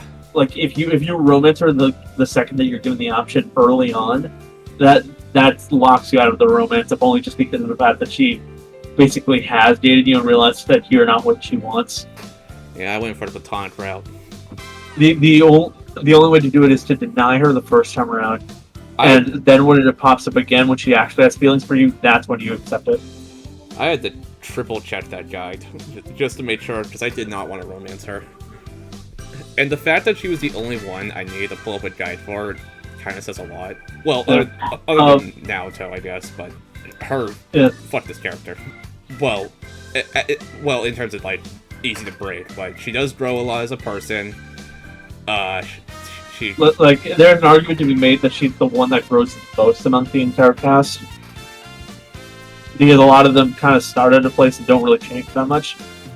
But she is very much a case where where she is at the end of it all is very different from where she started. And also, a bonus point, she is a Moon Arcana, and somehow she is not... The only good one. The only good one, somehow. Like, it's actually impressive how much she changed, considering how she's not really that important of a character. Moving on, we got... I forget this character's name. Ayane? Ayane Matsunaga, the trumpet player. Fun fact, there are 2 sun social links in this game, and I don't know why. Fun fact, she's the one I don't play. Fun fact, how I learned about her existence is I saw an edited clip of her playing Megalovania off the trumpet. So, top of S tier. Just for that, I'm joking. From what I remember her social link is that she is a member of the band, club, but at the same time, she's not good enough to actually, play any solos or anything like that. This is another... But then she's put on the spot. Yeah. Before, by the fact that, the one who would have gotten the solo gets injured, or, I forget why, but, you can't do it anymore. And then near the very end of it all, she's told that she's no longer needed because he can do it now. And that breaks her little heart, and that's sad. So she, at the very least, deserves a B tier. I was gonna say B, yeah. This is another one I watched through a Let's Play / experience through Let's Play, and I'll put her right here. Or yeah, that's fair. So that's a less of a character, so yeah. Yeah. On one hand, I do get, she has self-confidence issues, and that's something I relate to. So, that's one point in the relatability scale. That's it. I don't know. She's just a nice person, I'll say that. And she's part of the Sun Arcana, which means it's automatically a good social link, hopefully, even if this is probably the weakest one of the Suns. Yeah, it's more obvious by the fact that even the other Sun Arcana. Yeah. No, I was saying the Sun Arcana stuff. Yeah. Fuck, I forgot all the time. The other one's better. What I'm trying to say. But yeah, this was the one the anime chose. I do know that because that's where I saw the edited clip. Now onto the other side of the sun. This character I had no idea existed until that Schaeferless video came out. What's her name? Yumi Ozawa. From she's the one I like. From the drama club, I think. Yeah, she's an actress. So this is all you. I know nothing about her. Okay, so her social link is that she is the member of the drama club, and at first it's just getting to know her. But then things change, and the thing that changes is that she suddenly has to go to the hospital. And over the course of her social link, you find out that her dad's in the hospital and he's dying, and she has no idea how to feel about it because he's asking to meet with her, but she doesn't know if she should meet with him because her dad left her as a child. He left her entire her family, and her mom was left to raise her alone. So now that her deadbeat dad is in the hospital and dying, and he's trying to meet with her, she has no idea if she should. And when she finally picks up the courage to actually go ahead and meet with him. He's already dead, if I remember correctly. That is this is why, like, because I remember having actually played this. This one actually made me tear up, especially because when you get to the point where you have to romance her, like where you're given the choice, that shit's depressing because she turns around and the way that she wants to be rejected is when she turns around if she'll be there or not, because she can't because she'll like actually break down if you were to actually give her a full-on 5-word rejection to her face. But that doesn't break her social link, right? No, she accepts it. It's just one of the saddest cases I've ever seen of a rejection scene. Yeah, I get that. So I would say, in my personal opinion, for how much I like her, she's above Takemi. Okay. The reason she's above Takemi is that she actually made me cry. Yeah. I already started Ayane in my 3rd run, so if I ever do a 4th run, then I'll do Yumi. Alright, we got the 40-man, the Joker himself, Toru Adachi. And I'll be honest... Honestly, if it were just memes alone, this would be S tier. Top of S tier? Okay, no, he's not that high. But he's an S tier, but where does he go? I'd say he belongs right next to the Dojima family. Perfect. He is so... Adachi is probably carrying Persona 4's legacy in modern days. It quite literally is, but also Adachi is just generally a great character, yeah. And he's basically the last member of the Dojima family, and the only one who never really understood that he was essentially an accepted part of the family. He is funny. That golden episode where they actually show like just how connected he was to the Dojima family, to the point where they literally had a couple of his name in there. It's like bad. He was an extra social link guy than Golden, so if you guys, which I get, added a more sympathetic portrayal to him, which it gives him sympathy, but it also outright just kind of reveals that he's a bit of a shit deal. Yeah, but like the actual sympathy comes into the fact that you start realizing that he's essentially entirely alone, and just generally speaking, you start to understand. Like in a small town, if you have no people around you, you really will start kind of going mad. And like, it doesn't excuse him, but at the end of the game, after everything is said and done, he's finally put behind bars. He basically realized he really did fuck up. Not only for the whole murder thing, but just because he realized there were people that cared about him, and it was the Dojima family, and it's like, it's explicitly why he started helping you out by like giving you the idea that he wasn't the one at the very top, because he himself didn't know he was being manipulated, but he kind of suspected it. And all the spin-offs have basically just continued the characterization that he really was a part of the family. He just kind of never realized it. But let me just say this: you're a dumbass. I do find it interesting that he's like the only social link that actually changes the Arcana.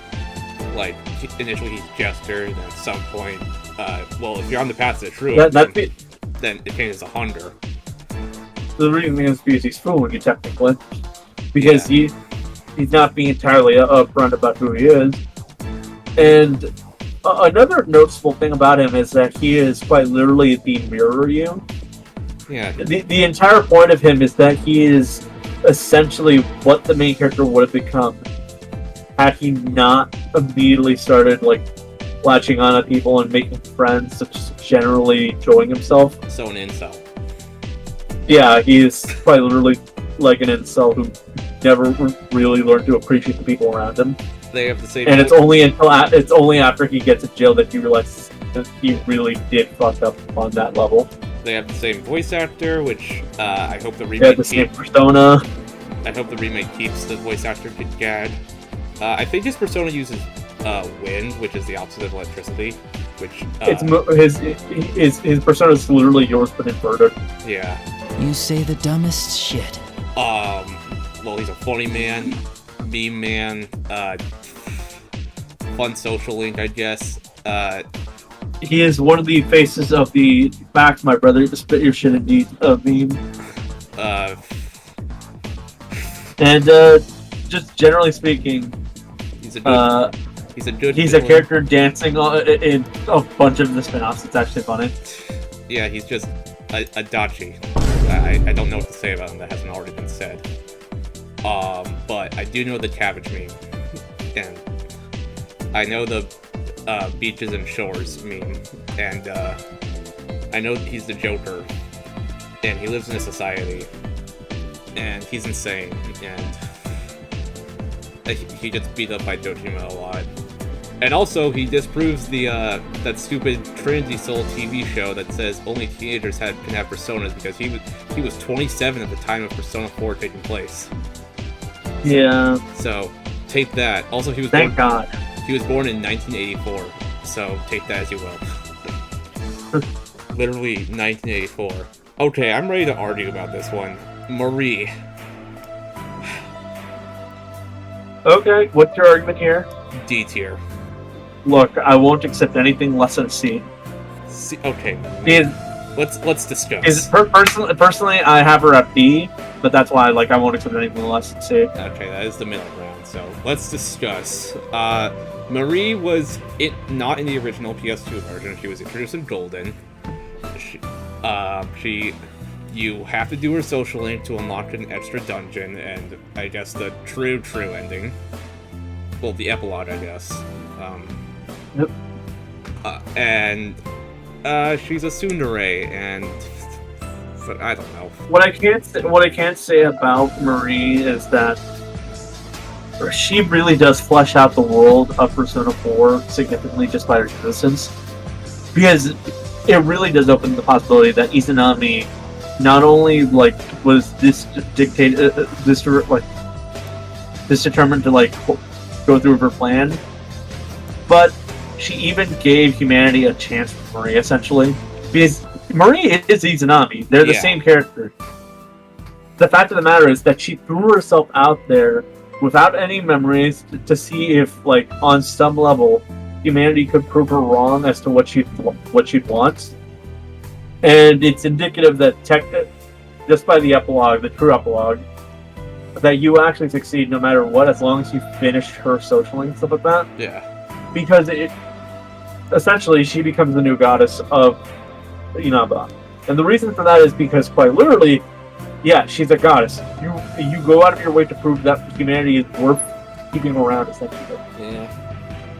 And there's a kind of symbolism with the fact that you are Izanagi, she's Izanami. She's the only romance that won't count as cheating, period, because she will accept a romance if you eat with your Valentine's after your original Valentine's. Yeah.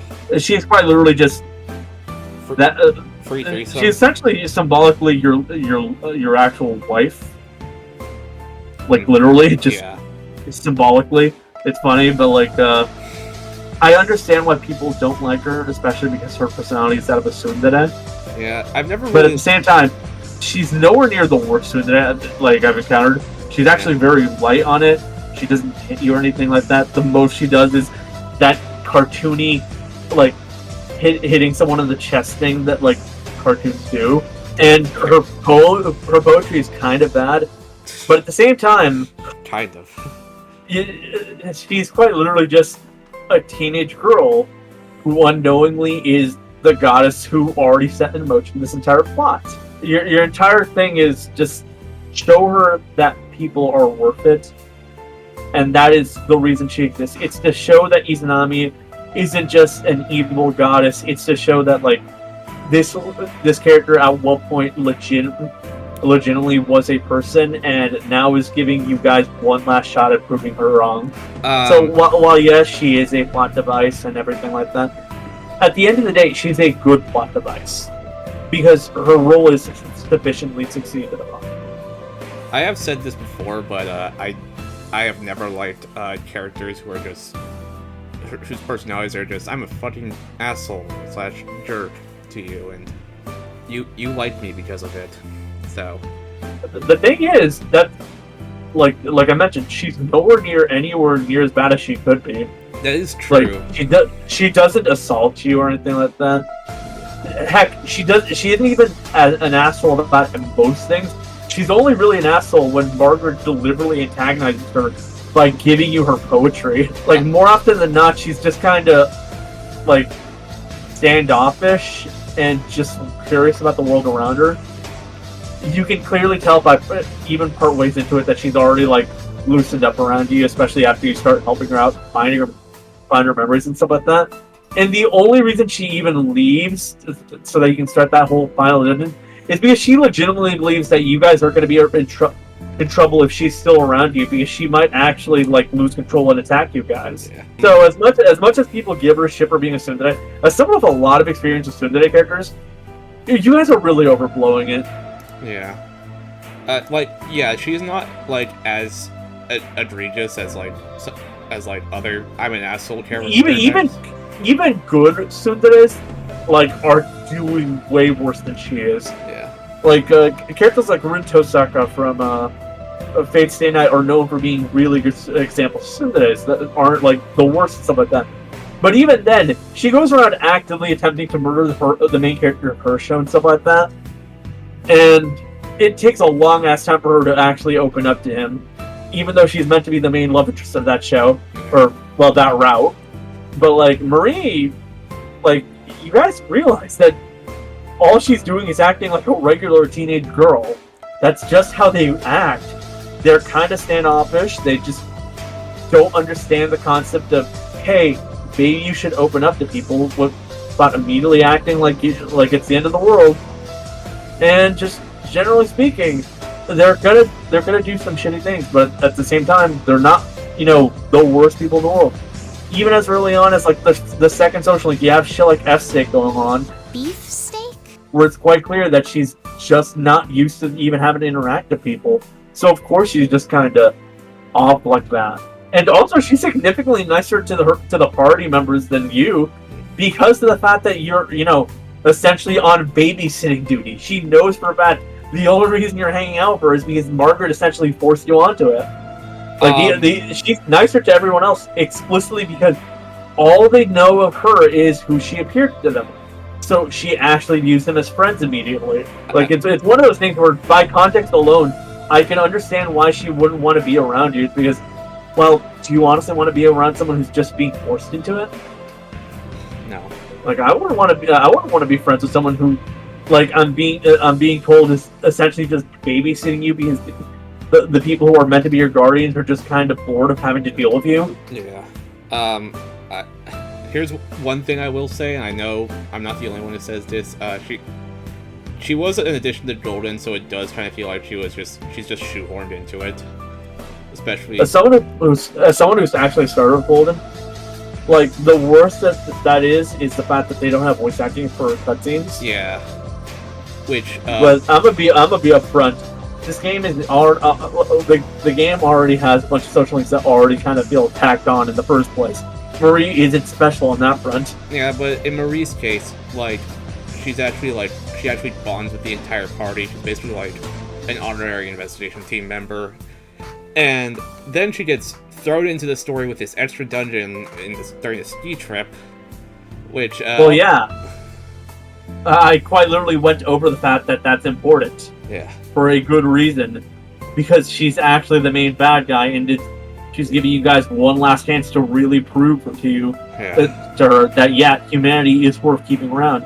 Because Izanami, like, the main body, is of the opinion that humanity should just go. In regards to the no voice acting thing, Reload does, like, set the trend. It does start the trend of all social links have full voice acting, so they'll probably carry that over into Persona 4 Remake. So. But I'm not kidding here. Like, legitimately, half of these social links feel like they're technically tacked on. They don't really feel natural as to how you get them and stuff like that. They just... Only the ones that are in the school feel kind of natural, realistically speaking. They just feel like kind of, like, extra. It's just like, oh, you have nothing better to do. So the fact that Marie's social link is the one that people call out as feeling tacked on is weird, because the only reason you guys feel that way is because she wasn't in the original. Yeah, that's one way. And also, there's an argument to be made that Sumere was also kind of shoehorned because, extra addition to an already stacked game. But They do actually try to sprinkler throughout random scenes, so it kind of feels natural, but at the same time. I mean, yeah, but think about it this way: where's Sumire during the course of that game after she's added in? Fucking gymnastics. Yeah, at the school, And she place where people constantly just generally pop up at. She pops Where's up. Marie over the course of this game? Brazil. No, she's in the Velvet Room Yeah. with the Velvet Room attendees. No, The people who also just don't show up unless you actually bother to deal with them. That's fair. But what's not fair is her fucking dungeon. I know we skipped over the dungeon. Oh yeah, no, that's actually why I have her a B tier. Yeah. That dungeon alone is terrible. We skipped Like, over it the is the dungeons. worst dungeon in this game, and if it weren't for that, she would be an A tier just for the symbolism and just generally my personal feelings towards her. But that dungeon very much knocks her down a tier, and it's why I'm perfectly fine with her being in C tier. Yeah. We didn't go over the other dungeons for the most part because they all are pretty much just palette swaps of each other. This one is not that? This one is, well, it is kind of, but it has some bullshit mechanics that make it more than just a fucking palette swap. No, like, the other ones have just generally, like, legitimately kind of feel like palette swap. It really does feel like they actually made a new map for her dungeon. Unfortunately, that new map fucking sucks. Yeah, they take away all your items. Either your HP or SP or both get cut in half after every battle. The reason I say it feels like a new map is because if you notice, the dungeon is noticeably thinner. Like, the walkways are thinner than all the other ones. If I remember correctly, I could be wrong. What was the third? My memory is shit. Shadow encounters are locked behind opening like the doorways to new areas, which is super annoying. To be fair, it does make it so that you don't encounter random encounters, which is a good thing in this fucking dungeon. Yeah, fuck random encounters. Well, Persona No, 4 no, never did. because the mechanics of this dungeon really do make random encounters. If they were actually on, this dungeon would be unbeatable. It'd be hell. Yeah. Like God. Fuck this dungeon. At least it's technically the fastest one to beat, so. Just generally speaking, that dungeon is literally why I was like putting her at B tier. Because I like Marie. I'm one of the people who are unashamed about that. That dungeon is hell. It is connected to her, and it is the fact that I have to deal with it is just kind of bad. Yeah. Here's a fun fact I learned from a YouTube comment. The background music that plays in that dungeon is actually a slowed down version of Shadow World, which is the opening song of Golden. That's fitting, actually. Yeah. All right. Now, in terms of almost certainly F tiers, this fucker. Mitsuo. Mitsuo. I'm gonna be upfront. In any fanfic that I'm reading that's relating to Persona 4, the thing I always really am not looking forward to is dealing with Mitsuo. Do people write him? Yeah, they kind of have to. He's important to the plot because he's the fake out lead that essentially tricks the police into stop actually paying attention for the serial killer, and also of course is now his hand to actually throw himself at the serial killer. On one hand, he does prove gamers are oppressed. On the other hand, he proves gamers need to be oppressed. Yeah. His boss fight's annoying. He's just an unpleasant guy.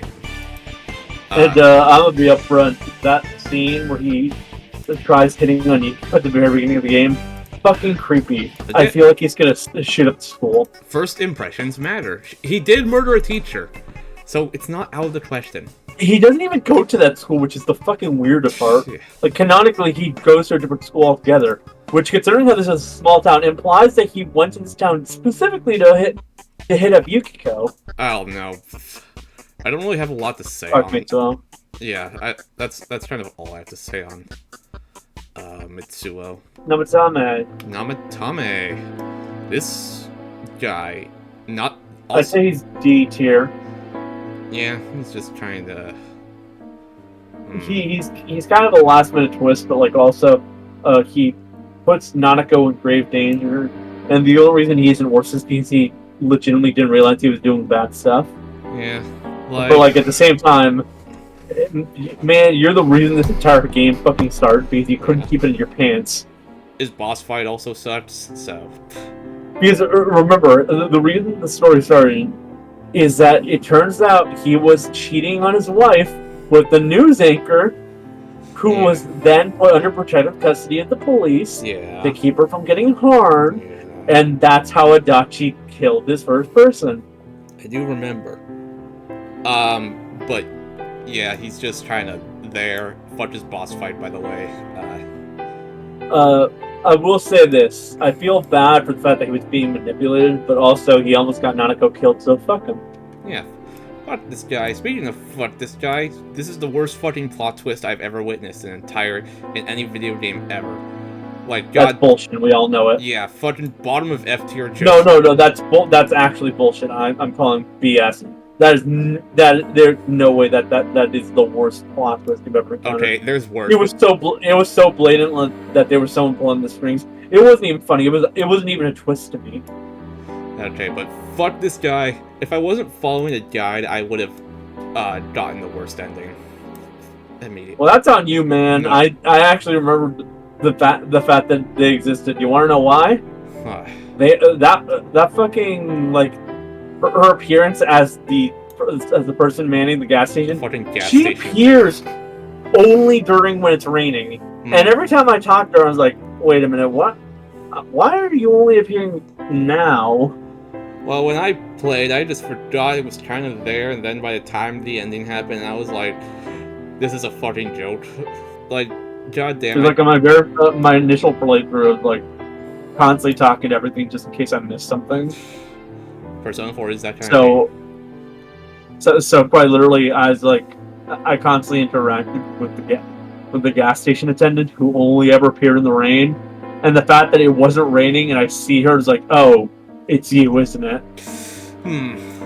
Well, still, it is very stupid, at least in my opinion.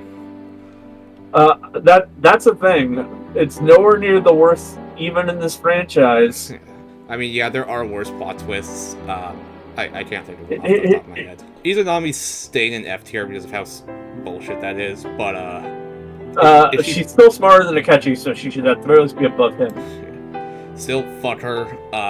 That is, like, really... Actually, no. Wait.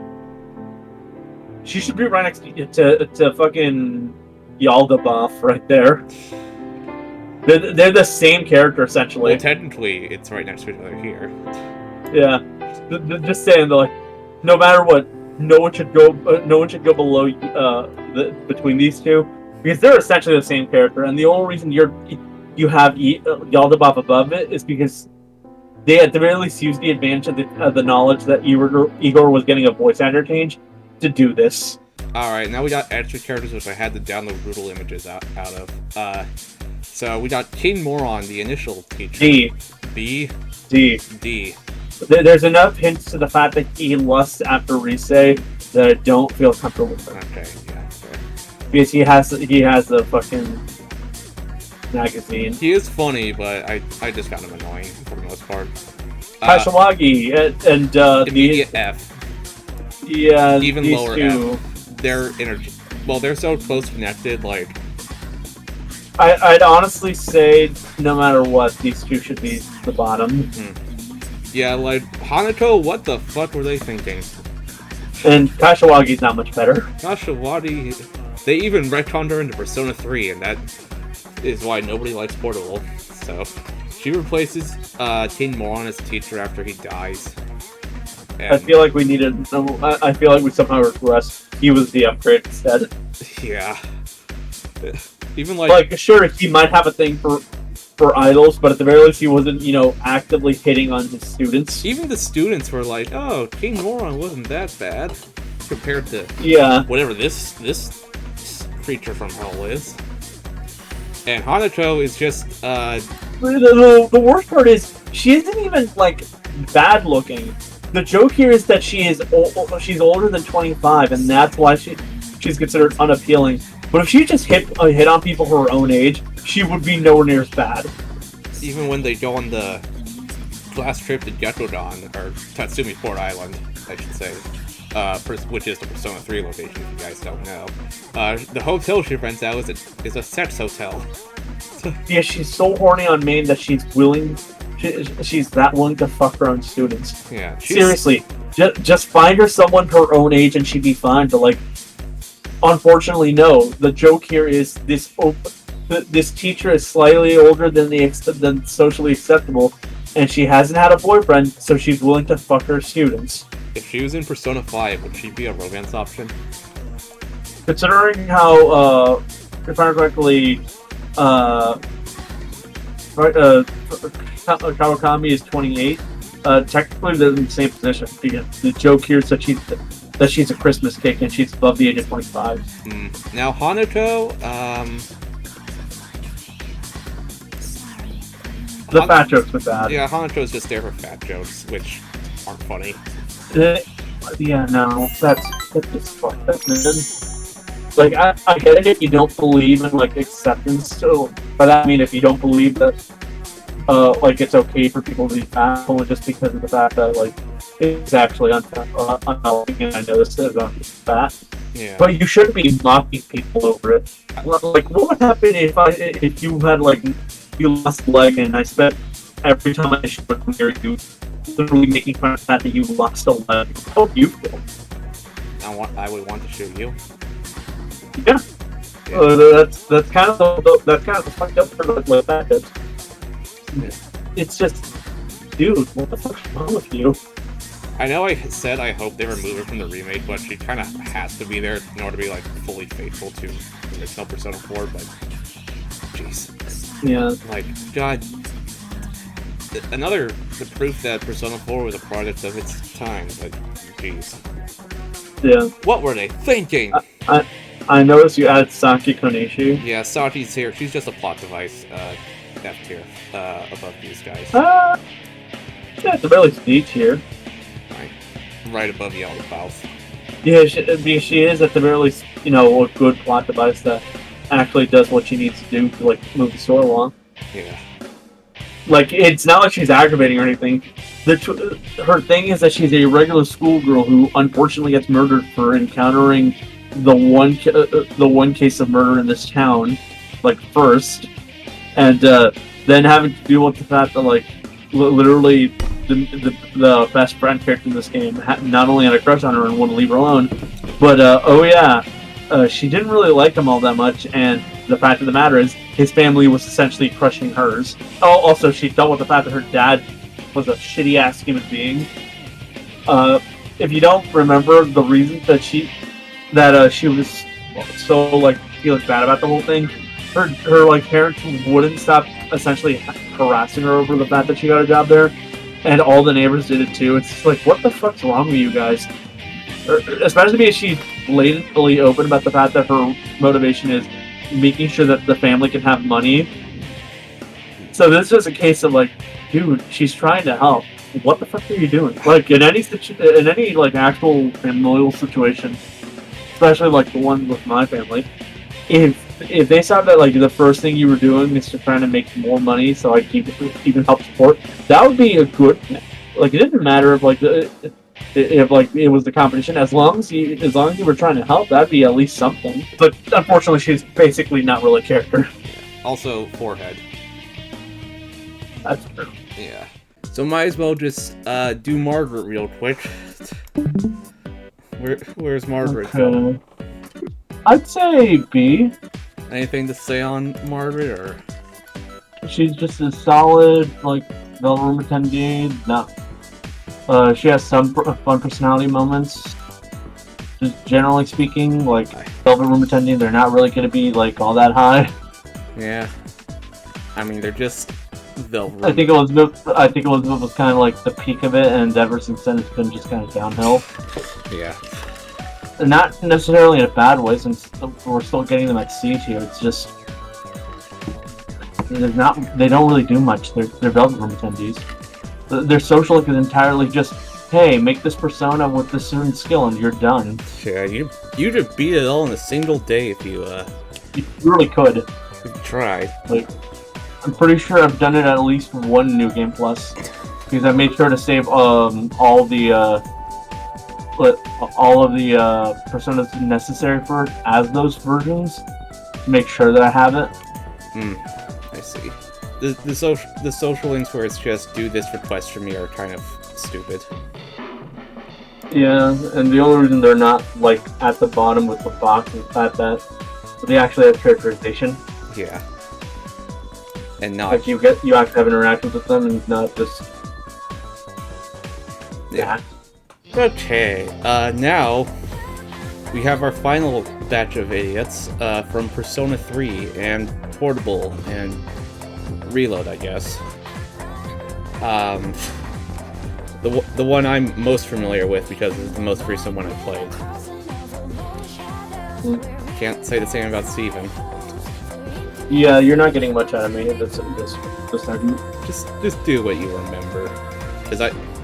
Alright, first things first, we have our protagonist, aka Makoto Yuki, aka Dorkun. aka Dorkun, aka Minato Arisato. aka... My main opinion on this guy is that his design's kind of cool. His design's cool. He's emo. So, I like the fact that he has relationship. He's like the only one that you can clearly tell like has like literal set love interest. Yeah, because like because it makes it much easier just making a generic version of him. Yeah. But I mean, like if you ever have to like, it makes it so that most fanfics that like have him be there but don't have him be like a main character because he's either not the main character or it's based on another game, but usually just have it so that like they have a set characterization for him because of that. Because like even Narukami doesn't get that because there are clearly some fanfics where it's like before the anime, you know what I mean? Yeah. Where they're not using the anime because they don't like the anime. But like Makoto, the fact that he has such clear personal bonds with certain characters, it makes it easier for people to just write him to be that way. Yeah. Well, in earlier releases of 3, it kind of gave you the impression that S.E.E.S is not as close to each other as like the investigation team or the fan thieves were. But they do fix that in Reload by adding scenes where they actually hang out and act like friends. Yes. The Persona 4 Golden effect. And they're not just like, oh, we're friends because it's our fucking job. The reason I call it that is because Golden infamously added a bunch of moments where they just hang out, and there's a lot of people who kind of hate the fact that they do that because of the fact that, like, in their eyes, it's just pointless filler taking up time. Nah, it's just high schoolers being high schoolers filler. Which I feel like people who say that shit are the fucking worst type of media analysts in the world because they're always the type of to say if it's not directly related to the plot or actually just playing the game, it shouldn't be there, and that's the most annoying type of person to deal with. Can't you just let them be teenagers?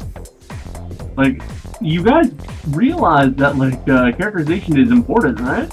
Yeah. It's why you care about characters. Exactly. Oh no, I'm thinking. I want to put him in A tier, but I don't know where. Right above fucking Yumi, because I don't know who Yumi is. Lawan? Yeah, that's fair. He is a really cool-looking protagonist. The real thing that knocked him down from S tier is the fact that the movies exist, and the movie's characterization of him is, well, it depends on the movie. Yeah. Also, sometimes his personality is good. Other times he spends the entire movie moping about Ryoji and it gets fucking amazing. Yeah.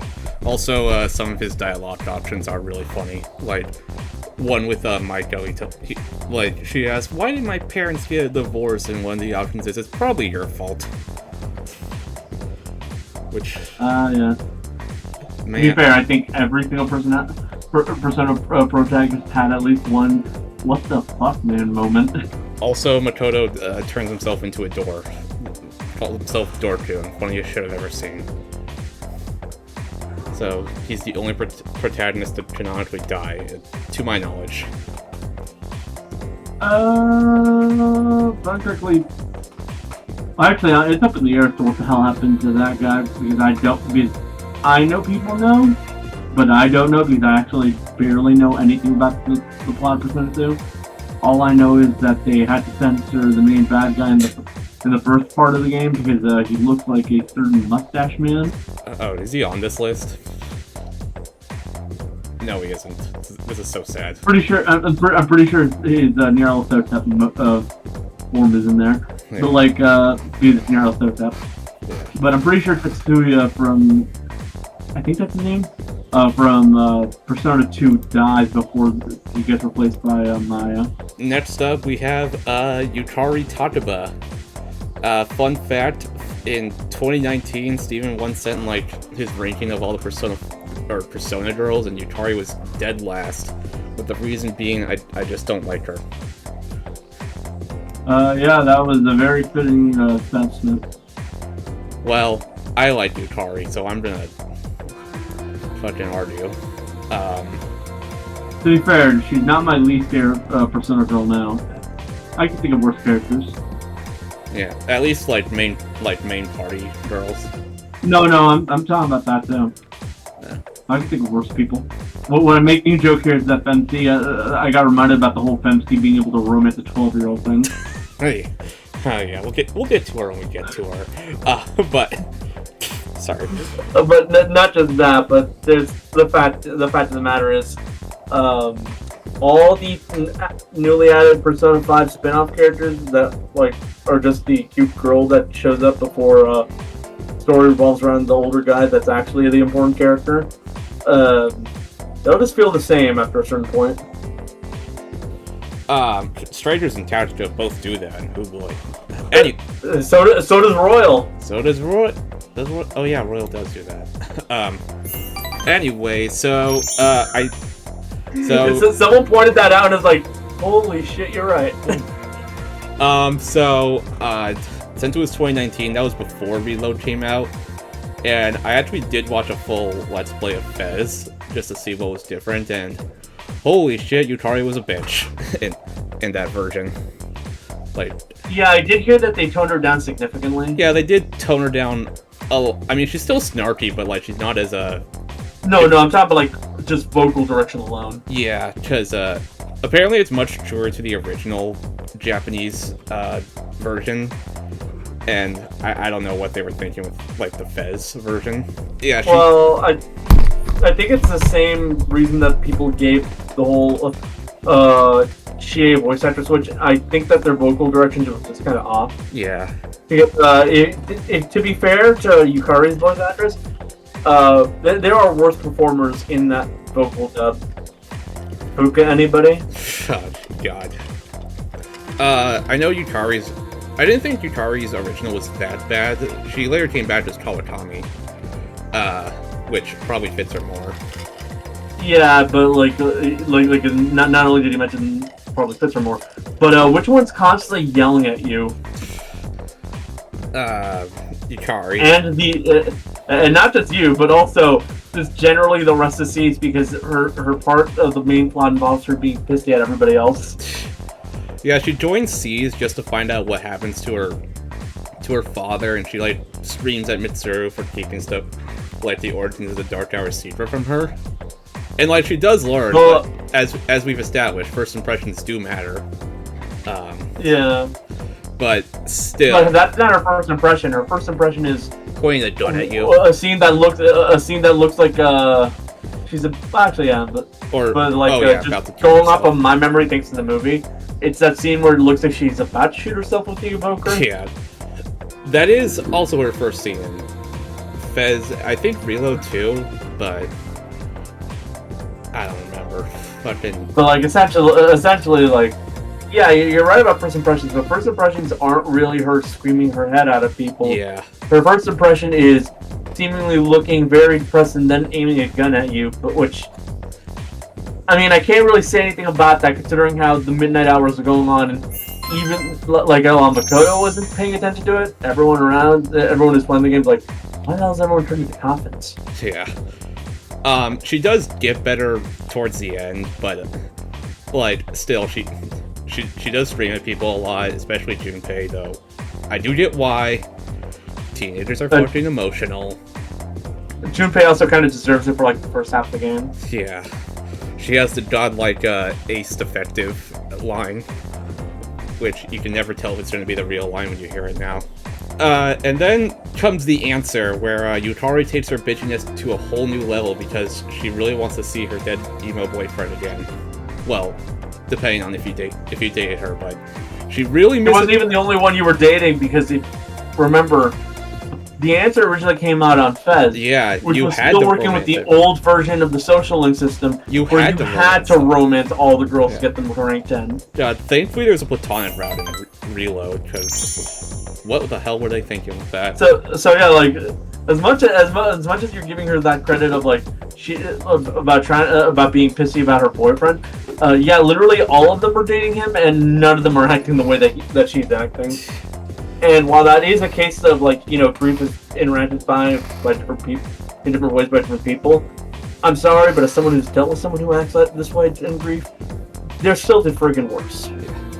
And like, there's even like a scene, like I get it, she's grieving a death and people grieve in different ways, but Jesus Christ, she didn't have to go this harsh. And there's even like a scene towards the end where she tries to fucking steal the like completed key from Aegis, which they actually removed in the Reload version because...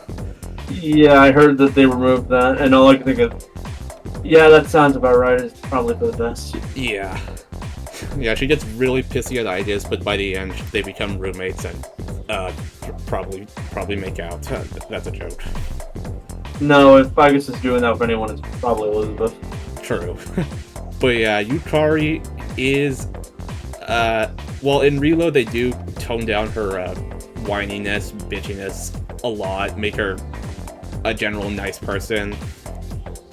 I'd say just for the fact that we've all spent 20 years dealing with the original, like low A tier at best. I was gonna put her near high A tier, but no, like I said, remember, for Persona fans, it's been like 20 years since the originals came out. And as someone who's been in this fandom for a long time, hearing the original Yukari voice clips still give me, like, PTSD, realistically speaking. She's going... Not real PTSD, but just flashbacks. She's going right under Hifumi. There. Yeah. That's about right. Yeah. She is still best girl in my opinion, but... at least romance-wise, but, you know... The past... That's subjective as hell. That is subjective as hell. You can... have your own best girls, and I probably won't fight you for it unless it's fucking Hanako or Hashawagi or something like that. Next up, we got Junpei Iori, Ace Detective. More like stupid. I'm gonna say... I'd say A tier. Oh, I was gonna put him in S. Oh, sure. So, like, if you want to argue for that, sure. Yeah, so Junpei is like... Well, he's the bro character of this game because every Persona game has to have a bro character. I know everything relating to his relationship with Shimori was really good. Yeah. Because I remember parts of that stuff.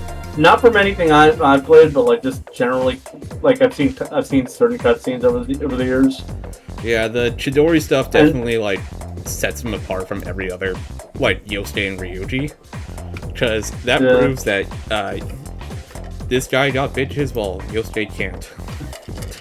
To be fair, I don't think I can blame any of the girls for not wanting to be Yosuke. Yeah, I mean Junpei. I also really can't blame anyone for not wanting to be with Ryuji, because Ryuji literally has a bad reputation. One of those cases where you know better, but let's be honest, the people around you probably don't. Like Junpei's the kind of character who's goofy, but he actually does. Unlike the others, he actually does know when to get serious. Well, the others do, but he does know when to get serious more than the others. He has I guess he's probably the character that grows the most out of the main party. Yeah, especially with the whole. If only just because not only does he have the Chidori thing, but he also has that character arc at the very beginning where he's jealous of Makoto. Yeah.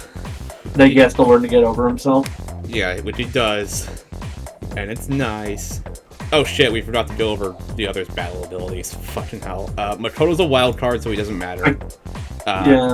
Yukari, uses bows and wind skills, and she's a healer, but Ken is a better healer, and she literally only has wind skills, while the others have at least 2 types of elements.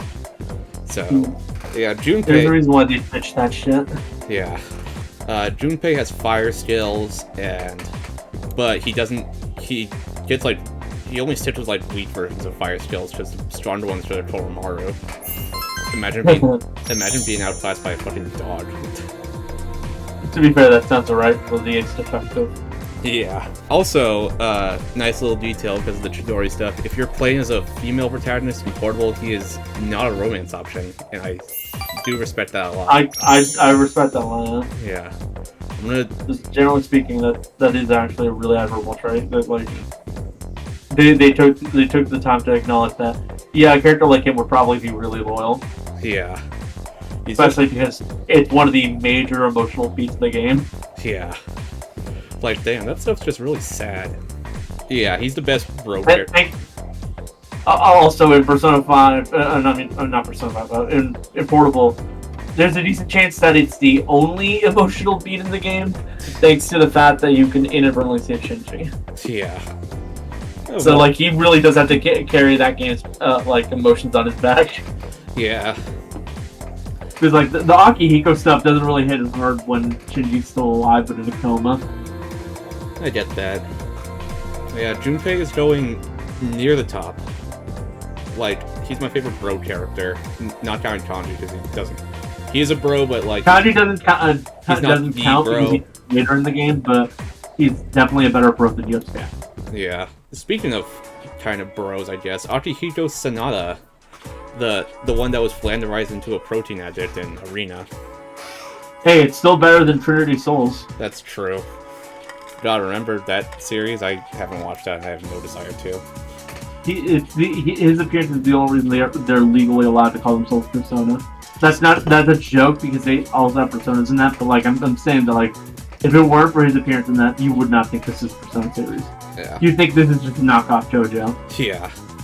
That's taking itself way too goddamn seriously. Akihiko has the funny meme line. I've been waiting for this. And that's all he's remembered by.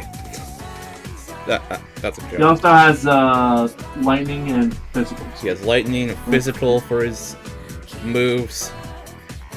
He fights with his fists, which is badass. Apparently he took down a bear, which is cool, which was mentioned off camera, but still. I do like Akihiko, but it's one of those things where, like, I like him, but... You know for a fact that his future's, like, it's all downhill from here. Nah, I was gonna say I like him, but I just don't know how to put into words why I like him. You like him for that emotional scene where he awakens his second persona. Oh, yeah, that was a good scene. Entirely dependently on Shinji's death. Yeah. Because if it weren't for that, he's just kind of there in the first half, and like his entire motivation after the introduction to Shinji becomes trying to get Shinji to join the group. Yeah. And then he dies, and that's when he actually gets like an actual motivation. But let's be upfront. After Persona 3, his characterization goes down the toilet. Yeah, like goddamn, all about protein. Like Chie's fucking personality is the flanderized, but she at least still shows signs of her original self. Akihiko is literally just all protein all the time.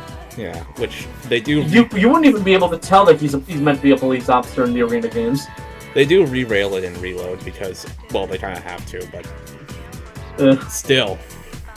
He's also, I believe, the most popular romance option for a female protagonist.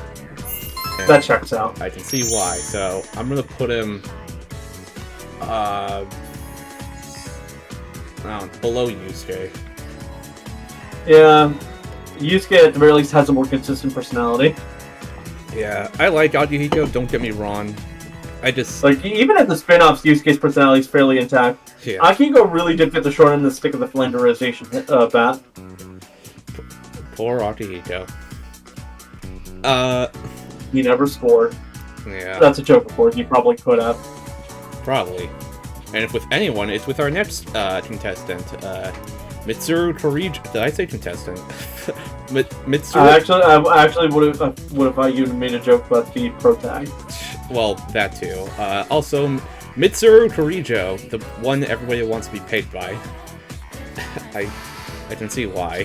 From what I remember, like the bits I've seen of her, and my experience with her, I enjoy her enough. Like I like her. She'd probably be the one I'd romance if it weren't for the fact that like Puka got a voice upgrade. Yeah. So Mitsuru is like, well, she becomes head of the Korijo group, and later the Shadow Operatives. I do like her in like the arena games. I'll say this much.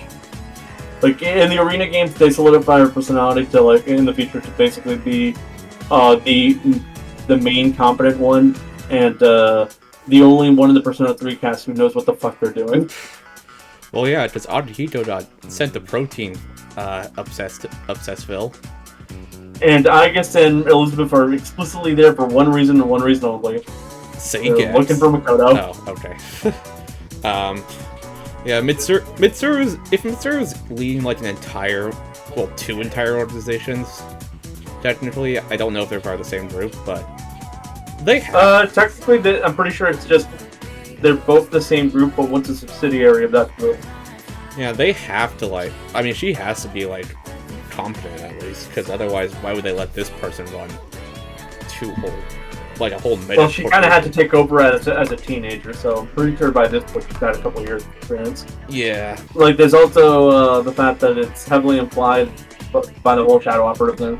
Yeah. That if the main characters in the Persona 4 would ever have actual jobs, if they were allowed to actually grow up, they'd probably be working under Mitsuru. Yeah. I wouldn't be surprised. So her social link shows that she does not know how to eat a fucking hamburger. And to be fair to her, as someone who watches a lot of food videos, you'd be surprised how often that comes up. Like, I complain about who eats a hamburger with a fork and knife, but my dad does that, so I can't really complain. No, I've seen enough videos of people doing that, and every time I go to a diner and I get a hamburger, for some reason, like half the time they'll toss in a knife. I'm like, I ordered a hamburger, not a steak. What's this here for? Yeah. And then in battle, she has ice skills. She has... Oh, she has a motorcycle. She has a motorcycle. So cool. She has a rapier. Rapier, I don't know how you pronounce it. It's rapier. Rapier. She was actually one of the people that stayed in my party throughout the game. I used her in the final boss. That checks out. Yeah, because she has good skills, and she's a later party member. And also, well, technically, she's there from the beginning, but you don't really get to use her until after a certain point. Yeah, she doesn't join until Fuka becomes a navigator, which is in June. So, and the later party members always kind of have a step up over the early party members, because they usually come in when all the good skills start coming in. Yeah. And then she, there's her executions, which are, well, the boys to see it firsthand with, if they do the... Also, it helps her that generally speaking, from my experience with these games, they usually give the more magic-oriented abilities towards the girls. Yeah. And that means that usually they're the party members that have the higher magic skills. Chie being the exception, but that's because she gets a bunch of really strong physical attacks instead. I guess too.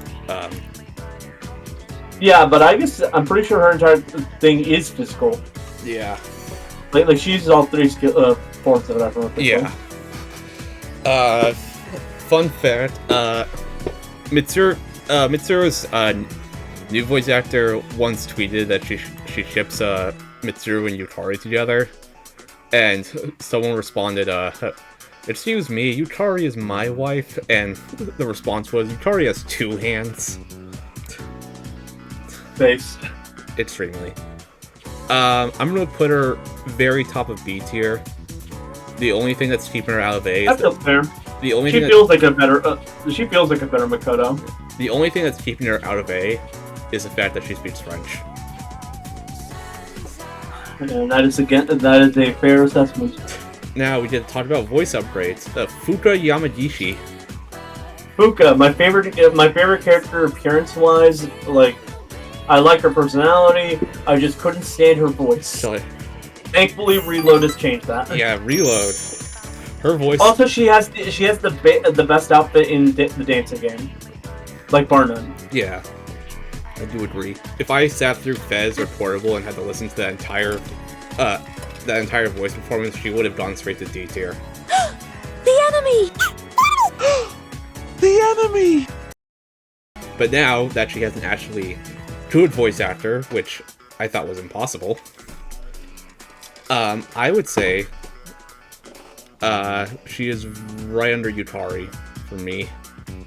I'll agree to that. They've only just because, let's be upfront, she's a navigator. Yeah, she's the navigator, so I can't comment on her battle skills. But yeah, she does have 20 years of having a bad voice acting role behind her. Same with Yukari, actually. Yeah. Also, again, no disrespect to Yukari's original voice actress. It really is just voice direction in that game is bad. Yeah. You really want examples? There's a reason why most of the memed on lines are from the original version of like 3 and Fez. Also, I believe Fuka was the start of the Persona Girls Can't Cook curse because Atlas thinks it's funny.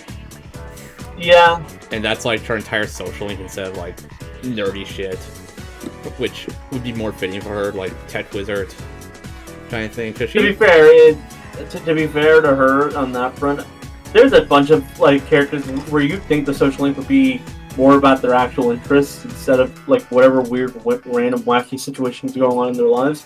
But then they don't do that. Food was also funny as well. A bunch of the funny moments come from her. There's one where like you can check in on like hidden camera recordings in her room, and Mitsuru knocks on, and she thinks Fuka's like masturbating, so because of the noises coming from it. So, I mean, to be fair, someone who watches anime, that's more common to choke than you imagine. Yeah. Also, Fuka was like one of only four social links I did not max out. Mitsuru was also there, but I got to rank 7 with Fuka, which is higher than I thought. And to anyone who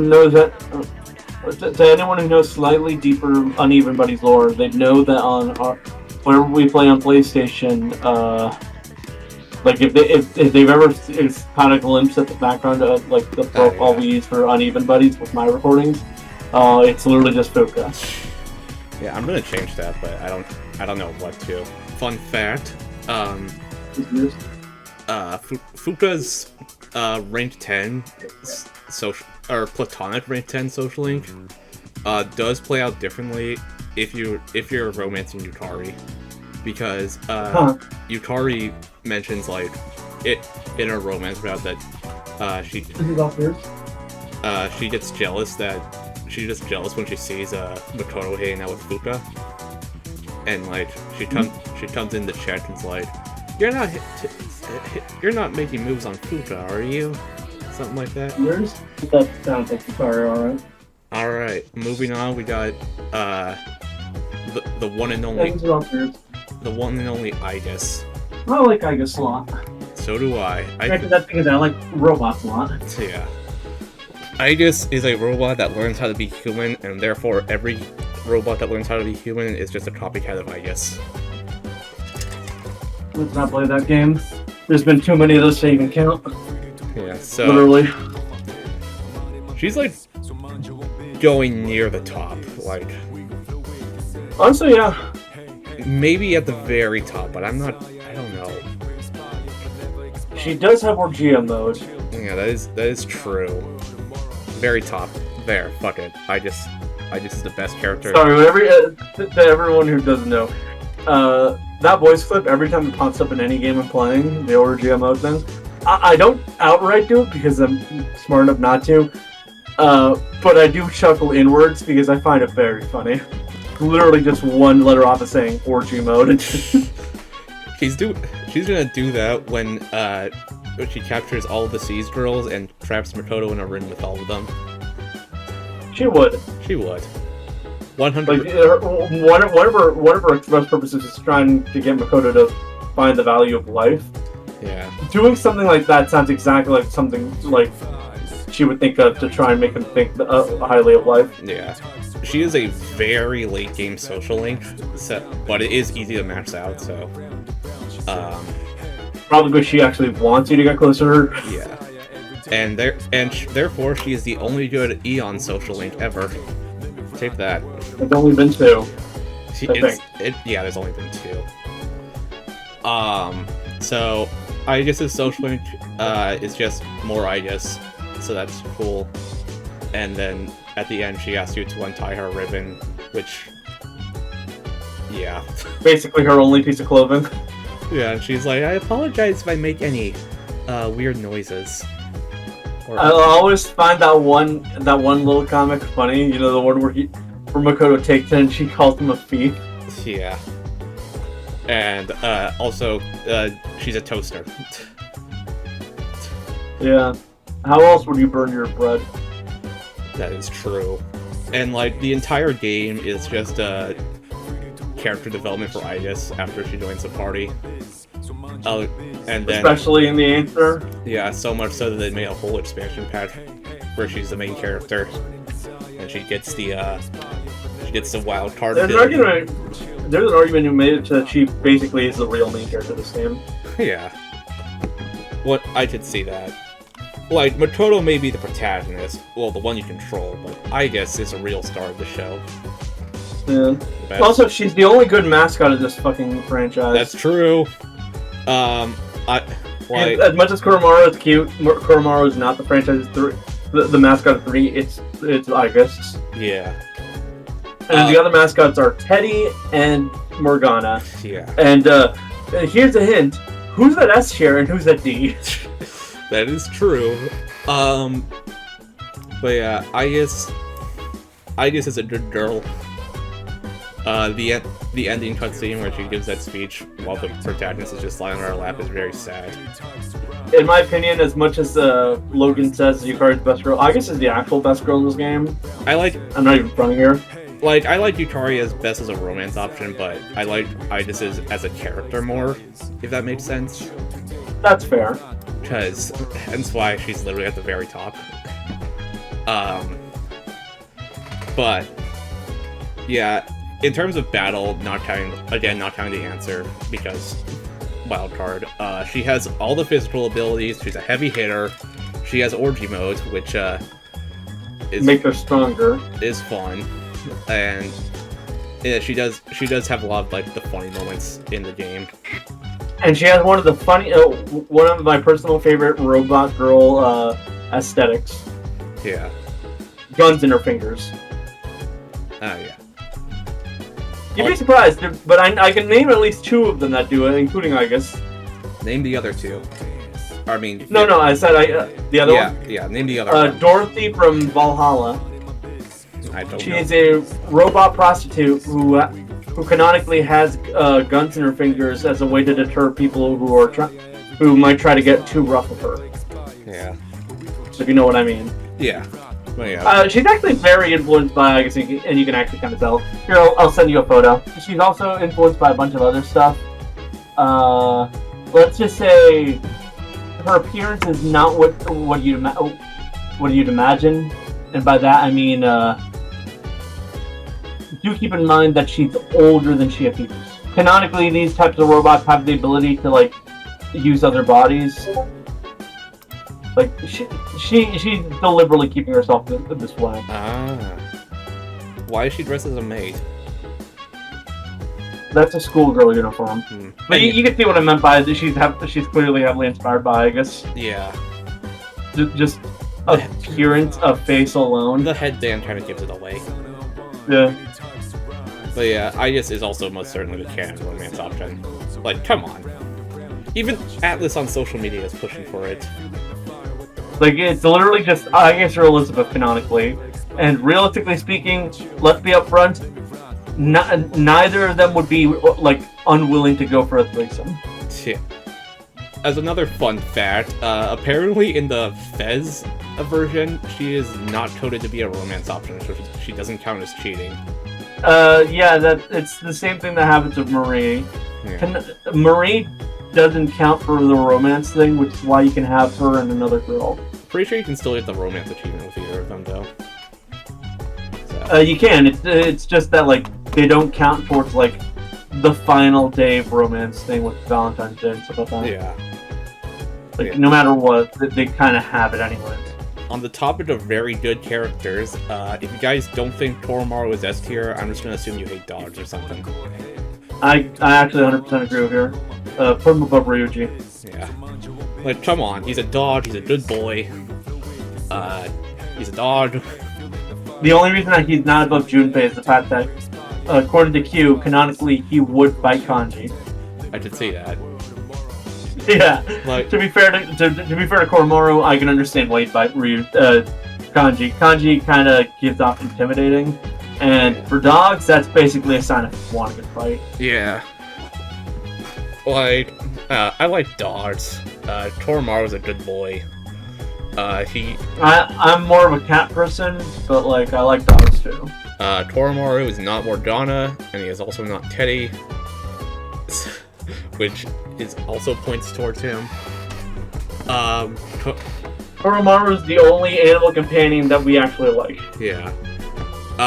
In Portable, he just like how I guess is the only mascot we like. Yeah. Which really does say that like these archetypes that got introduced in 3 should have stayed in 3. In Portable, he has a whole social link for the female protagonist, which I find funny.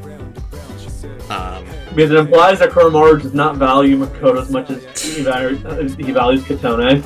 Yeah, he is a good boy, at least. I've said that a lot, but he is. He is, and he can fight. Yeah. In battle, he already has his second-tier persona, which is badass. So... which also makes him immediately more viable than, like... Yeah. Let's be upfront, Yukari. Yeah. Or heck, even Junpei. Like, speaking of Junpei, Toromaru gets access to the stronger variation of fire, while Junpei doesn't. And he also gets darkness attacks, which is cool. But Junpei does get the Suffering Built-More character archetype. That is true. Which, if you're in certain fandoms, you'll know is somehow, in some way, better than no character development at all. Yeah. And Toromaru, I say he's just kind of there for the whole game, but he's a fucking dog. What do you expect out of him? Of course the fact that he's willing to fight with you is the best you're gonna get. The fact that the fucking dog has a persona and it doesn't actually speak English is really funny. But Toromaru, yeah, he's a good boy. Nothing more to say on him. Doesn't he wield a knife in his mouth? Yeah, he does. Okay, then enough has been said to say this. Good enough. Welcome back, Sif from Dark Souls. Also, you can replace a knife with a bone. Which, again, top tier. Characters I do have something to say about. Ken Amada. Ooh, Ken. Oh lord. He's just He's Ken. a good party member. He's a good healer. But, like... He was in the final battle. But I'm gonna be up... But I will be upfront. Let's save the thing, if you know what I'm talking about, for the end. I'm just gonna be upfront. Ken's C tier best. C tier, yeah, like top of C tier. I'd say so as well. Like, Ken has way too much baggage. Ken, like period. Yeah, he was in my party when I did the final battle, and so was Itis as well. Because because he is a better healer than Yukari, and he also has bless attacks, so that's cool. And he carries a giant spear. I don't know why S.E.E.S was fine with laying a fucking 11-year-old into the front lines, but okay. They were fine with a dog in Junpei. They'll be fine with an 11-year-old. Yeah, that's true. I'd say they were fine with a robot, but she was specifically built to fight Shadow, so... Heck, even more fair, they were fine with tossing Yukari in there, and Yukari straight up couldn't even summon a persona for the first hour of the game. Yeah. So Ken... other than that, he has no social link in the mail route, so we're just going to ignore that, and then there's this... Thank God we can ignore that, because, that... And his other thing is his whole shtick, like his whole grudge against Shinjiro and wanting to kill him. Which, pretty much. Look, I'm sorry, but as much as like I don't dislike Ken, the whole grudge against Shinji is probably one of the most annoying aspects of his character. Yeah. Because like Shinji is clearly remorseful and tries his hardest to help Ken out and everything. And then there's the fact that Q directly pissed me off by doing the whole getting Ken to forgive Shinji only for them to wipe his memories. And I'm pretty sure QQ probably did the same thing. Fact of the matter is, thanks to that stuff, it's like, Jesus Christ, they really are determined to let this thing play out. Yeah. But like, the issue I have with Ken is, he is refusing to let anyone like speak up about it because, like, there are people who know the truth about that incident. In fact, he's working with two of them. Yeah, Akihiko and Mitsuru.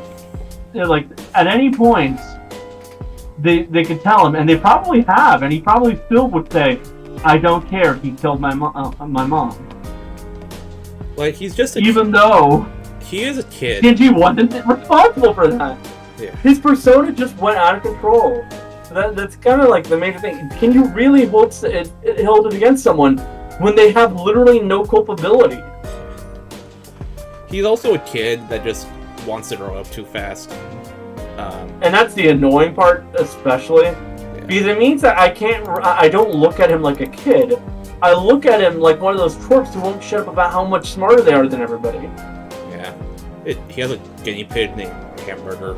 Now that we've gone over our issues with him with Shinji, let's go over our issues with him with Katone. So, because that growing up too fast is really bad. So, they try to, like, give him an actual character arc by, giving him a social link into female route of Portable, and then it seems all fine, and then the romance option hits. Katone... The fact that you are allowed to romance a literal kid is disgusting.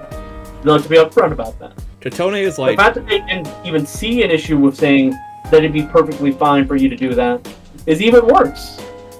Katone is like 17, which is still technically a child, but still. Not really.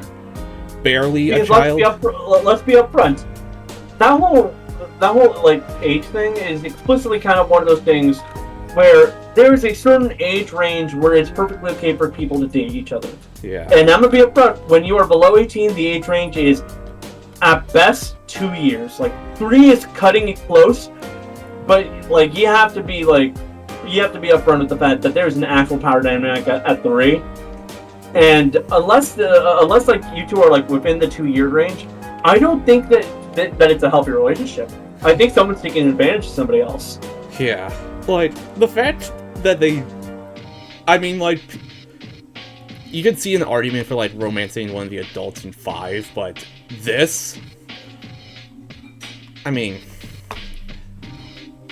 Look. This is wrong. I know a guy... There is no argument for a child. I know a guy who dated a freshman while he was a senior, but this... I am glad at least that there is like a group of modders that are working to bring the Katone into Reload, and they have made it very clear they are not going to include the romance route at all. I think the fact that the romance route is even there is explicitly why they didn't add Katone into Reload. Yeah. Well, they say budgetary issues, and they re-released Portable already. Sure. But... like it wouldn't, like a Katone DLC wouldn't be making bank. Yeah. I do remember when Portable... Which, I'm gonna be upfront, I think that's what's actually gonna be happening. I think, like, in the lead-up to the announcement of Persona 4 remake, they're probably gonna be also announcing, like, a Katone DLC, and they'll be charging, like, $30 for it. $30 is too generous. Yeah, you're right. They'll charge it like a brand new game. Yeah, another $70 down the drain. But yeah, the whole romance bogs Ken down a lot. But like he was already kind of annoying because he was deliberately designed to be kind of an annoying little shit relating to when it came to Shinji. But like, just generally speaking, throwing in that romance really just kind of drag him to the point where I don't like talking about him as a character. I don't even like acknowledging his existence because of that. His link, like, he does get like linked episodes in Reload, which are just basically a fancy way of saying social links, but not really. Which I now fully blame for my inability to max every social link in my first playthrough. But it's basically just his portable social link, but with the male protagonist, and therefore no romance. Cool. Kind of still C tier. Let's just be happy that you're not allowed to. Yeah. Alright. Moving on, we got Shinjiro Aragaki. I can't wait to use him against the final boss. I just got this character to level 100. Can't wait to use him at the final boss. Wait, the fact that someone did that is hilarious. Yeah, and oh man. Shinjiro's purposefully designed to be overpowered when he's in the party. And that...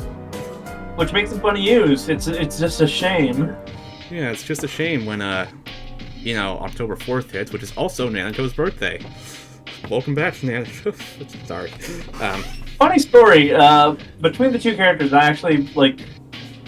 Between Akihiko and Shinji, I prefer Shinji as a character. I do too, actually. I like Shinji. But, well, not like a lot, but like most of it is just kind of trying to get him to rejoin S.E.E.S, and then when he does, he just sits there. Well, but that also means he doesn't have some of the worst moments that these characters have. That's true. I mean, which makes him more endearing because the fact that you don't see him mess up as much kind of just makes it so that like you're more attached to him by the time he dies. Yeah. He also likes cooking a lot. One of the hidden camera recordings is just him watching the cooking show with Koromaru, and then Ides and Futo walk in, and he's like, "Oh shit, I can't let them know I'm in the cooking." And I think the funniest aspect of Shinji though is that literally every single goddamn Persona 3 abridged I've ever seen makes the same joke that he's actually Shinji Ikari from Evangelion. I've never seen Evangelion, so I can't comment.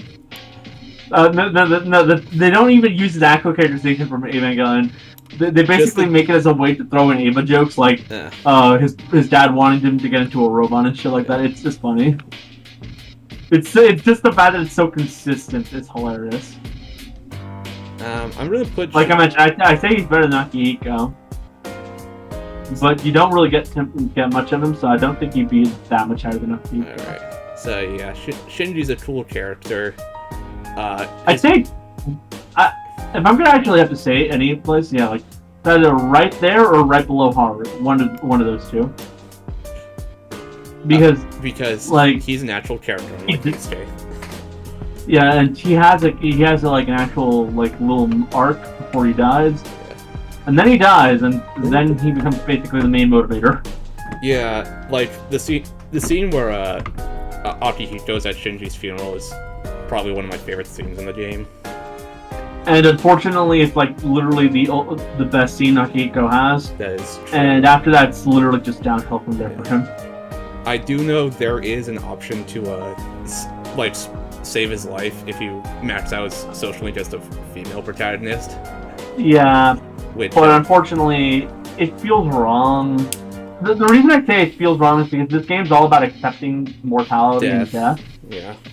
So the fact that you can save the character destined to die feels like,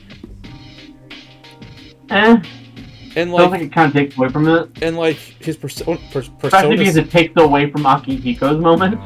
His persona suppressants were like slowly killing him anyway, so unless he gets like better medical treatment, he's still gonna die. This is the case where someone terminally ill just gets murdered. Yeah. Like I feel bad and I really like miss him. That doesn't change the fact that I knew that was gonna happen. Yeah. Another weird thing I want to comment on.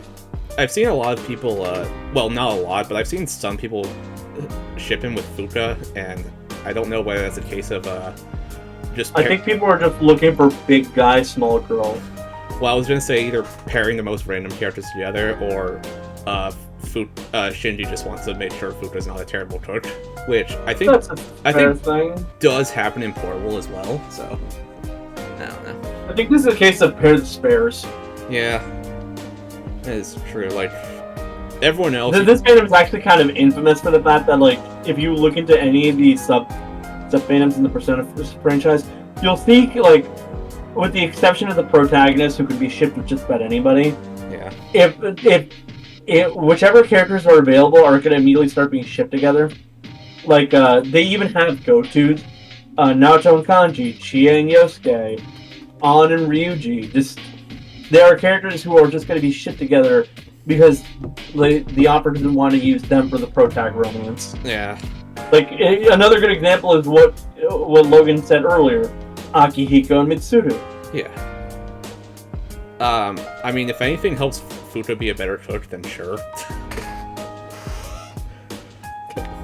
The entire universe that this takes place in needs some cooking lessons. Yeah. Next up, we got Metis, Idis's sister. My sister! Sister! Hey, sister! Hey, sister! Hey, sister! You're my sister! Oh, I was just calling you my sister because you said I could, right? Let's, Lord, this is also my opportunity to bitch about the answer. Yeah, I'm giving you full right to just bitch about it. Yeah. You weren't gonna get an option on the actual channel. Yeah. As a fun fact, I have actually met Metis' voice actor at a convention. So no disrespect to her, I'm guessing. Yeah. Well, the Reload version. And she is a cool person. And I did overhear, like, someone asked her, like, what was it like playing Metis, and she was like, yeah, it was very fun, but there was so much dialogue that it got exhausting at some point, which I get. Like, not 50% of her dialogue is a variation of a sister. Yeah. Like, I like her I do like her design a lot. Like, on some level, she's literally just, I guess it's humanity, but I'm sorry, couldn't they have written her better? Most important thing to me is my sister, and that's not going to change. They do give her more of a quote-unquote character in the Reload version, which you have to pay $35 for. Which is a lot. So, you know how everyone complains about Marie and shit? Yeah. I feel like Metis is literally like everything that they actually complain about Marie. So, like literally most of the Marie complaints I've seen could be lobbied at Metis and would actually be true, unlike Marie, where I feel like people are kind of overblowing it at times. Hey, let's just be happy she doesn't have the issue Sumida has. Yeah. Metis doesn't the issue being that the story isn't actually about her, but some other guy. By the way, as someone pointed out, it really is weird to know that, like, I saw some people talking about this. Am I correct in hearing that, like, Sumida essentially got the Marie treatment where her inclusions didn't really feel all that natural, while Maruki felt like it was completely natural that he was in the game? Kasumi kind of. Maruki does, but I mean, like, Maruki does feel natural.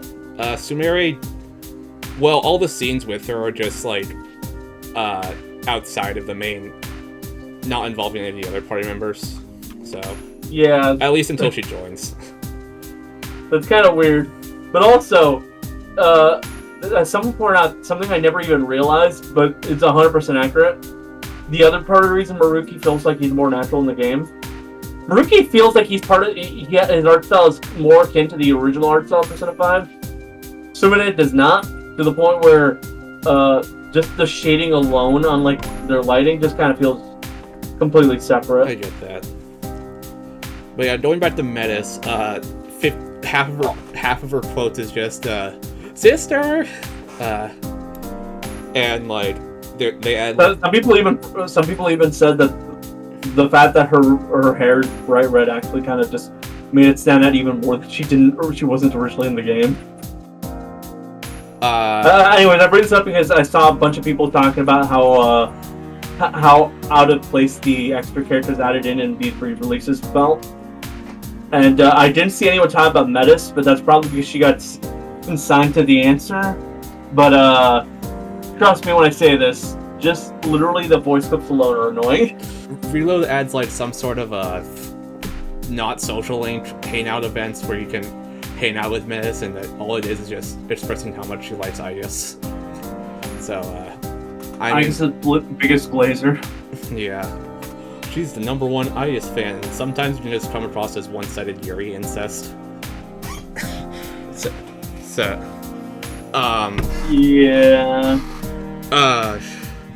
Other than the whole sister stuff, she can be funny when she's not being annoying. Probably because, she's technically still Igus. It's just, Igus, if her personality was dialed up to 90 million focused on one thing. Yeah. I do like her design a lot, as I mentioned. In terms of battle, she effectively replaces Shinjiro, but she now has ice and wind skills as well. She even uses the axe, so... And she has orgy mode, so... Cool. Good on her. Good on her, and she never left my party because I feel like she's a brand new character. I kind of should have her in my party at all times. I feel like she'd still be at the top of D. D? That's a bit harsh. Fine, bottom of C. That's B tier, bottom of B tier. I'd still have Ken before I'd have Metis, dude. God. How about this? Right next to Marie. Top of C. No. Alright. Right next to Marie. They're basically interchangeable in how people feel about them. Yeah. But one's actually a party member and the other one isn't. Yeah, and going in, like, when I first played it, I was like, why is this character never mentioned in any future media ever? So my first theory was, oh, she's gonna die and everyone's memory of her will be replaced for some reason. But no. Yes. The Q gambit. Yeah. But no, it's like, instead it's like a fucking... They were never really a person, they were literally just Igus. Yeah, they were literally... having like a split personality moment. Yeah, Shadow Igus, kinda, even though she has a persona, which... Okay. To be fair to her, that just essentially makes her Teddy again. Yeah. Teddy, but if she was a cute robot girl. Which, unironically, would make Teddy, like, at least double more, worthwhile and tolerable. Well, that's look, as much as people would give me shit for that, let's be upfront. We as a society are a lot more willing to accept cute girls doing terrible shit than we are, like, guys to do that. And as much as that sounds hypocritical coming from someone who's advocating for it, it's 100% the truth. Okay, what if I put her right here? That would imply that I enjoy being around her. Design-wise, yeah, she's great. Personality? Come on. I can only hear Siscon talk about their sister so much before I want to punch them. Siscon. Come on, let's be upfront. She's a Siscon. She's talking about her. She's talking about her sister the same way that fucking Komaru does about Makoto. That's true. Like, god damn. And we give Komaru a ton of shits for that. Like, Igus even says, like, at some point, "You are not my sister," and she still calls her sister. Granted, they do make up by the end, but still. Probably because Igus is somewhat aware what she actually is. Yeah, like, I was having thoughts that towards the end she was like, oh, is she a Shadow Igus of some sorts? But I was right, but it wasn't in, like, the way I thought it would be. And I'm not sure how to describe what I thought it would be. But Igus... not Igus. Fuck. Yeah, Metis is fine. She can be annoying at times. A lot. But she's just a kid. Well, not to throw just a kid excuse out there, but because kids can be annoying. Look at Ken. Look at Ken. But, like, she's good in battle. She can be annoying. Kevin, copy color turn. What? Hey, Kevin, what do you think of Metis? Kevin, what do you think Sorry, I was showing him a meme. What does he think of Metis? No. Okay. Gavin has no opinion on this character. Okay, cool. Metis. Evan just walked away giving me a look like, of course I wasn't about to pay $35 for the answer. I got it for free on Game Pass. He was using Game Pass for that for Persona 3. Yeah, they gave out the DLC for free for like a year. I think he just didn't want to touch the answer then. Okay, that's fair. Now let's bitch about the answer because, Lord, it's just like they took out everything that. It's just like Persona if they took out all the social links and just made it Tartarus, and Tartarus was already not that great. Look, the best Tartarus thing is that the best Tartarus has ever done is give us the one clip of Alex Lee and Fuka's voice actress. Yeah, that one. The Grim Reaper. Yeah. Well, I like the music of the answer, but it's Persona. Come on. I don't know. Like, you have to play through like so many floors, and then you get a door showing this character's backstory. You do get to see Child Mitsuru, which was something. And then you go through another door, see this character's backstory, another door, that character's backstory, and repeat it like 6 or so times, and then, you get the option to go back in time to like save Makoto, and then they go into whole Civil War mode, and they're like, and then like S.E.E.S goes into Civil War because Yukari wants to go back in time and see Makoto. Some people just want to move forward, and then they have a big fight, and it turns out Ius wins, and then they have to go fight this thing called Erebus, which Makoto is sealed away. And yeah, the major twist of the answer is that Erebus is what's pushing next to kill everything. Yeah, and so if Makoto did not become the Great Seal, humanity would fucking die. And then it's revealed that Metis is Idus's repressed human emotions. And I don't know how long have we been bitching about Metis? God. Enough. But yeah, the answer is not worth $35. Barely worth playing for free. I only did it just because I felt like it. You could just watch all the cutscenes on YouTube and get the same experience. I can imagine if I play the original version, she'd probably be even lower because she's had less of a personality. Yeah. Alright, on to the social links of Persona 3. First up, we got Kenji, what's-his-face? Kenji Tomochi. I'm gonna be upfront. Tomochi. You're gonna have to handle all of these because I do not have opinions on them outside of what I do know. Alright. So Kenji's whole thing is that he wants to fuck his teacher. That's it. So he's just Joker who wants romance Kawakami. Yeah, like when I played it, I didn't feel really strongly towards like this guy. He was just kind of there, and like, oh, he wants to get groomed so bad. Like, okay,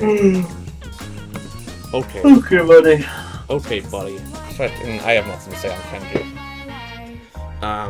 My only opinion is, look, depending on which teacher you're talking about, there's a decent chance that the main character might be fucking her.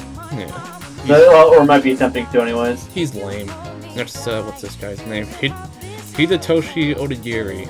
He's in the student council, and his whole personality is that, well, his initial personality for, like, most of his social media is that he's an asshole, and he wants you to agree with him all the time. That's F tier, alright. Yeah, I have never ever liked characters that's entire personality is, oh, I'm an asshole, and you should agree with me, or something like that. Everyone else is wrong, I'm right. Like, it even punishes you if you try to call him out on this bullshit. Just makes it progression is socially slower, and he's also one of the 4 social links I never maxed, which is telling. Yeah. Yeah, fuck Odajiri. All my homies hate Odajiri. I think he's If the only ones below him are because they're either not characters or they're not actual social links. Yeah. Also, I'm pretty sure he's a romance option for the female protagonist, but I'm not sure. Why would you? That's essentially the equivalent of dating a block of wood. Yeah. Alright, what are these old people's names? Bunkichi and Mitsuku Kitamura. These two are pretty interchangeable. Fun fact, the person who voices the old lady is the same as Wanda from the Fairly Odd Parents. I kid you That's not. funny. I kid you not. Now, if only the guy was being voiced by Cosmo, then it would actually be real funny. It is not, sadly. Sadly. I found their story kind of sweet. Like, they had a dead son, and they want this Gekodon school is going to cut down like a persimmon tree, which people remember him by, and they try to protest that at first, but by the end they're like, okay, just cut it down. But I like them. I'm putting them above I. Fair enough. This motherfucker, Kazushi Miyamoto, from the track team, and only the track team and Reload because they cut out all the other teams you could possibly join. This guy is another one of those characters where you have to tell him to, like, so he has a knee injury, and you actually have to tell him to tough it out instead of like, dude, take a break to actually progress your social links to social link, which is like toxic positivity if I'm using that correctly. Just annoying. Like, I mean, it does come back to bite him in the ass, but I don't know. Going right bottom of C2, no, below Teddy. I just don't like this guy that much. That's fair enough. Chihiro Fushimi. My only experience of her is that crossover moment in Persona 4 Golden. She is in Persona 4. She is which is the lead up to the King's Game scene, so automatically that gives her a couple points on the upfront. She has a big forehead. And she is the student council treasurer, and her social link is primarily her just being played by like some rumor that she did something that she actually didn't. I forget exactly what it was. So, slut shaming. Slut shame. Well, it wasn't like anything sexual. It was just like, I think it was mismanaging money or something. And she has to work with the protagonist to clear it out. And she also has a phobia of men. And they explain why, and I just forgot. But I did match her. She is a very good person. I think I would put her. For the meme, let's put her right next to the other student council member on that same board. Look at her. Yeah. But she's not better than Shinji. Okay, then. Right here. Yeah, that sounds about right, actually. Yeah, she is cool. And she's in Persona 4, which is also cool. It's a nice little continuity cameo. I guess you could say that it is. That is what it is. Maya. Oh boy. Maya might be the funniest social link in the entire series, in my opinion, because goddamn. Yeah. She is just the personification of cringe. And if that was the point, then they absolutely nailed it on the head. Like, initially I thought she was just a fucking catfish, like some older man trying to get with younger people, but nope. Nope. It's your teacher, and God, piecing that together was like, okay. The funniest thing. Very top of it. No, it's not that high. Like, the scene where, like, where you say goodbye to all your social links, you end up actually confronting Toriumi in real life and finding out her identity. That scene's just funny. But she does, like, confess to, like, oh, I have a crush on my homeroom student. One of my students. therefore, Toriumi walked so Kawakami could run. I don't know if that's a good Granted, she was, like, super drunk during that time, so... I don't know. Yeah. She is going to go... She's going somewhere in A tier.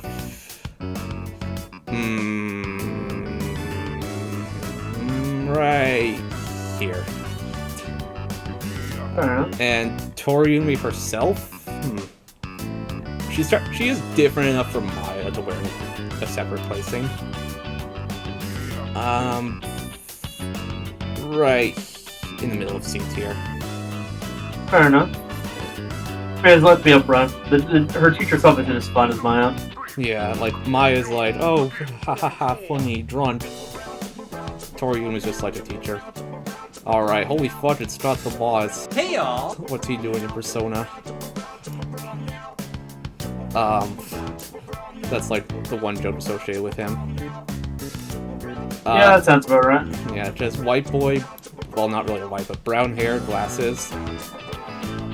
I did not match his social link, so, but he's an art student, because they cut out all the other clubs in Reload, but his dad wants him to be, like, a doctor, and, he spends some of his social link just trying to, like, save people's lives if they're having, like, a heart attack or something.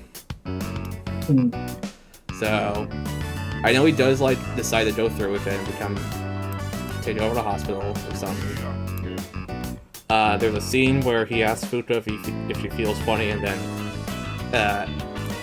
asks her to take off her shirt, which Could you remove your shirt? Also, open your mouth and stick out your tongue. What? Dude, I don't know.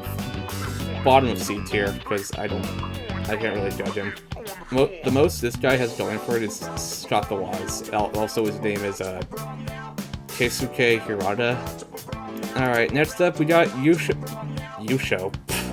We got Yuko Nishiwaka. I meant the team manager. I really like Yuko a lot. If Yukari wasn't there, I would have romanced her. Fair enough. Like, her whole story is like, oh, what do I want to do when I get older? And then she does decide, and I forget what it was. She has a group of kids that hang around her that calls Makoto her boyfriend, which can be true, but not. You still even go to her room even if you're doing the platonic route, which is interesting. I don't know.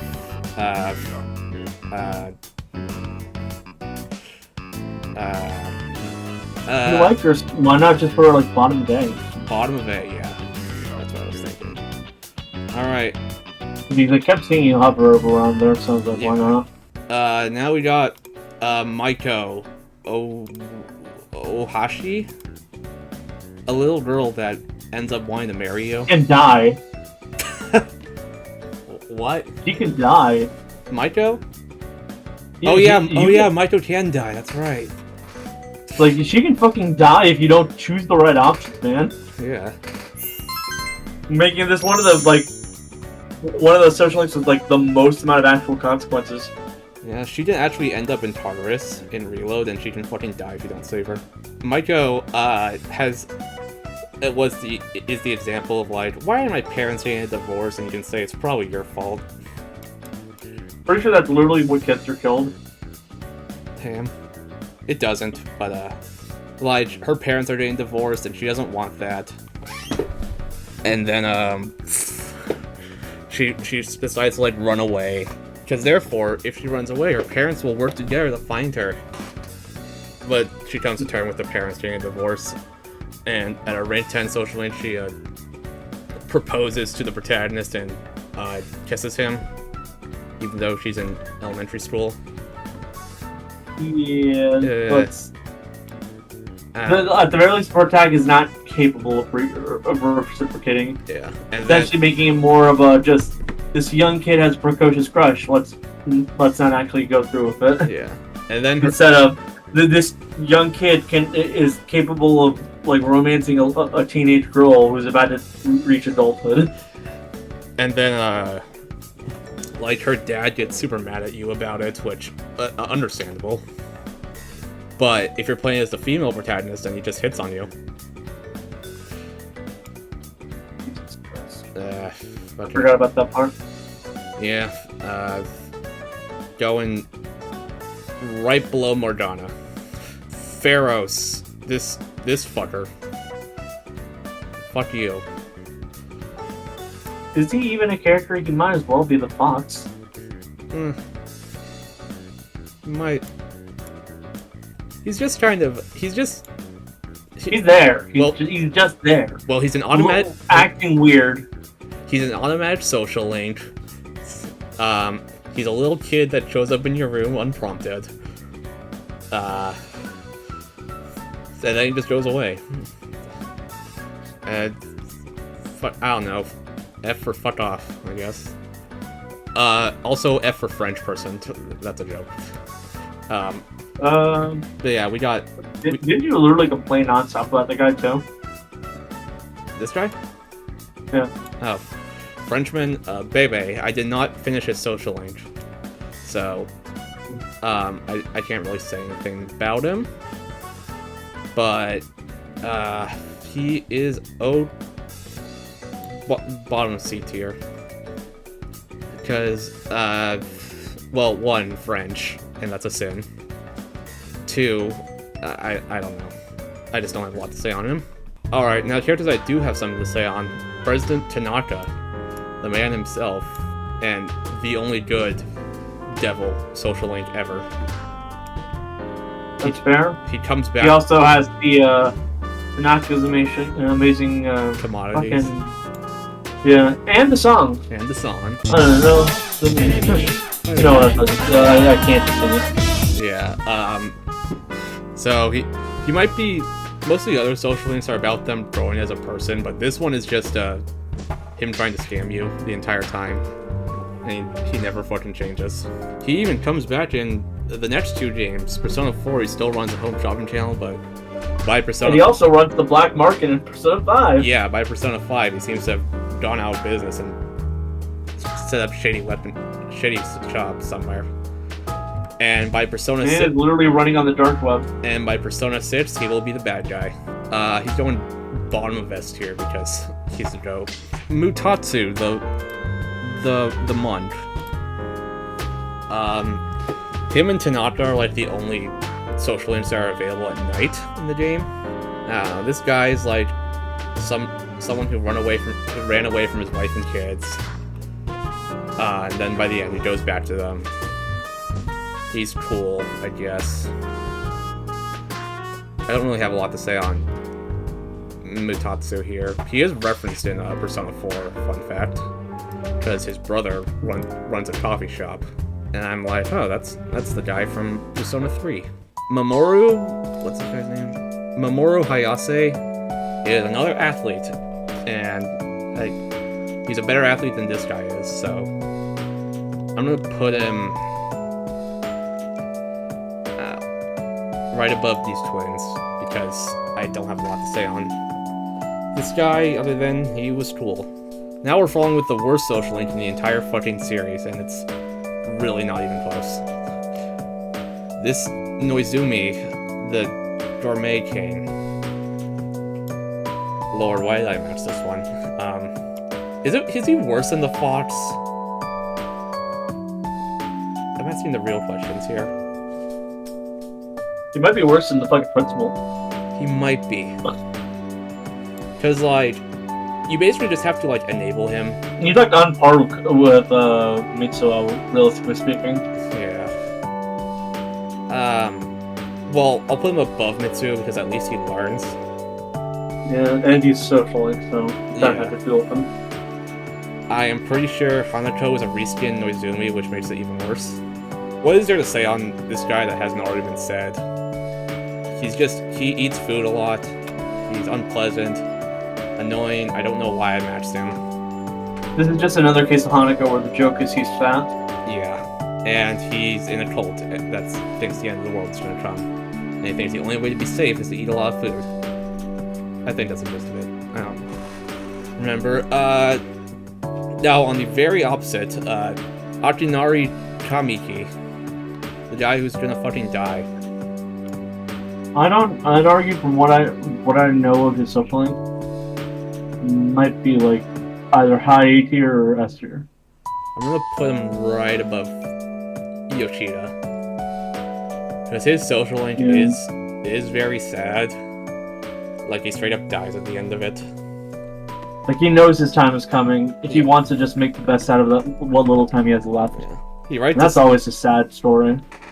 You write the story about a pink alligator, and it's referenced in the future games. It's referenced in the future games, which means canonically, his social link was matched. Though I would like to think that canonically all the social links are matched, because because it would be kind of a dick that they weren't. All right, on to some story-based characters.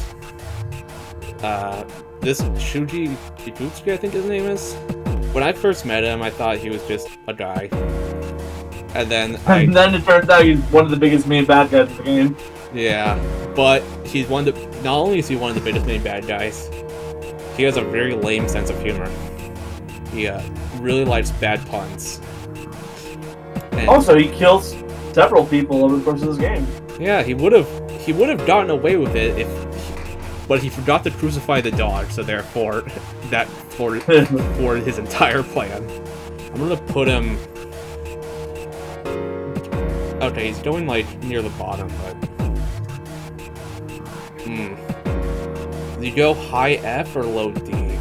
So like on one hand, he's just kind of there, and also he has. Yeah, okay, bad puns are enough for F tier. It's a silent. Like, God, if you were to listen to them, you would want to bash your head against the wall. For good reason. Always be prepared for heavy lifting during a mission. Because shadows aren't light. Oh, whoa, I'm getting a little off subject.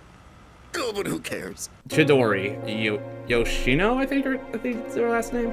Chidori is not like the other Strider people, and that's because she is hard carried by Junpei. And her whole subplot. She's the only likable one. Yeah, the only likable one. She's a dots girl, which I guess extra points. She's also what keeps Junpei from dating Kotone, which is probably for the best. Yeah. And I'd say B somewhere. Yeah, like high B tier. Right above Kawakami. Yeah, that's about right. Chidori, I know it's possible to revive her. And then they just flip-flop on whether or not that's canon. But man, I don't know. She's whole thing about her is just sad. Realistically speaking, if it weren't for the sheer amount of dialogue in this game, she'd basically be more of a plot device than anything else. Yeah. All right. Next we got Jin. Fuck this character. The guy who gets himself blown up like an idiot. Yeah. Fuck this guy. I don't like him. I also did not care for Revolver Jesus. He's just an annoyance. And also he shot Shinjo, so... Newsflash, I don't care for the next guy coming up. Yeah, Ryoji Mochizuki. Lord. Because that third movie really killed his character in my eyes. I know he is a romance option for a female protagonist, which, like... And you wouldn't think it, considering how that movie makes it feel like it's a romance option for the male protagonist. That means, well, gender doesn't matter to him. Yeah. But yeah, But the joke here is that, like, this guy is quite literally the harbinger of the end of the world, because he's actually just Nix in a bodysuit. But, like, he's kind of annoying in the fact that, like, the second he shows up, the entire game switches gear to be all about him for a while. Yeah. It is so annoying. So he's quite literally the spotlight stealing squad. I just should have shot him right then and there. And I would have been happy. She would have been expelled, but yeah. Come on. Also, he's an automatic social link, so... Is he? No. Oh wait, no. He actually kind of is actually. Pharaohs. He's also Pharaohs. Yeah. They're the same character. Yeah, but he is less annoying than Hidetoshi, whereas Pharaohs is a kid that shows up in your room in the middle of the night, so, which is the most annoying. Which also makes the romance kind of weird if you think about it. Yeah. You technically know him as a kid too.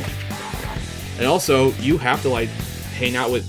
His social link is only available for like a month, and you have to hang out with him every opportunity you get. Otherwise, you're locked off from matching it. That's annoying. What if I want to match out these other characters I'd rather spend time with? Natsuki. This character. This bitch.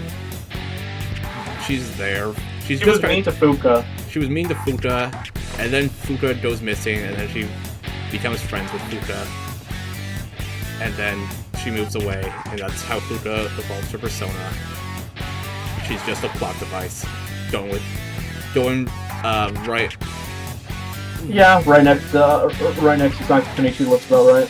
Yeah, plot devices unite. Kurosawa is a guy that sells you stuff. So he sells you guns. Yeah, but he doesn't. That's a joke, actually. He just sells you all your weapons, but like. Yeah. He doesn't really have a character outside of that. Somehow less of a plot device, but he's basically just a stopkeep. So honestly, he should probably be below Joker. Because, C tier, he's just there. Yeah. Mitsuru's dad is kind of a sack of shit. But canonically, the shit that he did over his tenure as the head of Kirijo Group is really fucked up. Yeah. It doesn't appear that way because he's actually like a fairly solid father. Outside of the whole drafting your kid to be part of a paramilitary group that fights the shadows. But the fact of the matter is, this guy is a corporate scumbag. Yeah. He gets shot and dies. As all corporate scumbags should. In Reload, his voice was Shinjiro's original voice actor, which means Shinjiro cannot escape being shot. Not for Katone. Katone Shiomi, the female protagonist of Persona 3 Portable. Some places I also see her called Minako Arisato, or sometimes. Which isn't canon to anything. That they just changed Minato to Minako. Yeah, I most often see that when they want to do like the male and female protagonists are twins. Yeah, kind of thing. But it's a fair thing to do if you're doing twin storylines. Yeah. Also, all I could say about her is also sometimes I see her called. Holy fuck! This bitch romance a 12-year-old. Yeah. I also see her called Hamuko sometimes. No one uses that. Yeah, I've seen it. It's always Minako or Katone. I've seen Hamuko like once. So Katone. Canonically, the actual name after Q2. Yeah, Katone was in the Portable re-release. So Katone, apart from being a pedophile, she sets herself undermines the main arc of the story by keeping Shinji alive. Yeah. Just generally speaking, has some better social links than her male counterpart, but not all the way. Some of Makoto's social links are significantly better because they're not involving dating a 12-year-old. And let's be upfront, the guys are much more boring than the girls. Yeah. At least Katone has the option. She gets the option of dating several guys, which don't really feel like they're worthwhile to even exist. You can tell by the fact that they're in D tier. Yeah. And F tier. The only thing I'm giving her is the fact that she is not a homewrecker, because she refuses to date a Junpei, which is good. Yeah. But at the same time, she's canonically definitely not the protag anyway, so. Yeah, Q2 does establish it's like a parallel universe or something like that. Yeah. Which is Atlas's way of saying this was a mistake. We did this for a Portable spin-off and everyone took it way too goddamn seriously. I do like the idea of a female protagonist, and then it was forever tainted by Ken. Yeah. And let's be upfront, if there's another female protagonist in the future, which I keep seeing people trying to make one for 4 and stuff like that. That's never gonna happen. You wanna know why? There aren't enough guys in the goddamn game. They're not gonna retroactively add one to a previous one. Well, she does have a different personality than Makoto did. Like, I mean, she's still depressed, sure. She's more outgoing and stuff like that. She's still depressed, but yeah, she's a lot more upbeat, bubbly. But I'm gonna be upfront. Literally, all of that kind of leaves a bad taste in my mouth whenever I think about her. Especially because people love her, but I'm like, you guys really like this character? The character that can date the 12-year-old? Well, you can not. She actually has platonic routes, but the fact that it's an option at all, just. Yeah. I remember when Portable was re-released, there was like a mod within a week of it that just removed that. Get rid of it? Yeah. But that shouldn't have been a thing that they needed to put in. I feel like the smart thing would have just been to have the Portable re-release just cut it entirely. Yeah, she's gonna... Like, sure, it would technically become lost media then, but let's be upfront. It's still better than having your protagonist be canonically a pedophile. She's gonna go right under Joker, because at least Joker knows... I don't know, I feel like she's a bit too close to a couple kids on this list. Okay. Let's no, like saying, let's knock her down a little bit more. Back to, right under Metis. Yeah, Jose doesn't have any actual human rights, I guess. Yeah, Jose is not even human. No, I was making a reference to Teddy. Only humans have human rights. I do remember my sister asked me, please tell me you can't romance a dog as a female character. Look, she's not white. God damn. Please tell me you can't. That's sadly an actual stereotype of white women. Like, that they're into bestiality. Gross.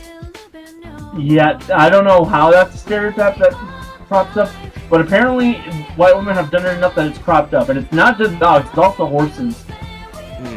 What about bears? No one's stupid enough to try that. Dogs and horses are domesticated, that's why they're able to do that shit. Onto the Portable exclusive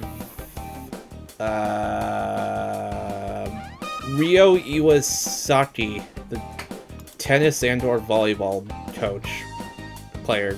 I have no opinion on her. I have no opinion on her either. But she looks like Yukiko. I know Yukiko does appear in Portable. Let's just have them in C tier for they barely fly. C.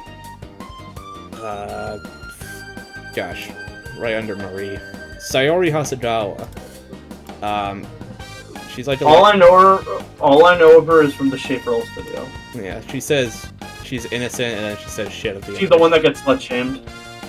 And then she says the word shit at the end of her social link, so I'm just gonna put her in B tier because of that. From what I heard, the social link is great. It's also, unironically, probably one of the best social links in 3, according to the Shaperless. Which is sad because it's locked away to one route on a spin-off that no one's playing anymore. Yeah, I mean, people just play it for the female route, unless they actually do remake the female route. When I do play the Femc route, I'll probably leave a comment updating my opinions on these 3. But, yeah. That's fair. Let's just toss in the last of the Femc route in there with, Theodore. Theodore just feels... Actually, no, I actually do have opinions on him because I played Q and I have met him. Okay. So, Elizabeth is... Elizabeth is the best. Let's hold her off for... Yeah, I was gonna say she's just S tier. Yeah, but where in S tier? I'd argue either between Naoto and Kanji or right below Agus, but if you have lesser opinions on her, then that's fine. I'm gonna say... right above Futaba. That's fair. Or...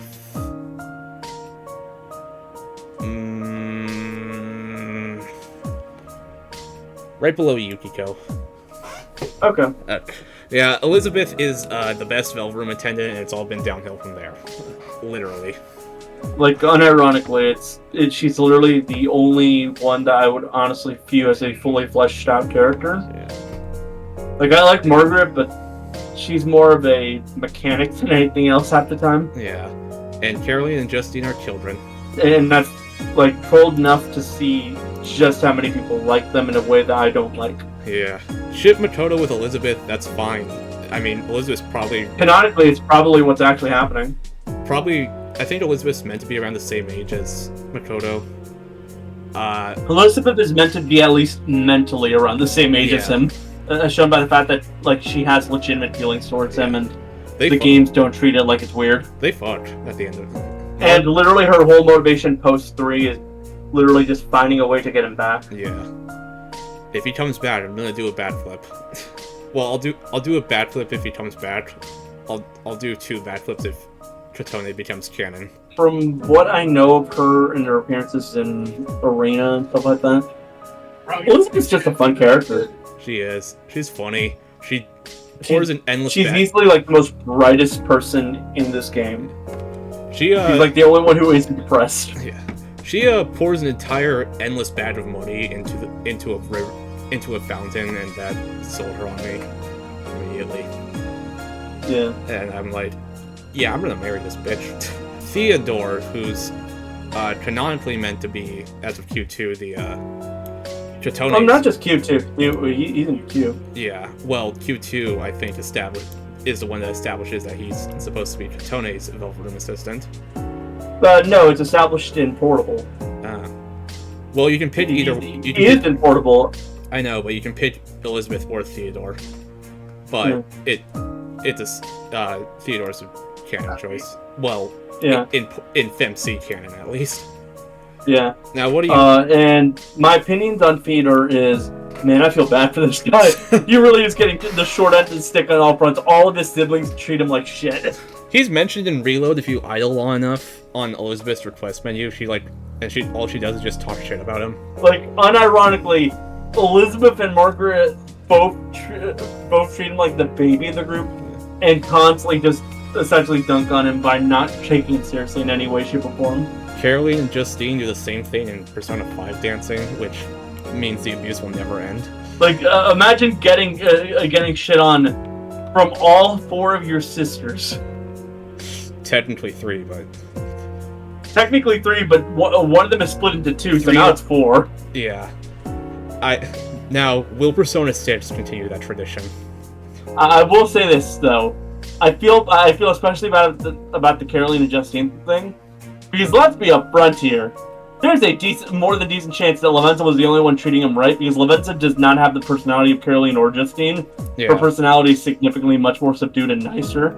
Yeah. So imagine having one sibling that actually treated you normally, only for her to be chopped up in half by a false god, and now her split personalities both shit on you at all times. God. Being Theodore must be suffering. Well, anyways, B tier. I put him like right between Margaret and Lavenza, so somewhere between those two, the characters in between them. I will say, he has the same voice as Narito Tomaida, so take that as you will. Meaning he also has the same voice as Makoto Naegi, which take that what you will. And Human Morgana, which we never once mentioned, for the better. It's for the best. But if there's one thing I have to say about that one, is that it makes Morgana realize that he doesn't want to be human.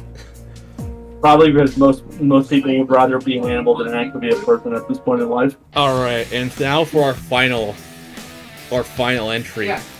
The man himself. For real this time. Igor, the true waifu of Persona. Oops. Shit, I can't take him off. I'd say A tier. A, yeah, he's like high, but like... I don't think he's S, because, let's be upfront, he's being carried by his vibes and, like, just coolness, but he doesn't have any actual characterization outside of just being the attendant. He has a long nose, and that's what everyone remembers about him. And there's a long nose song, which at least two of the Velvet Room attendee siblings have sang. Yeah. My master has a long... I think, actually, no, wait, I think, didn't Royal have, like, a scene where Lavenza references it or something like that? I don't remember, it's been, like, 4 or 5 years since I played Royal, but maybe in my Uneven Buddies playthrough I'll come across it. Oh well. But yeah, Eeyore is just the big good of the series, pretty much. Technically, he's just the chief dragon with the big good. Yeah. The actual big good is Philemon, who hasn't shown up since 2. Yeah.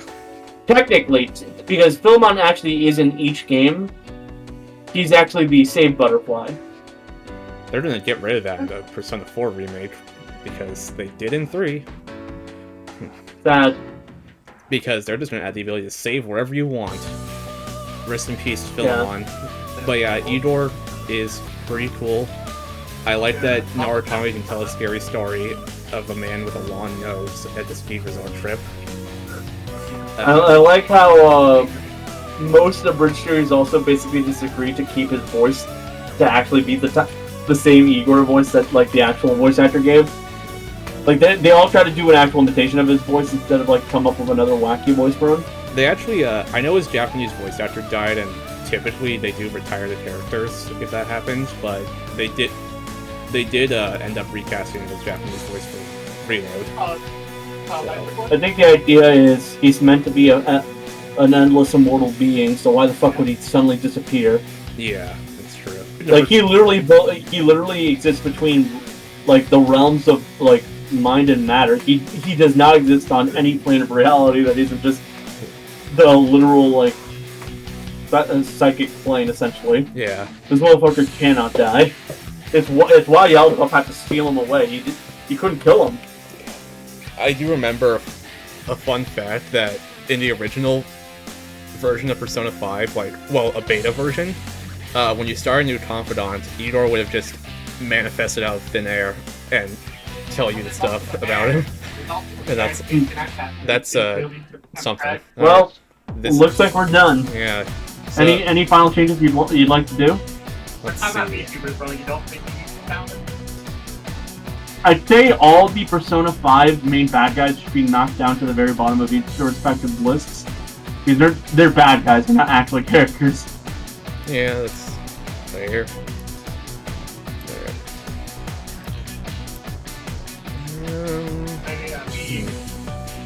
You went over the fucking mob boss, the Yakuza guy? I get the feeling that you left the guys at F not lower than that because the characters below them are actually just kind of reprehensible. Yeah. How can you go lower than this thing? Or this thing? Or this thing? Or this thing? Yeah, that's fair. Maybe Jose should go down to the bottom of C2, because he's not a character. Yeah, this list seems pretty good. I'm ready to respectfully argue with people in the comments. Let's just save it just in case for later. And also, we should probably pin it in our chat just to have it be one of those things where we can pull up at any time if we want to discuss it in video. Oops. I gotta delete this tier first. Alright, that's our Persona character tier list. Important games only. You guys can disagree with us in the comments, but please don't be an asshole about it. If I go for the Persona 4 anime would be here, she'd probably be top of S tier, just going by our personal opinions. This list does not matter. Yeah, this is just our dumb opinions. If you disagree, that's fine, just don't be a dick about it. Just because we put Teddy in D tier. To be fair, I think people arguing about that would be arguing that he should be in F tier. Alright, or Fox in F tier. And that's all I have to say on this. Yeah, okay. I don't know what else to say.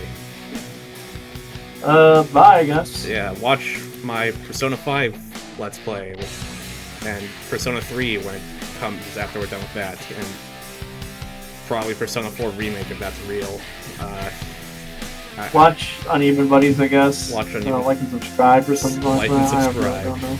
If you guys want to see us rank other characters from other series, then let us. Weren't we already planning on doing a Danganronpa one anyways? Weren't we? Well, I was making a big Danganronpa retrospective, so. I don't know. We'll see. We'll see. We could do Danger Road. We could do Ace Attorney. We could. We were planning on holding off Ace Attorney until we actually played the other game. Yeah. We could. Unless we were just doing the trilogy. We could do a. I don't know. Give us your recommendations, and if we know the series, we might do it. Yeah. Not Kingdom Hearts because everyone will go in F tier for me. Except Goofy. The only experience he has is our playthroughs because I'm the one playing and trying to get him to like pay attention to it.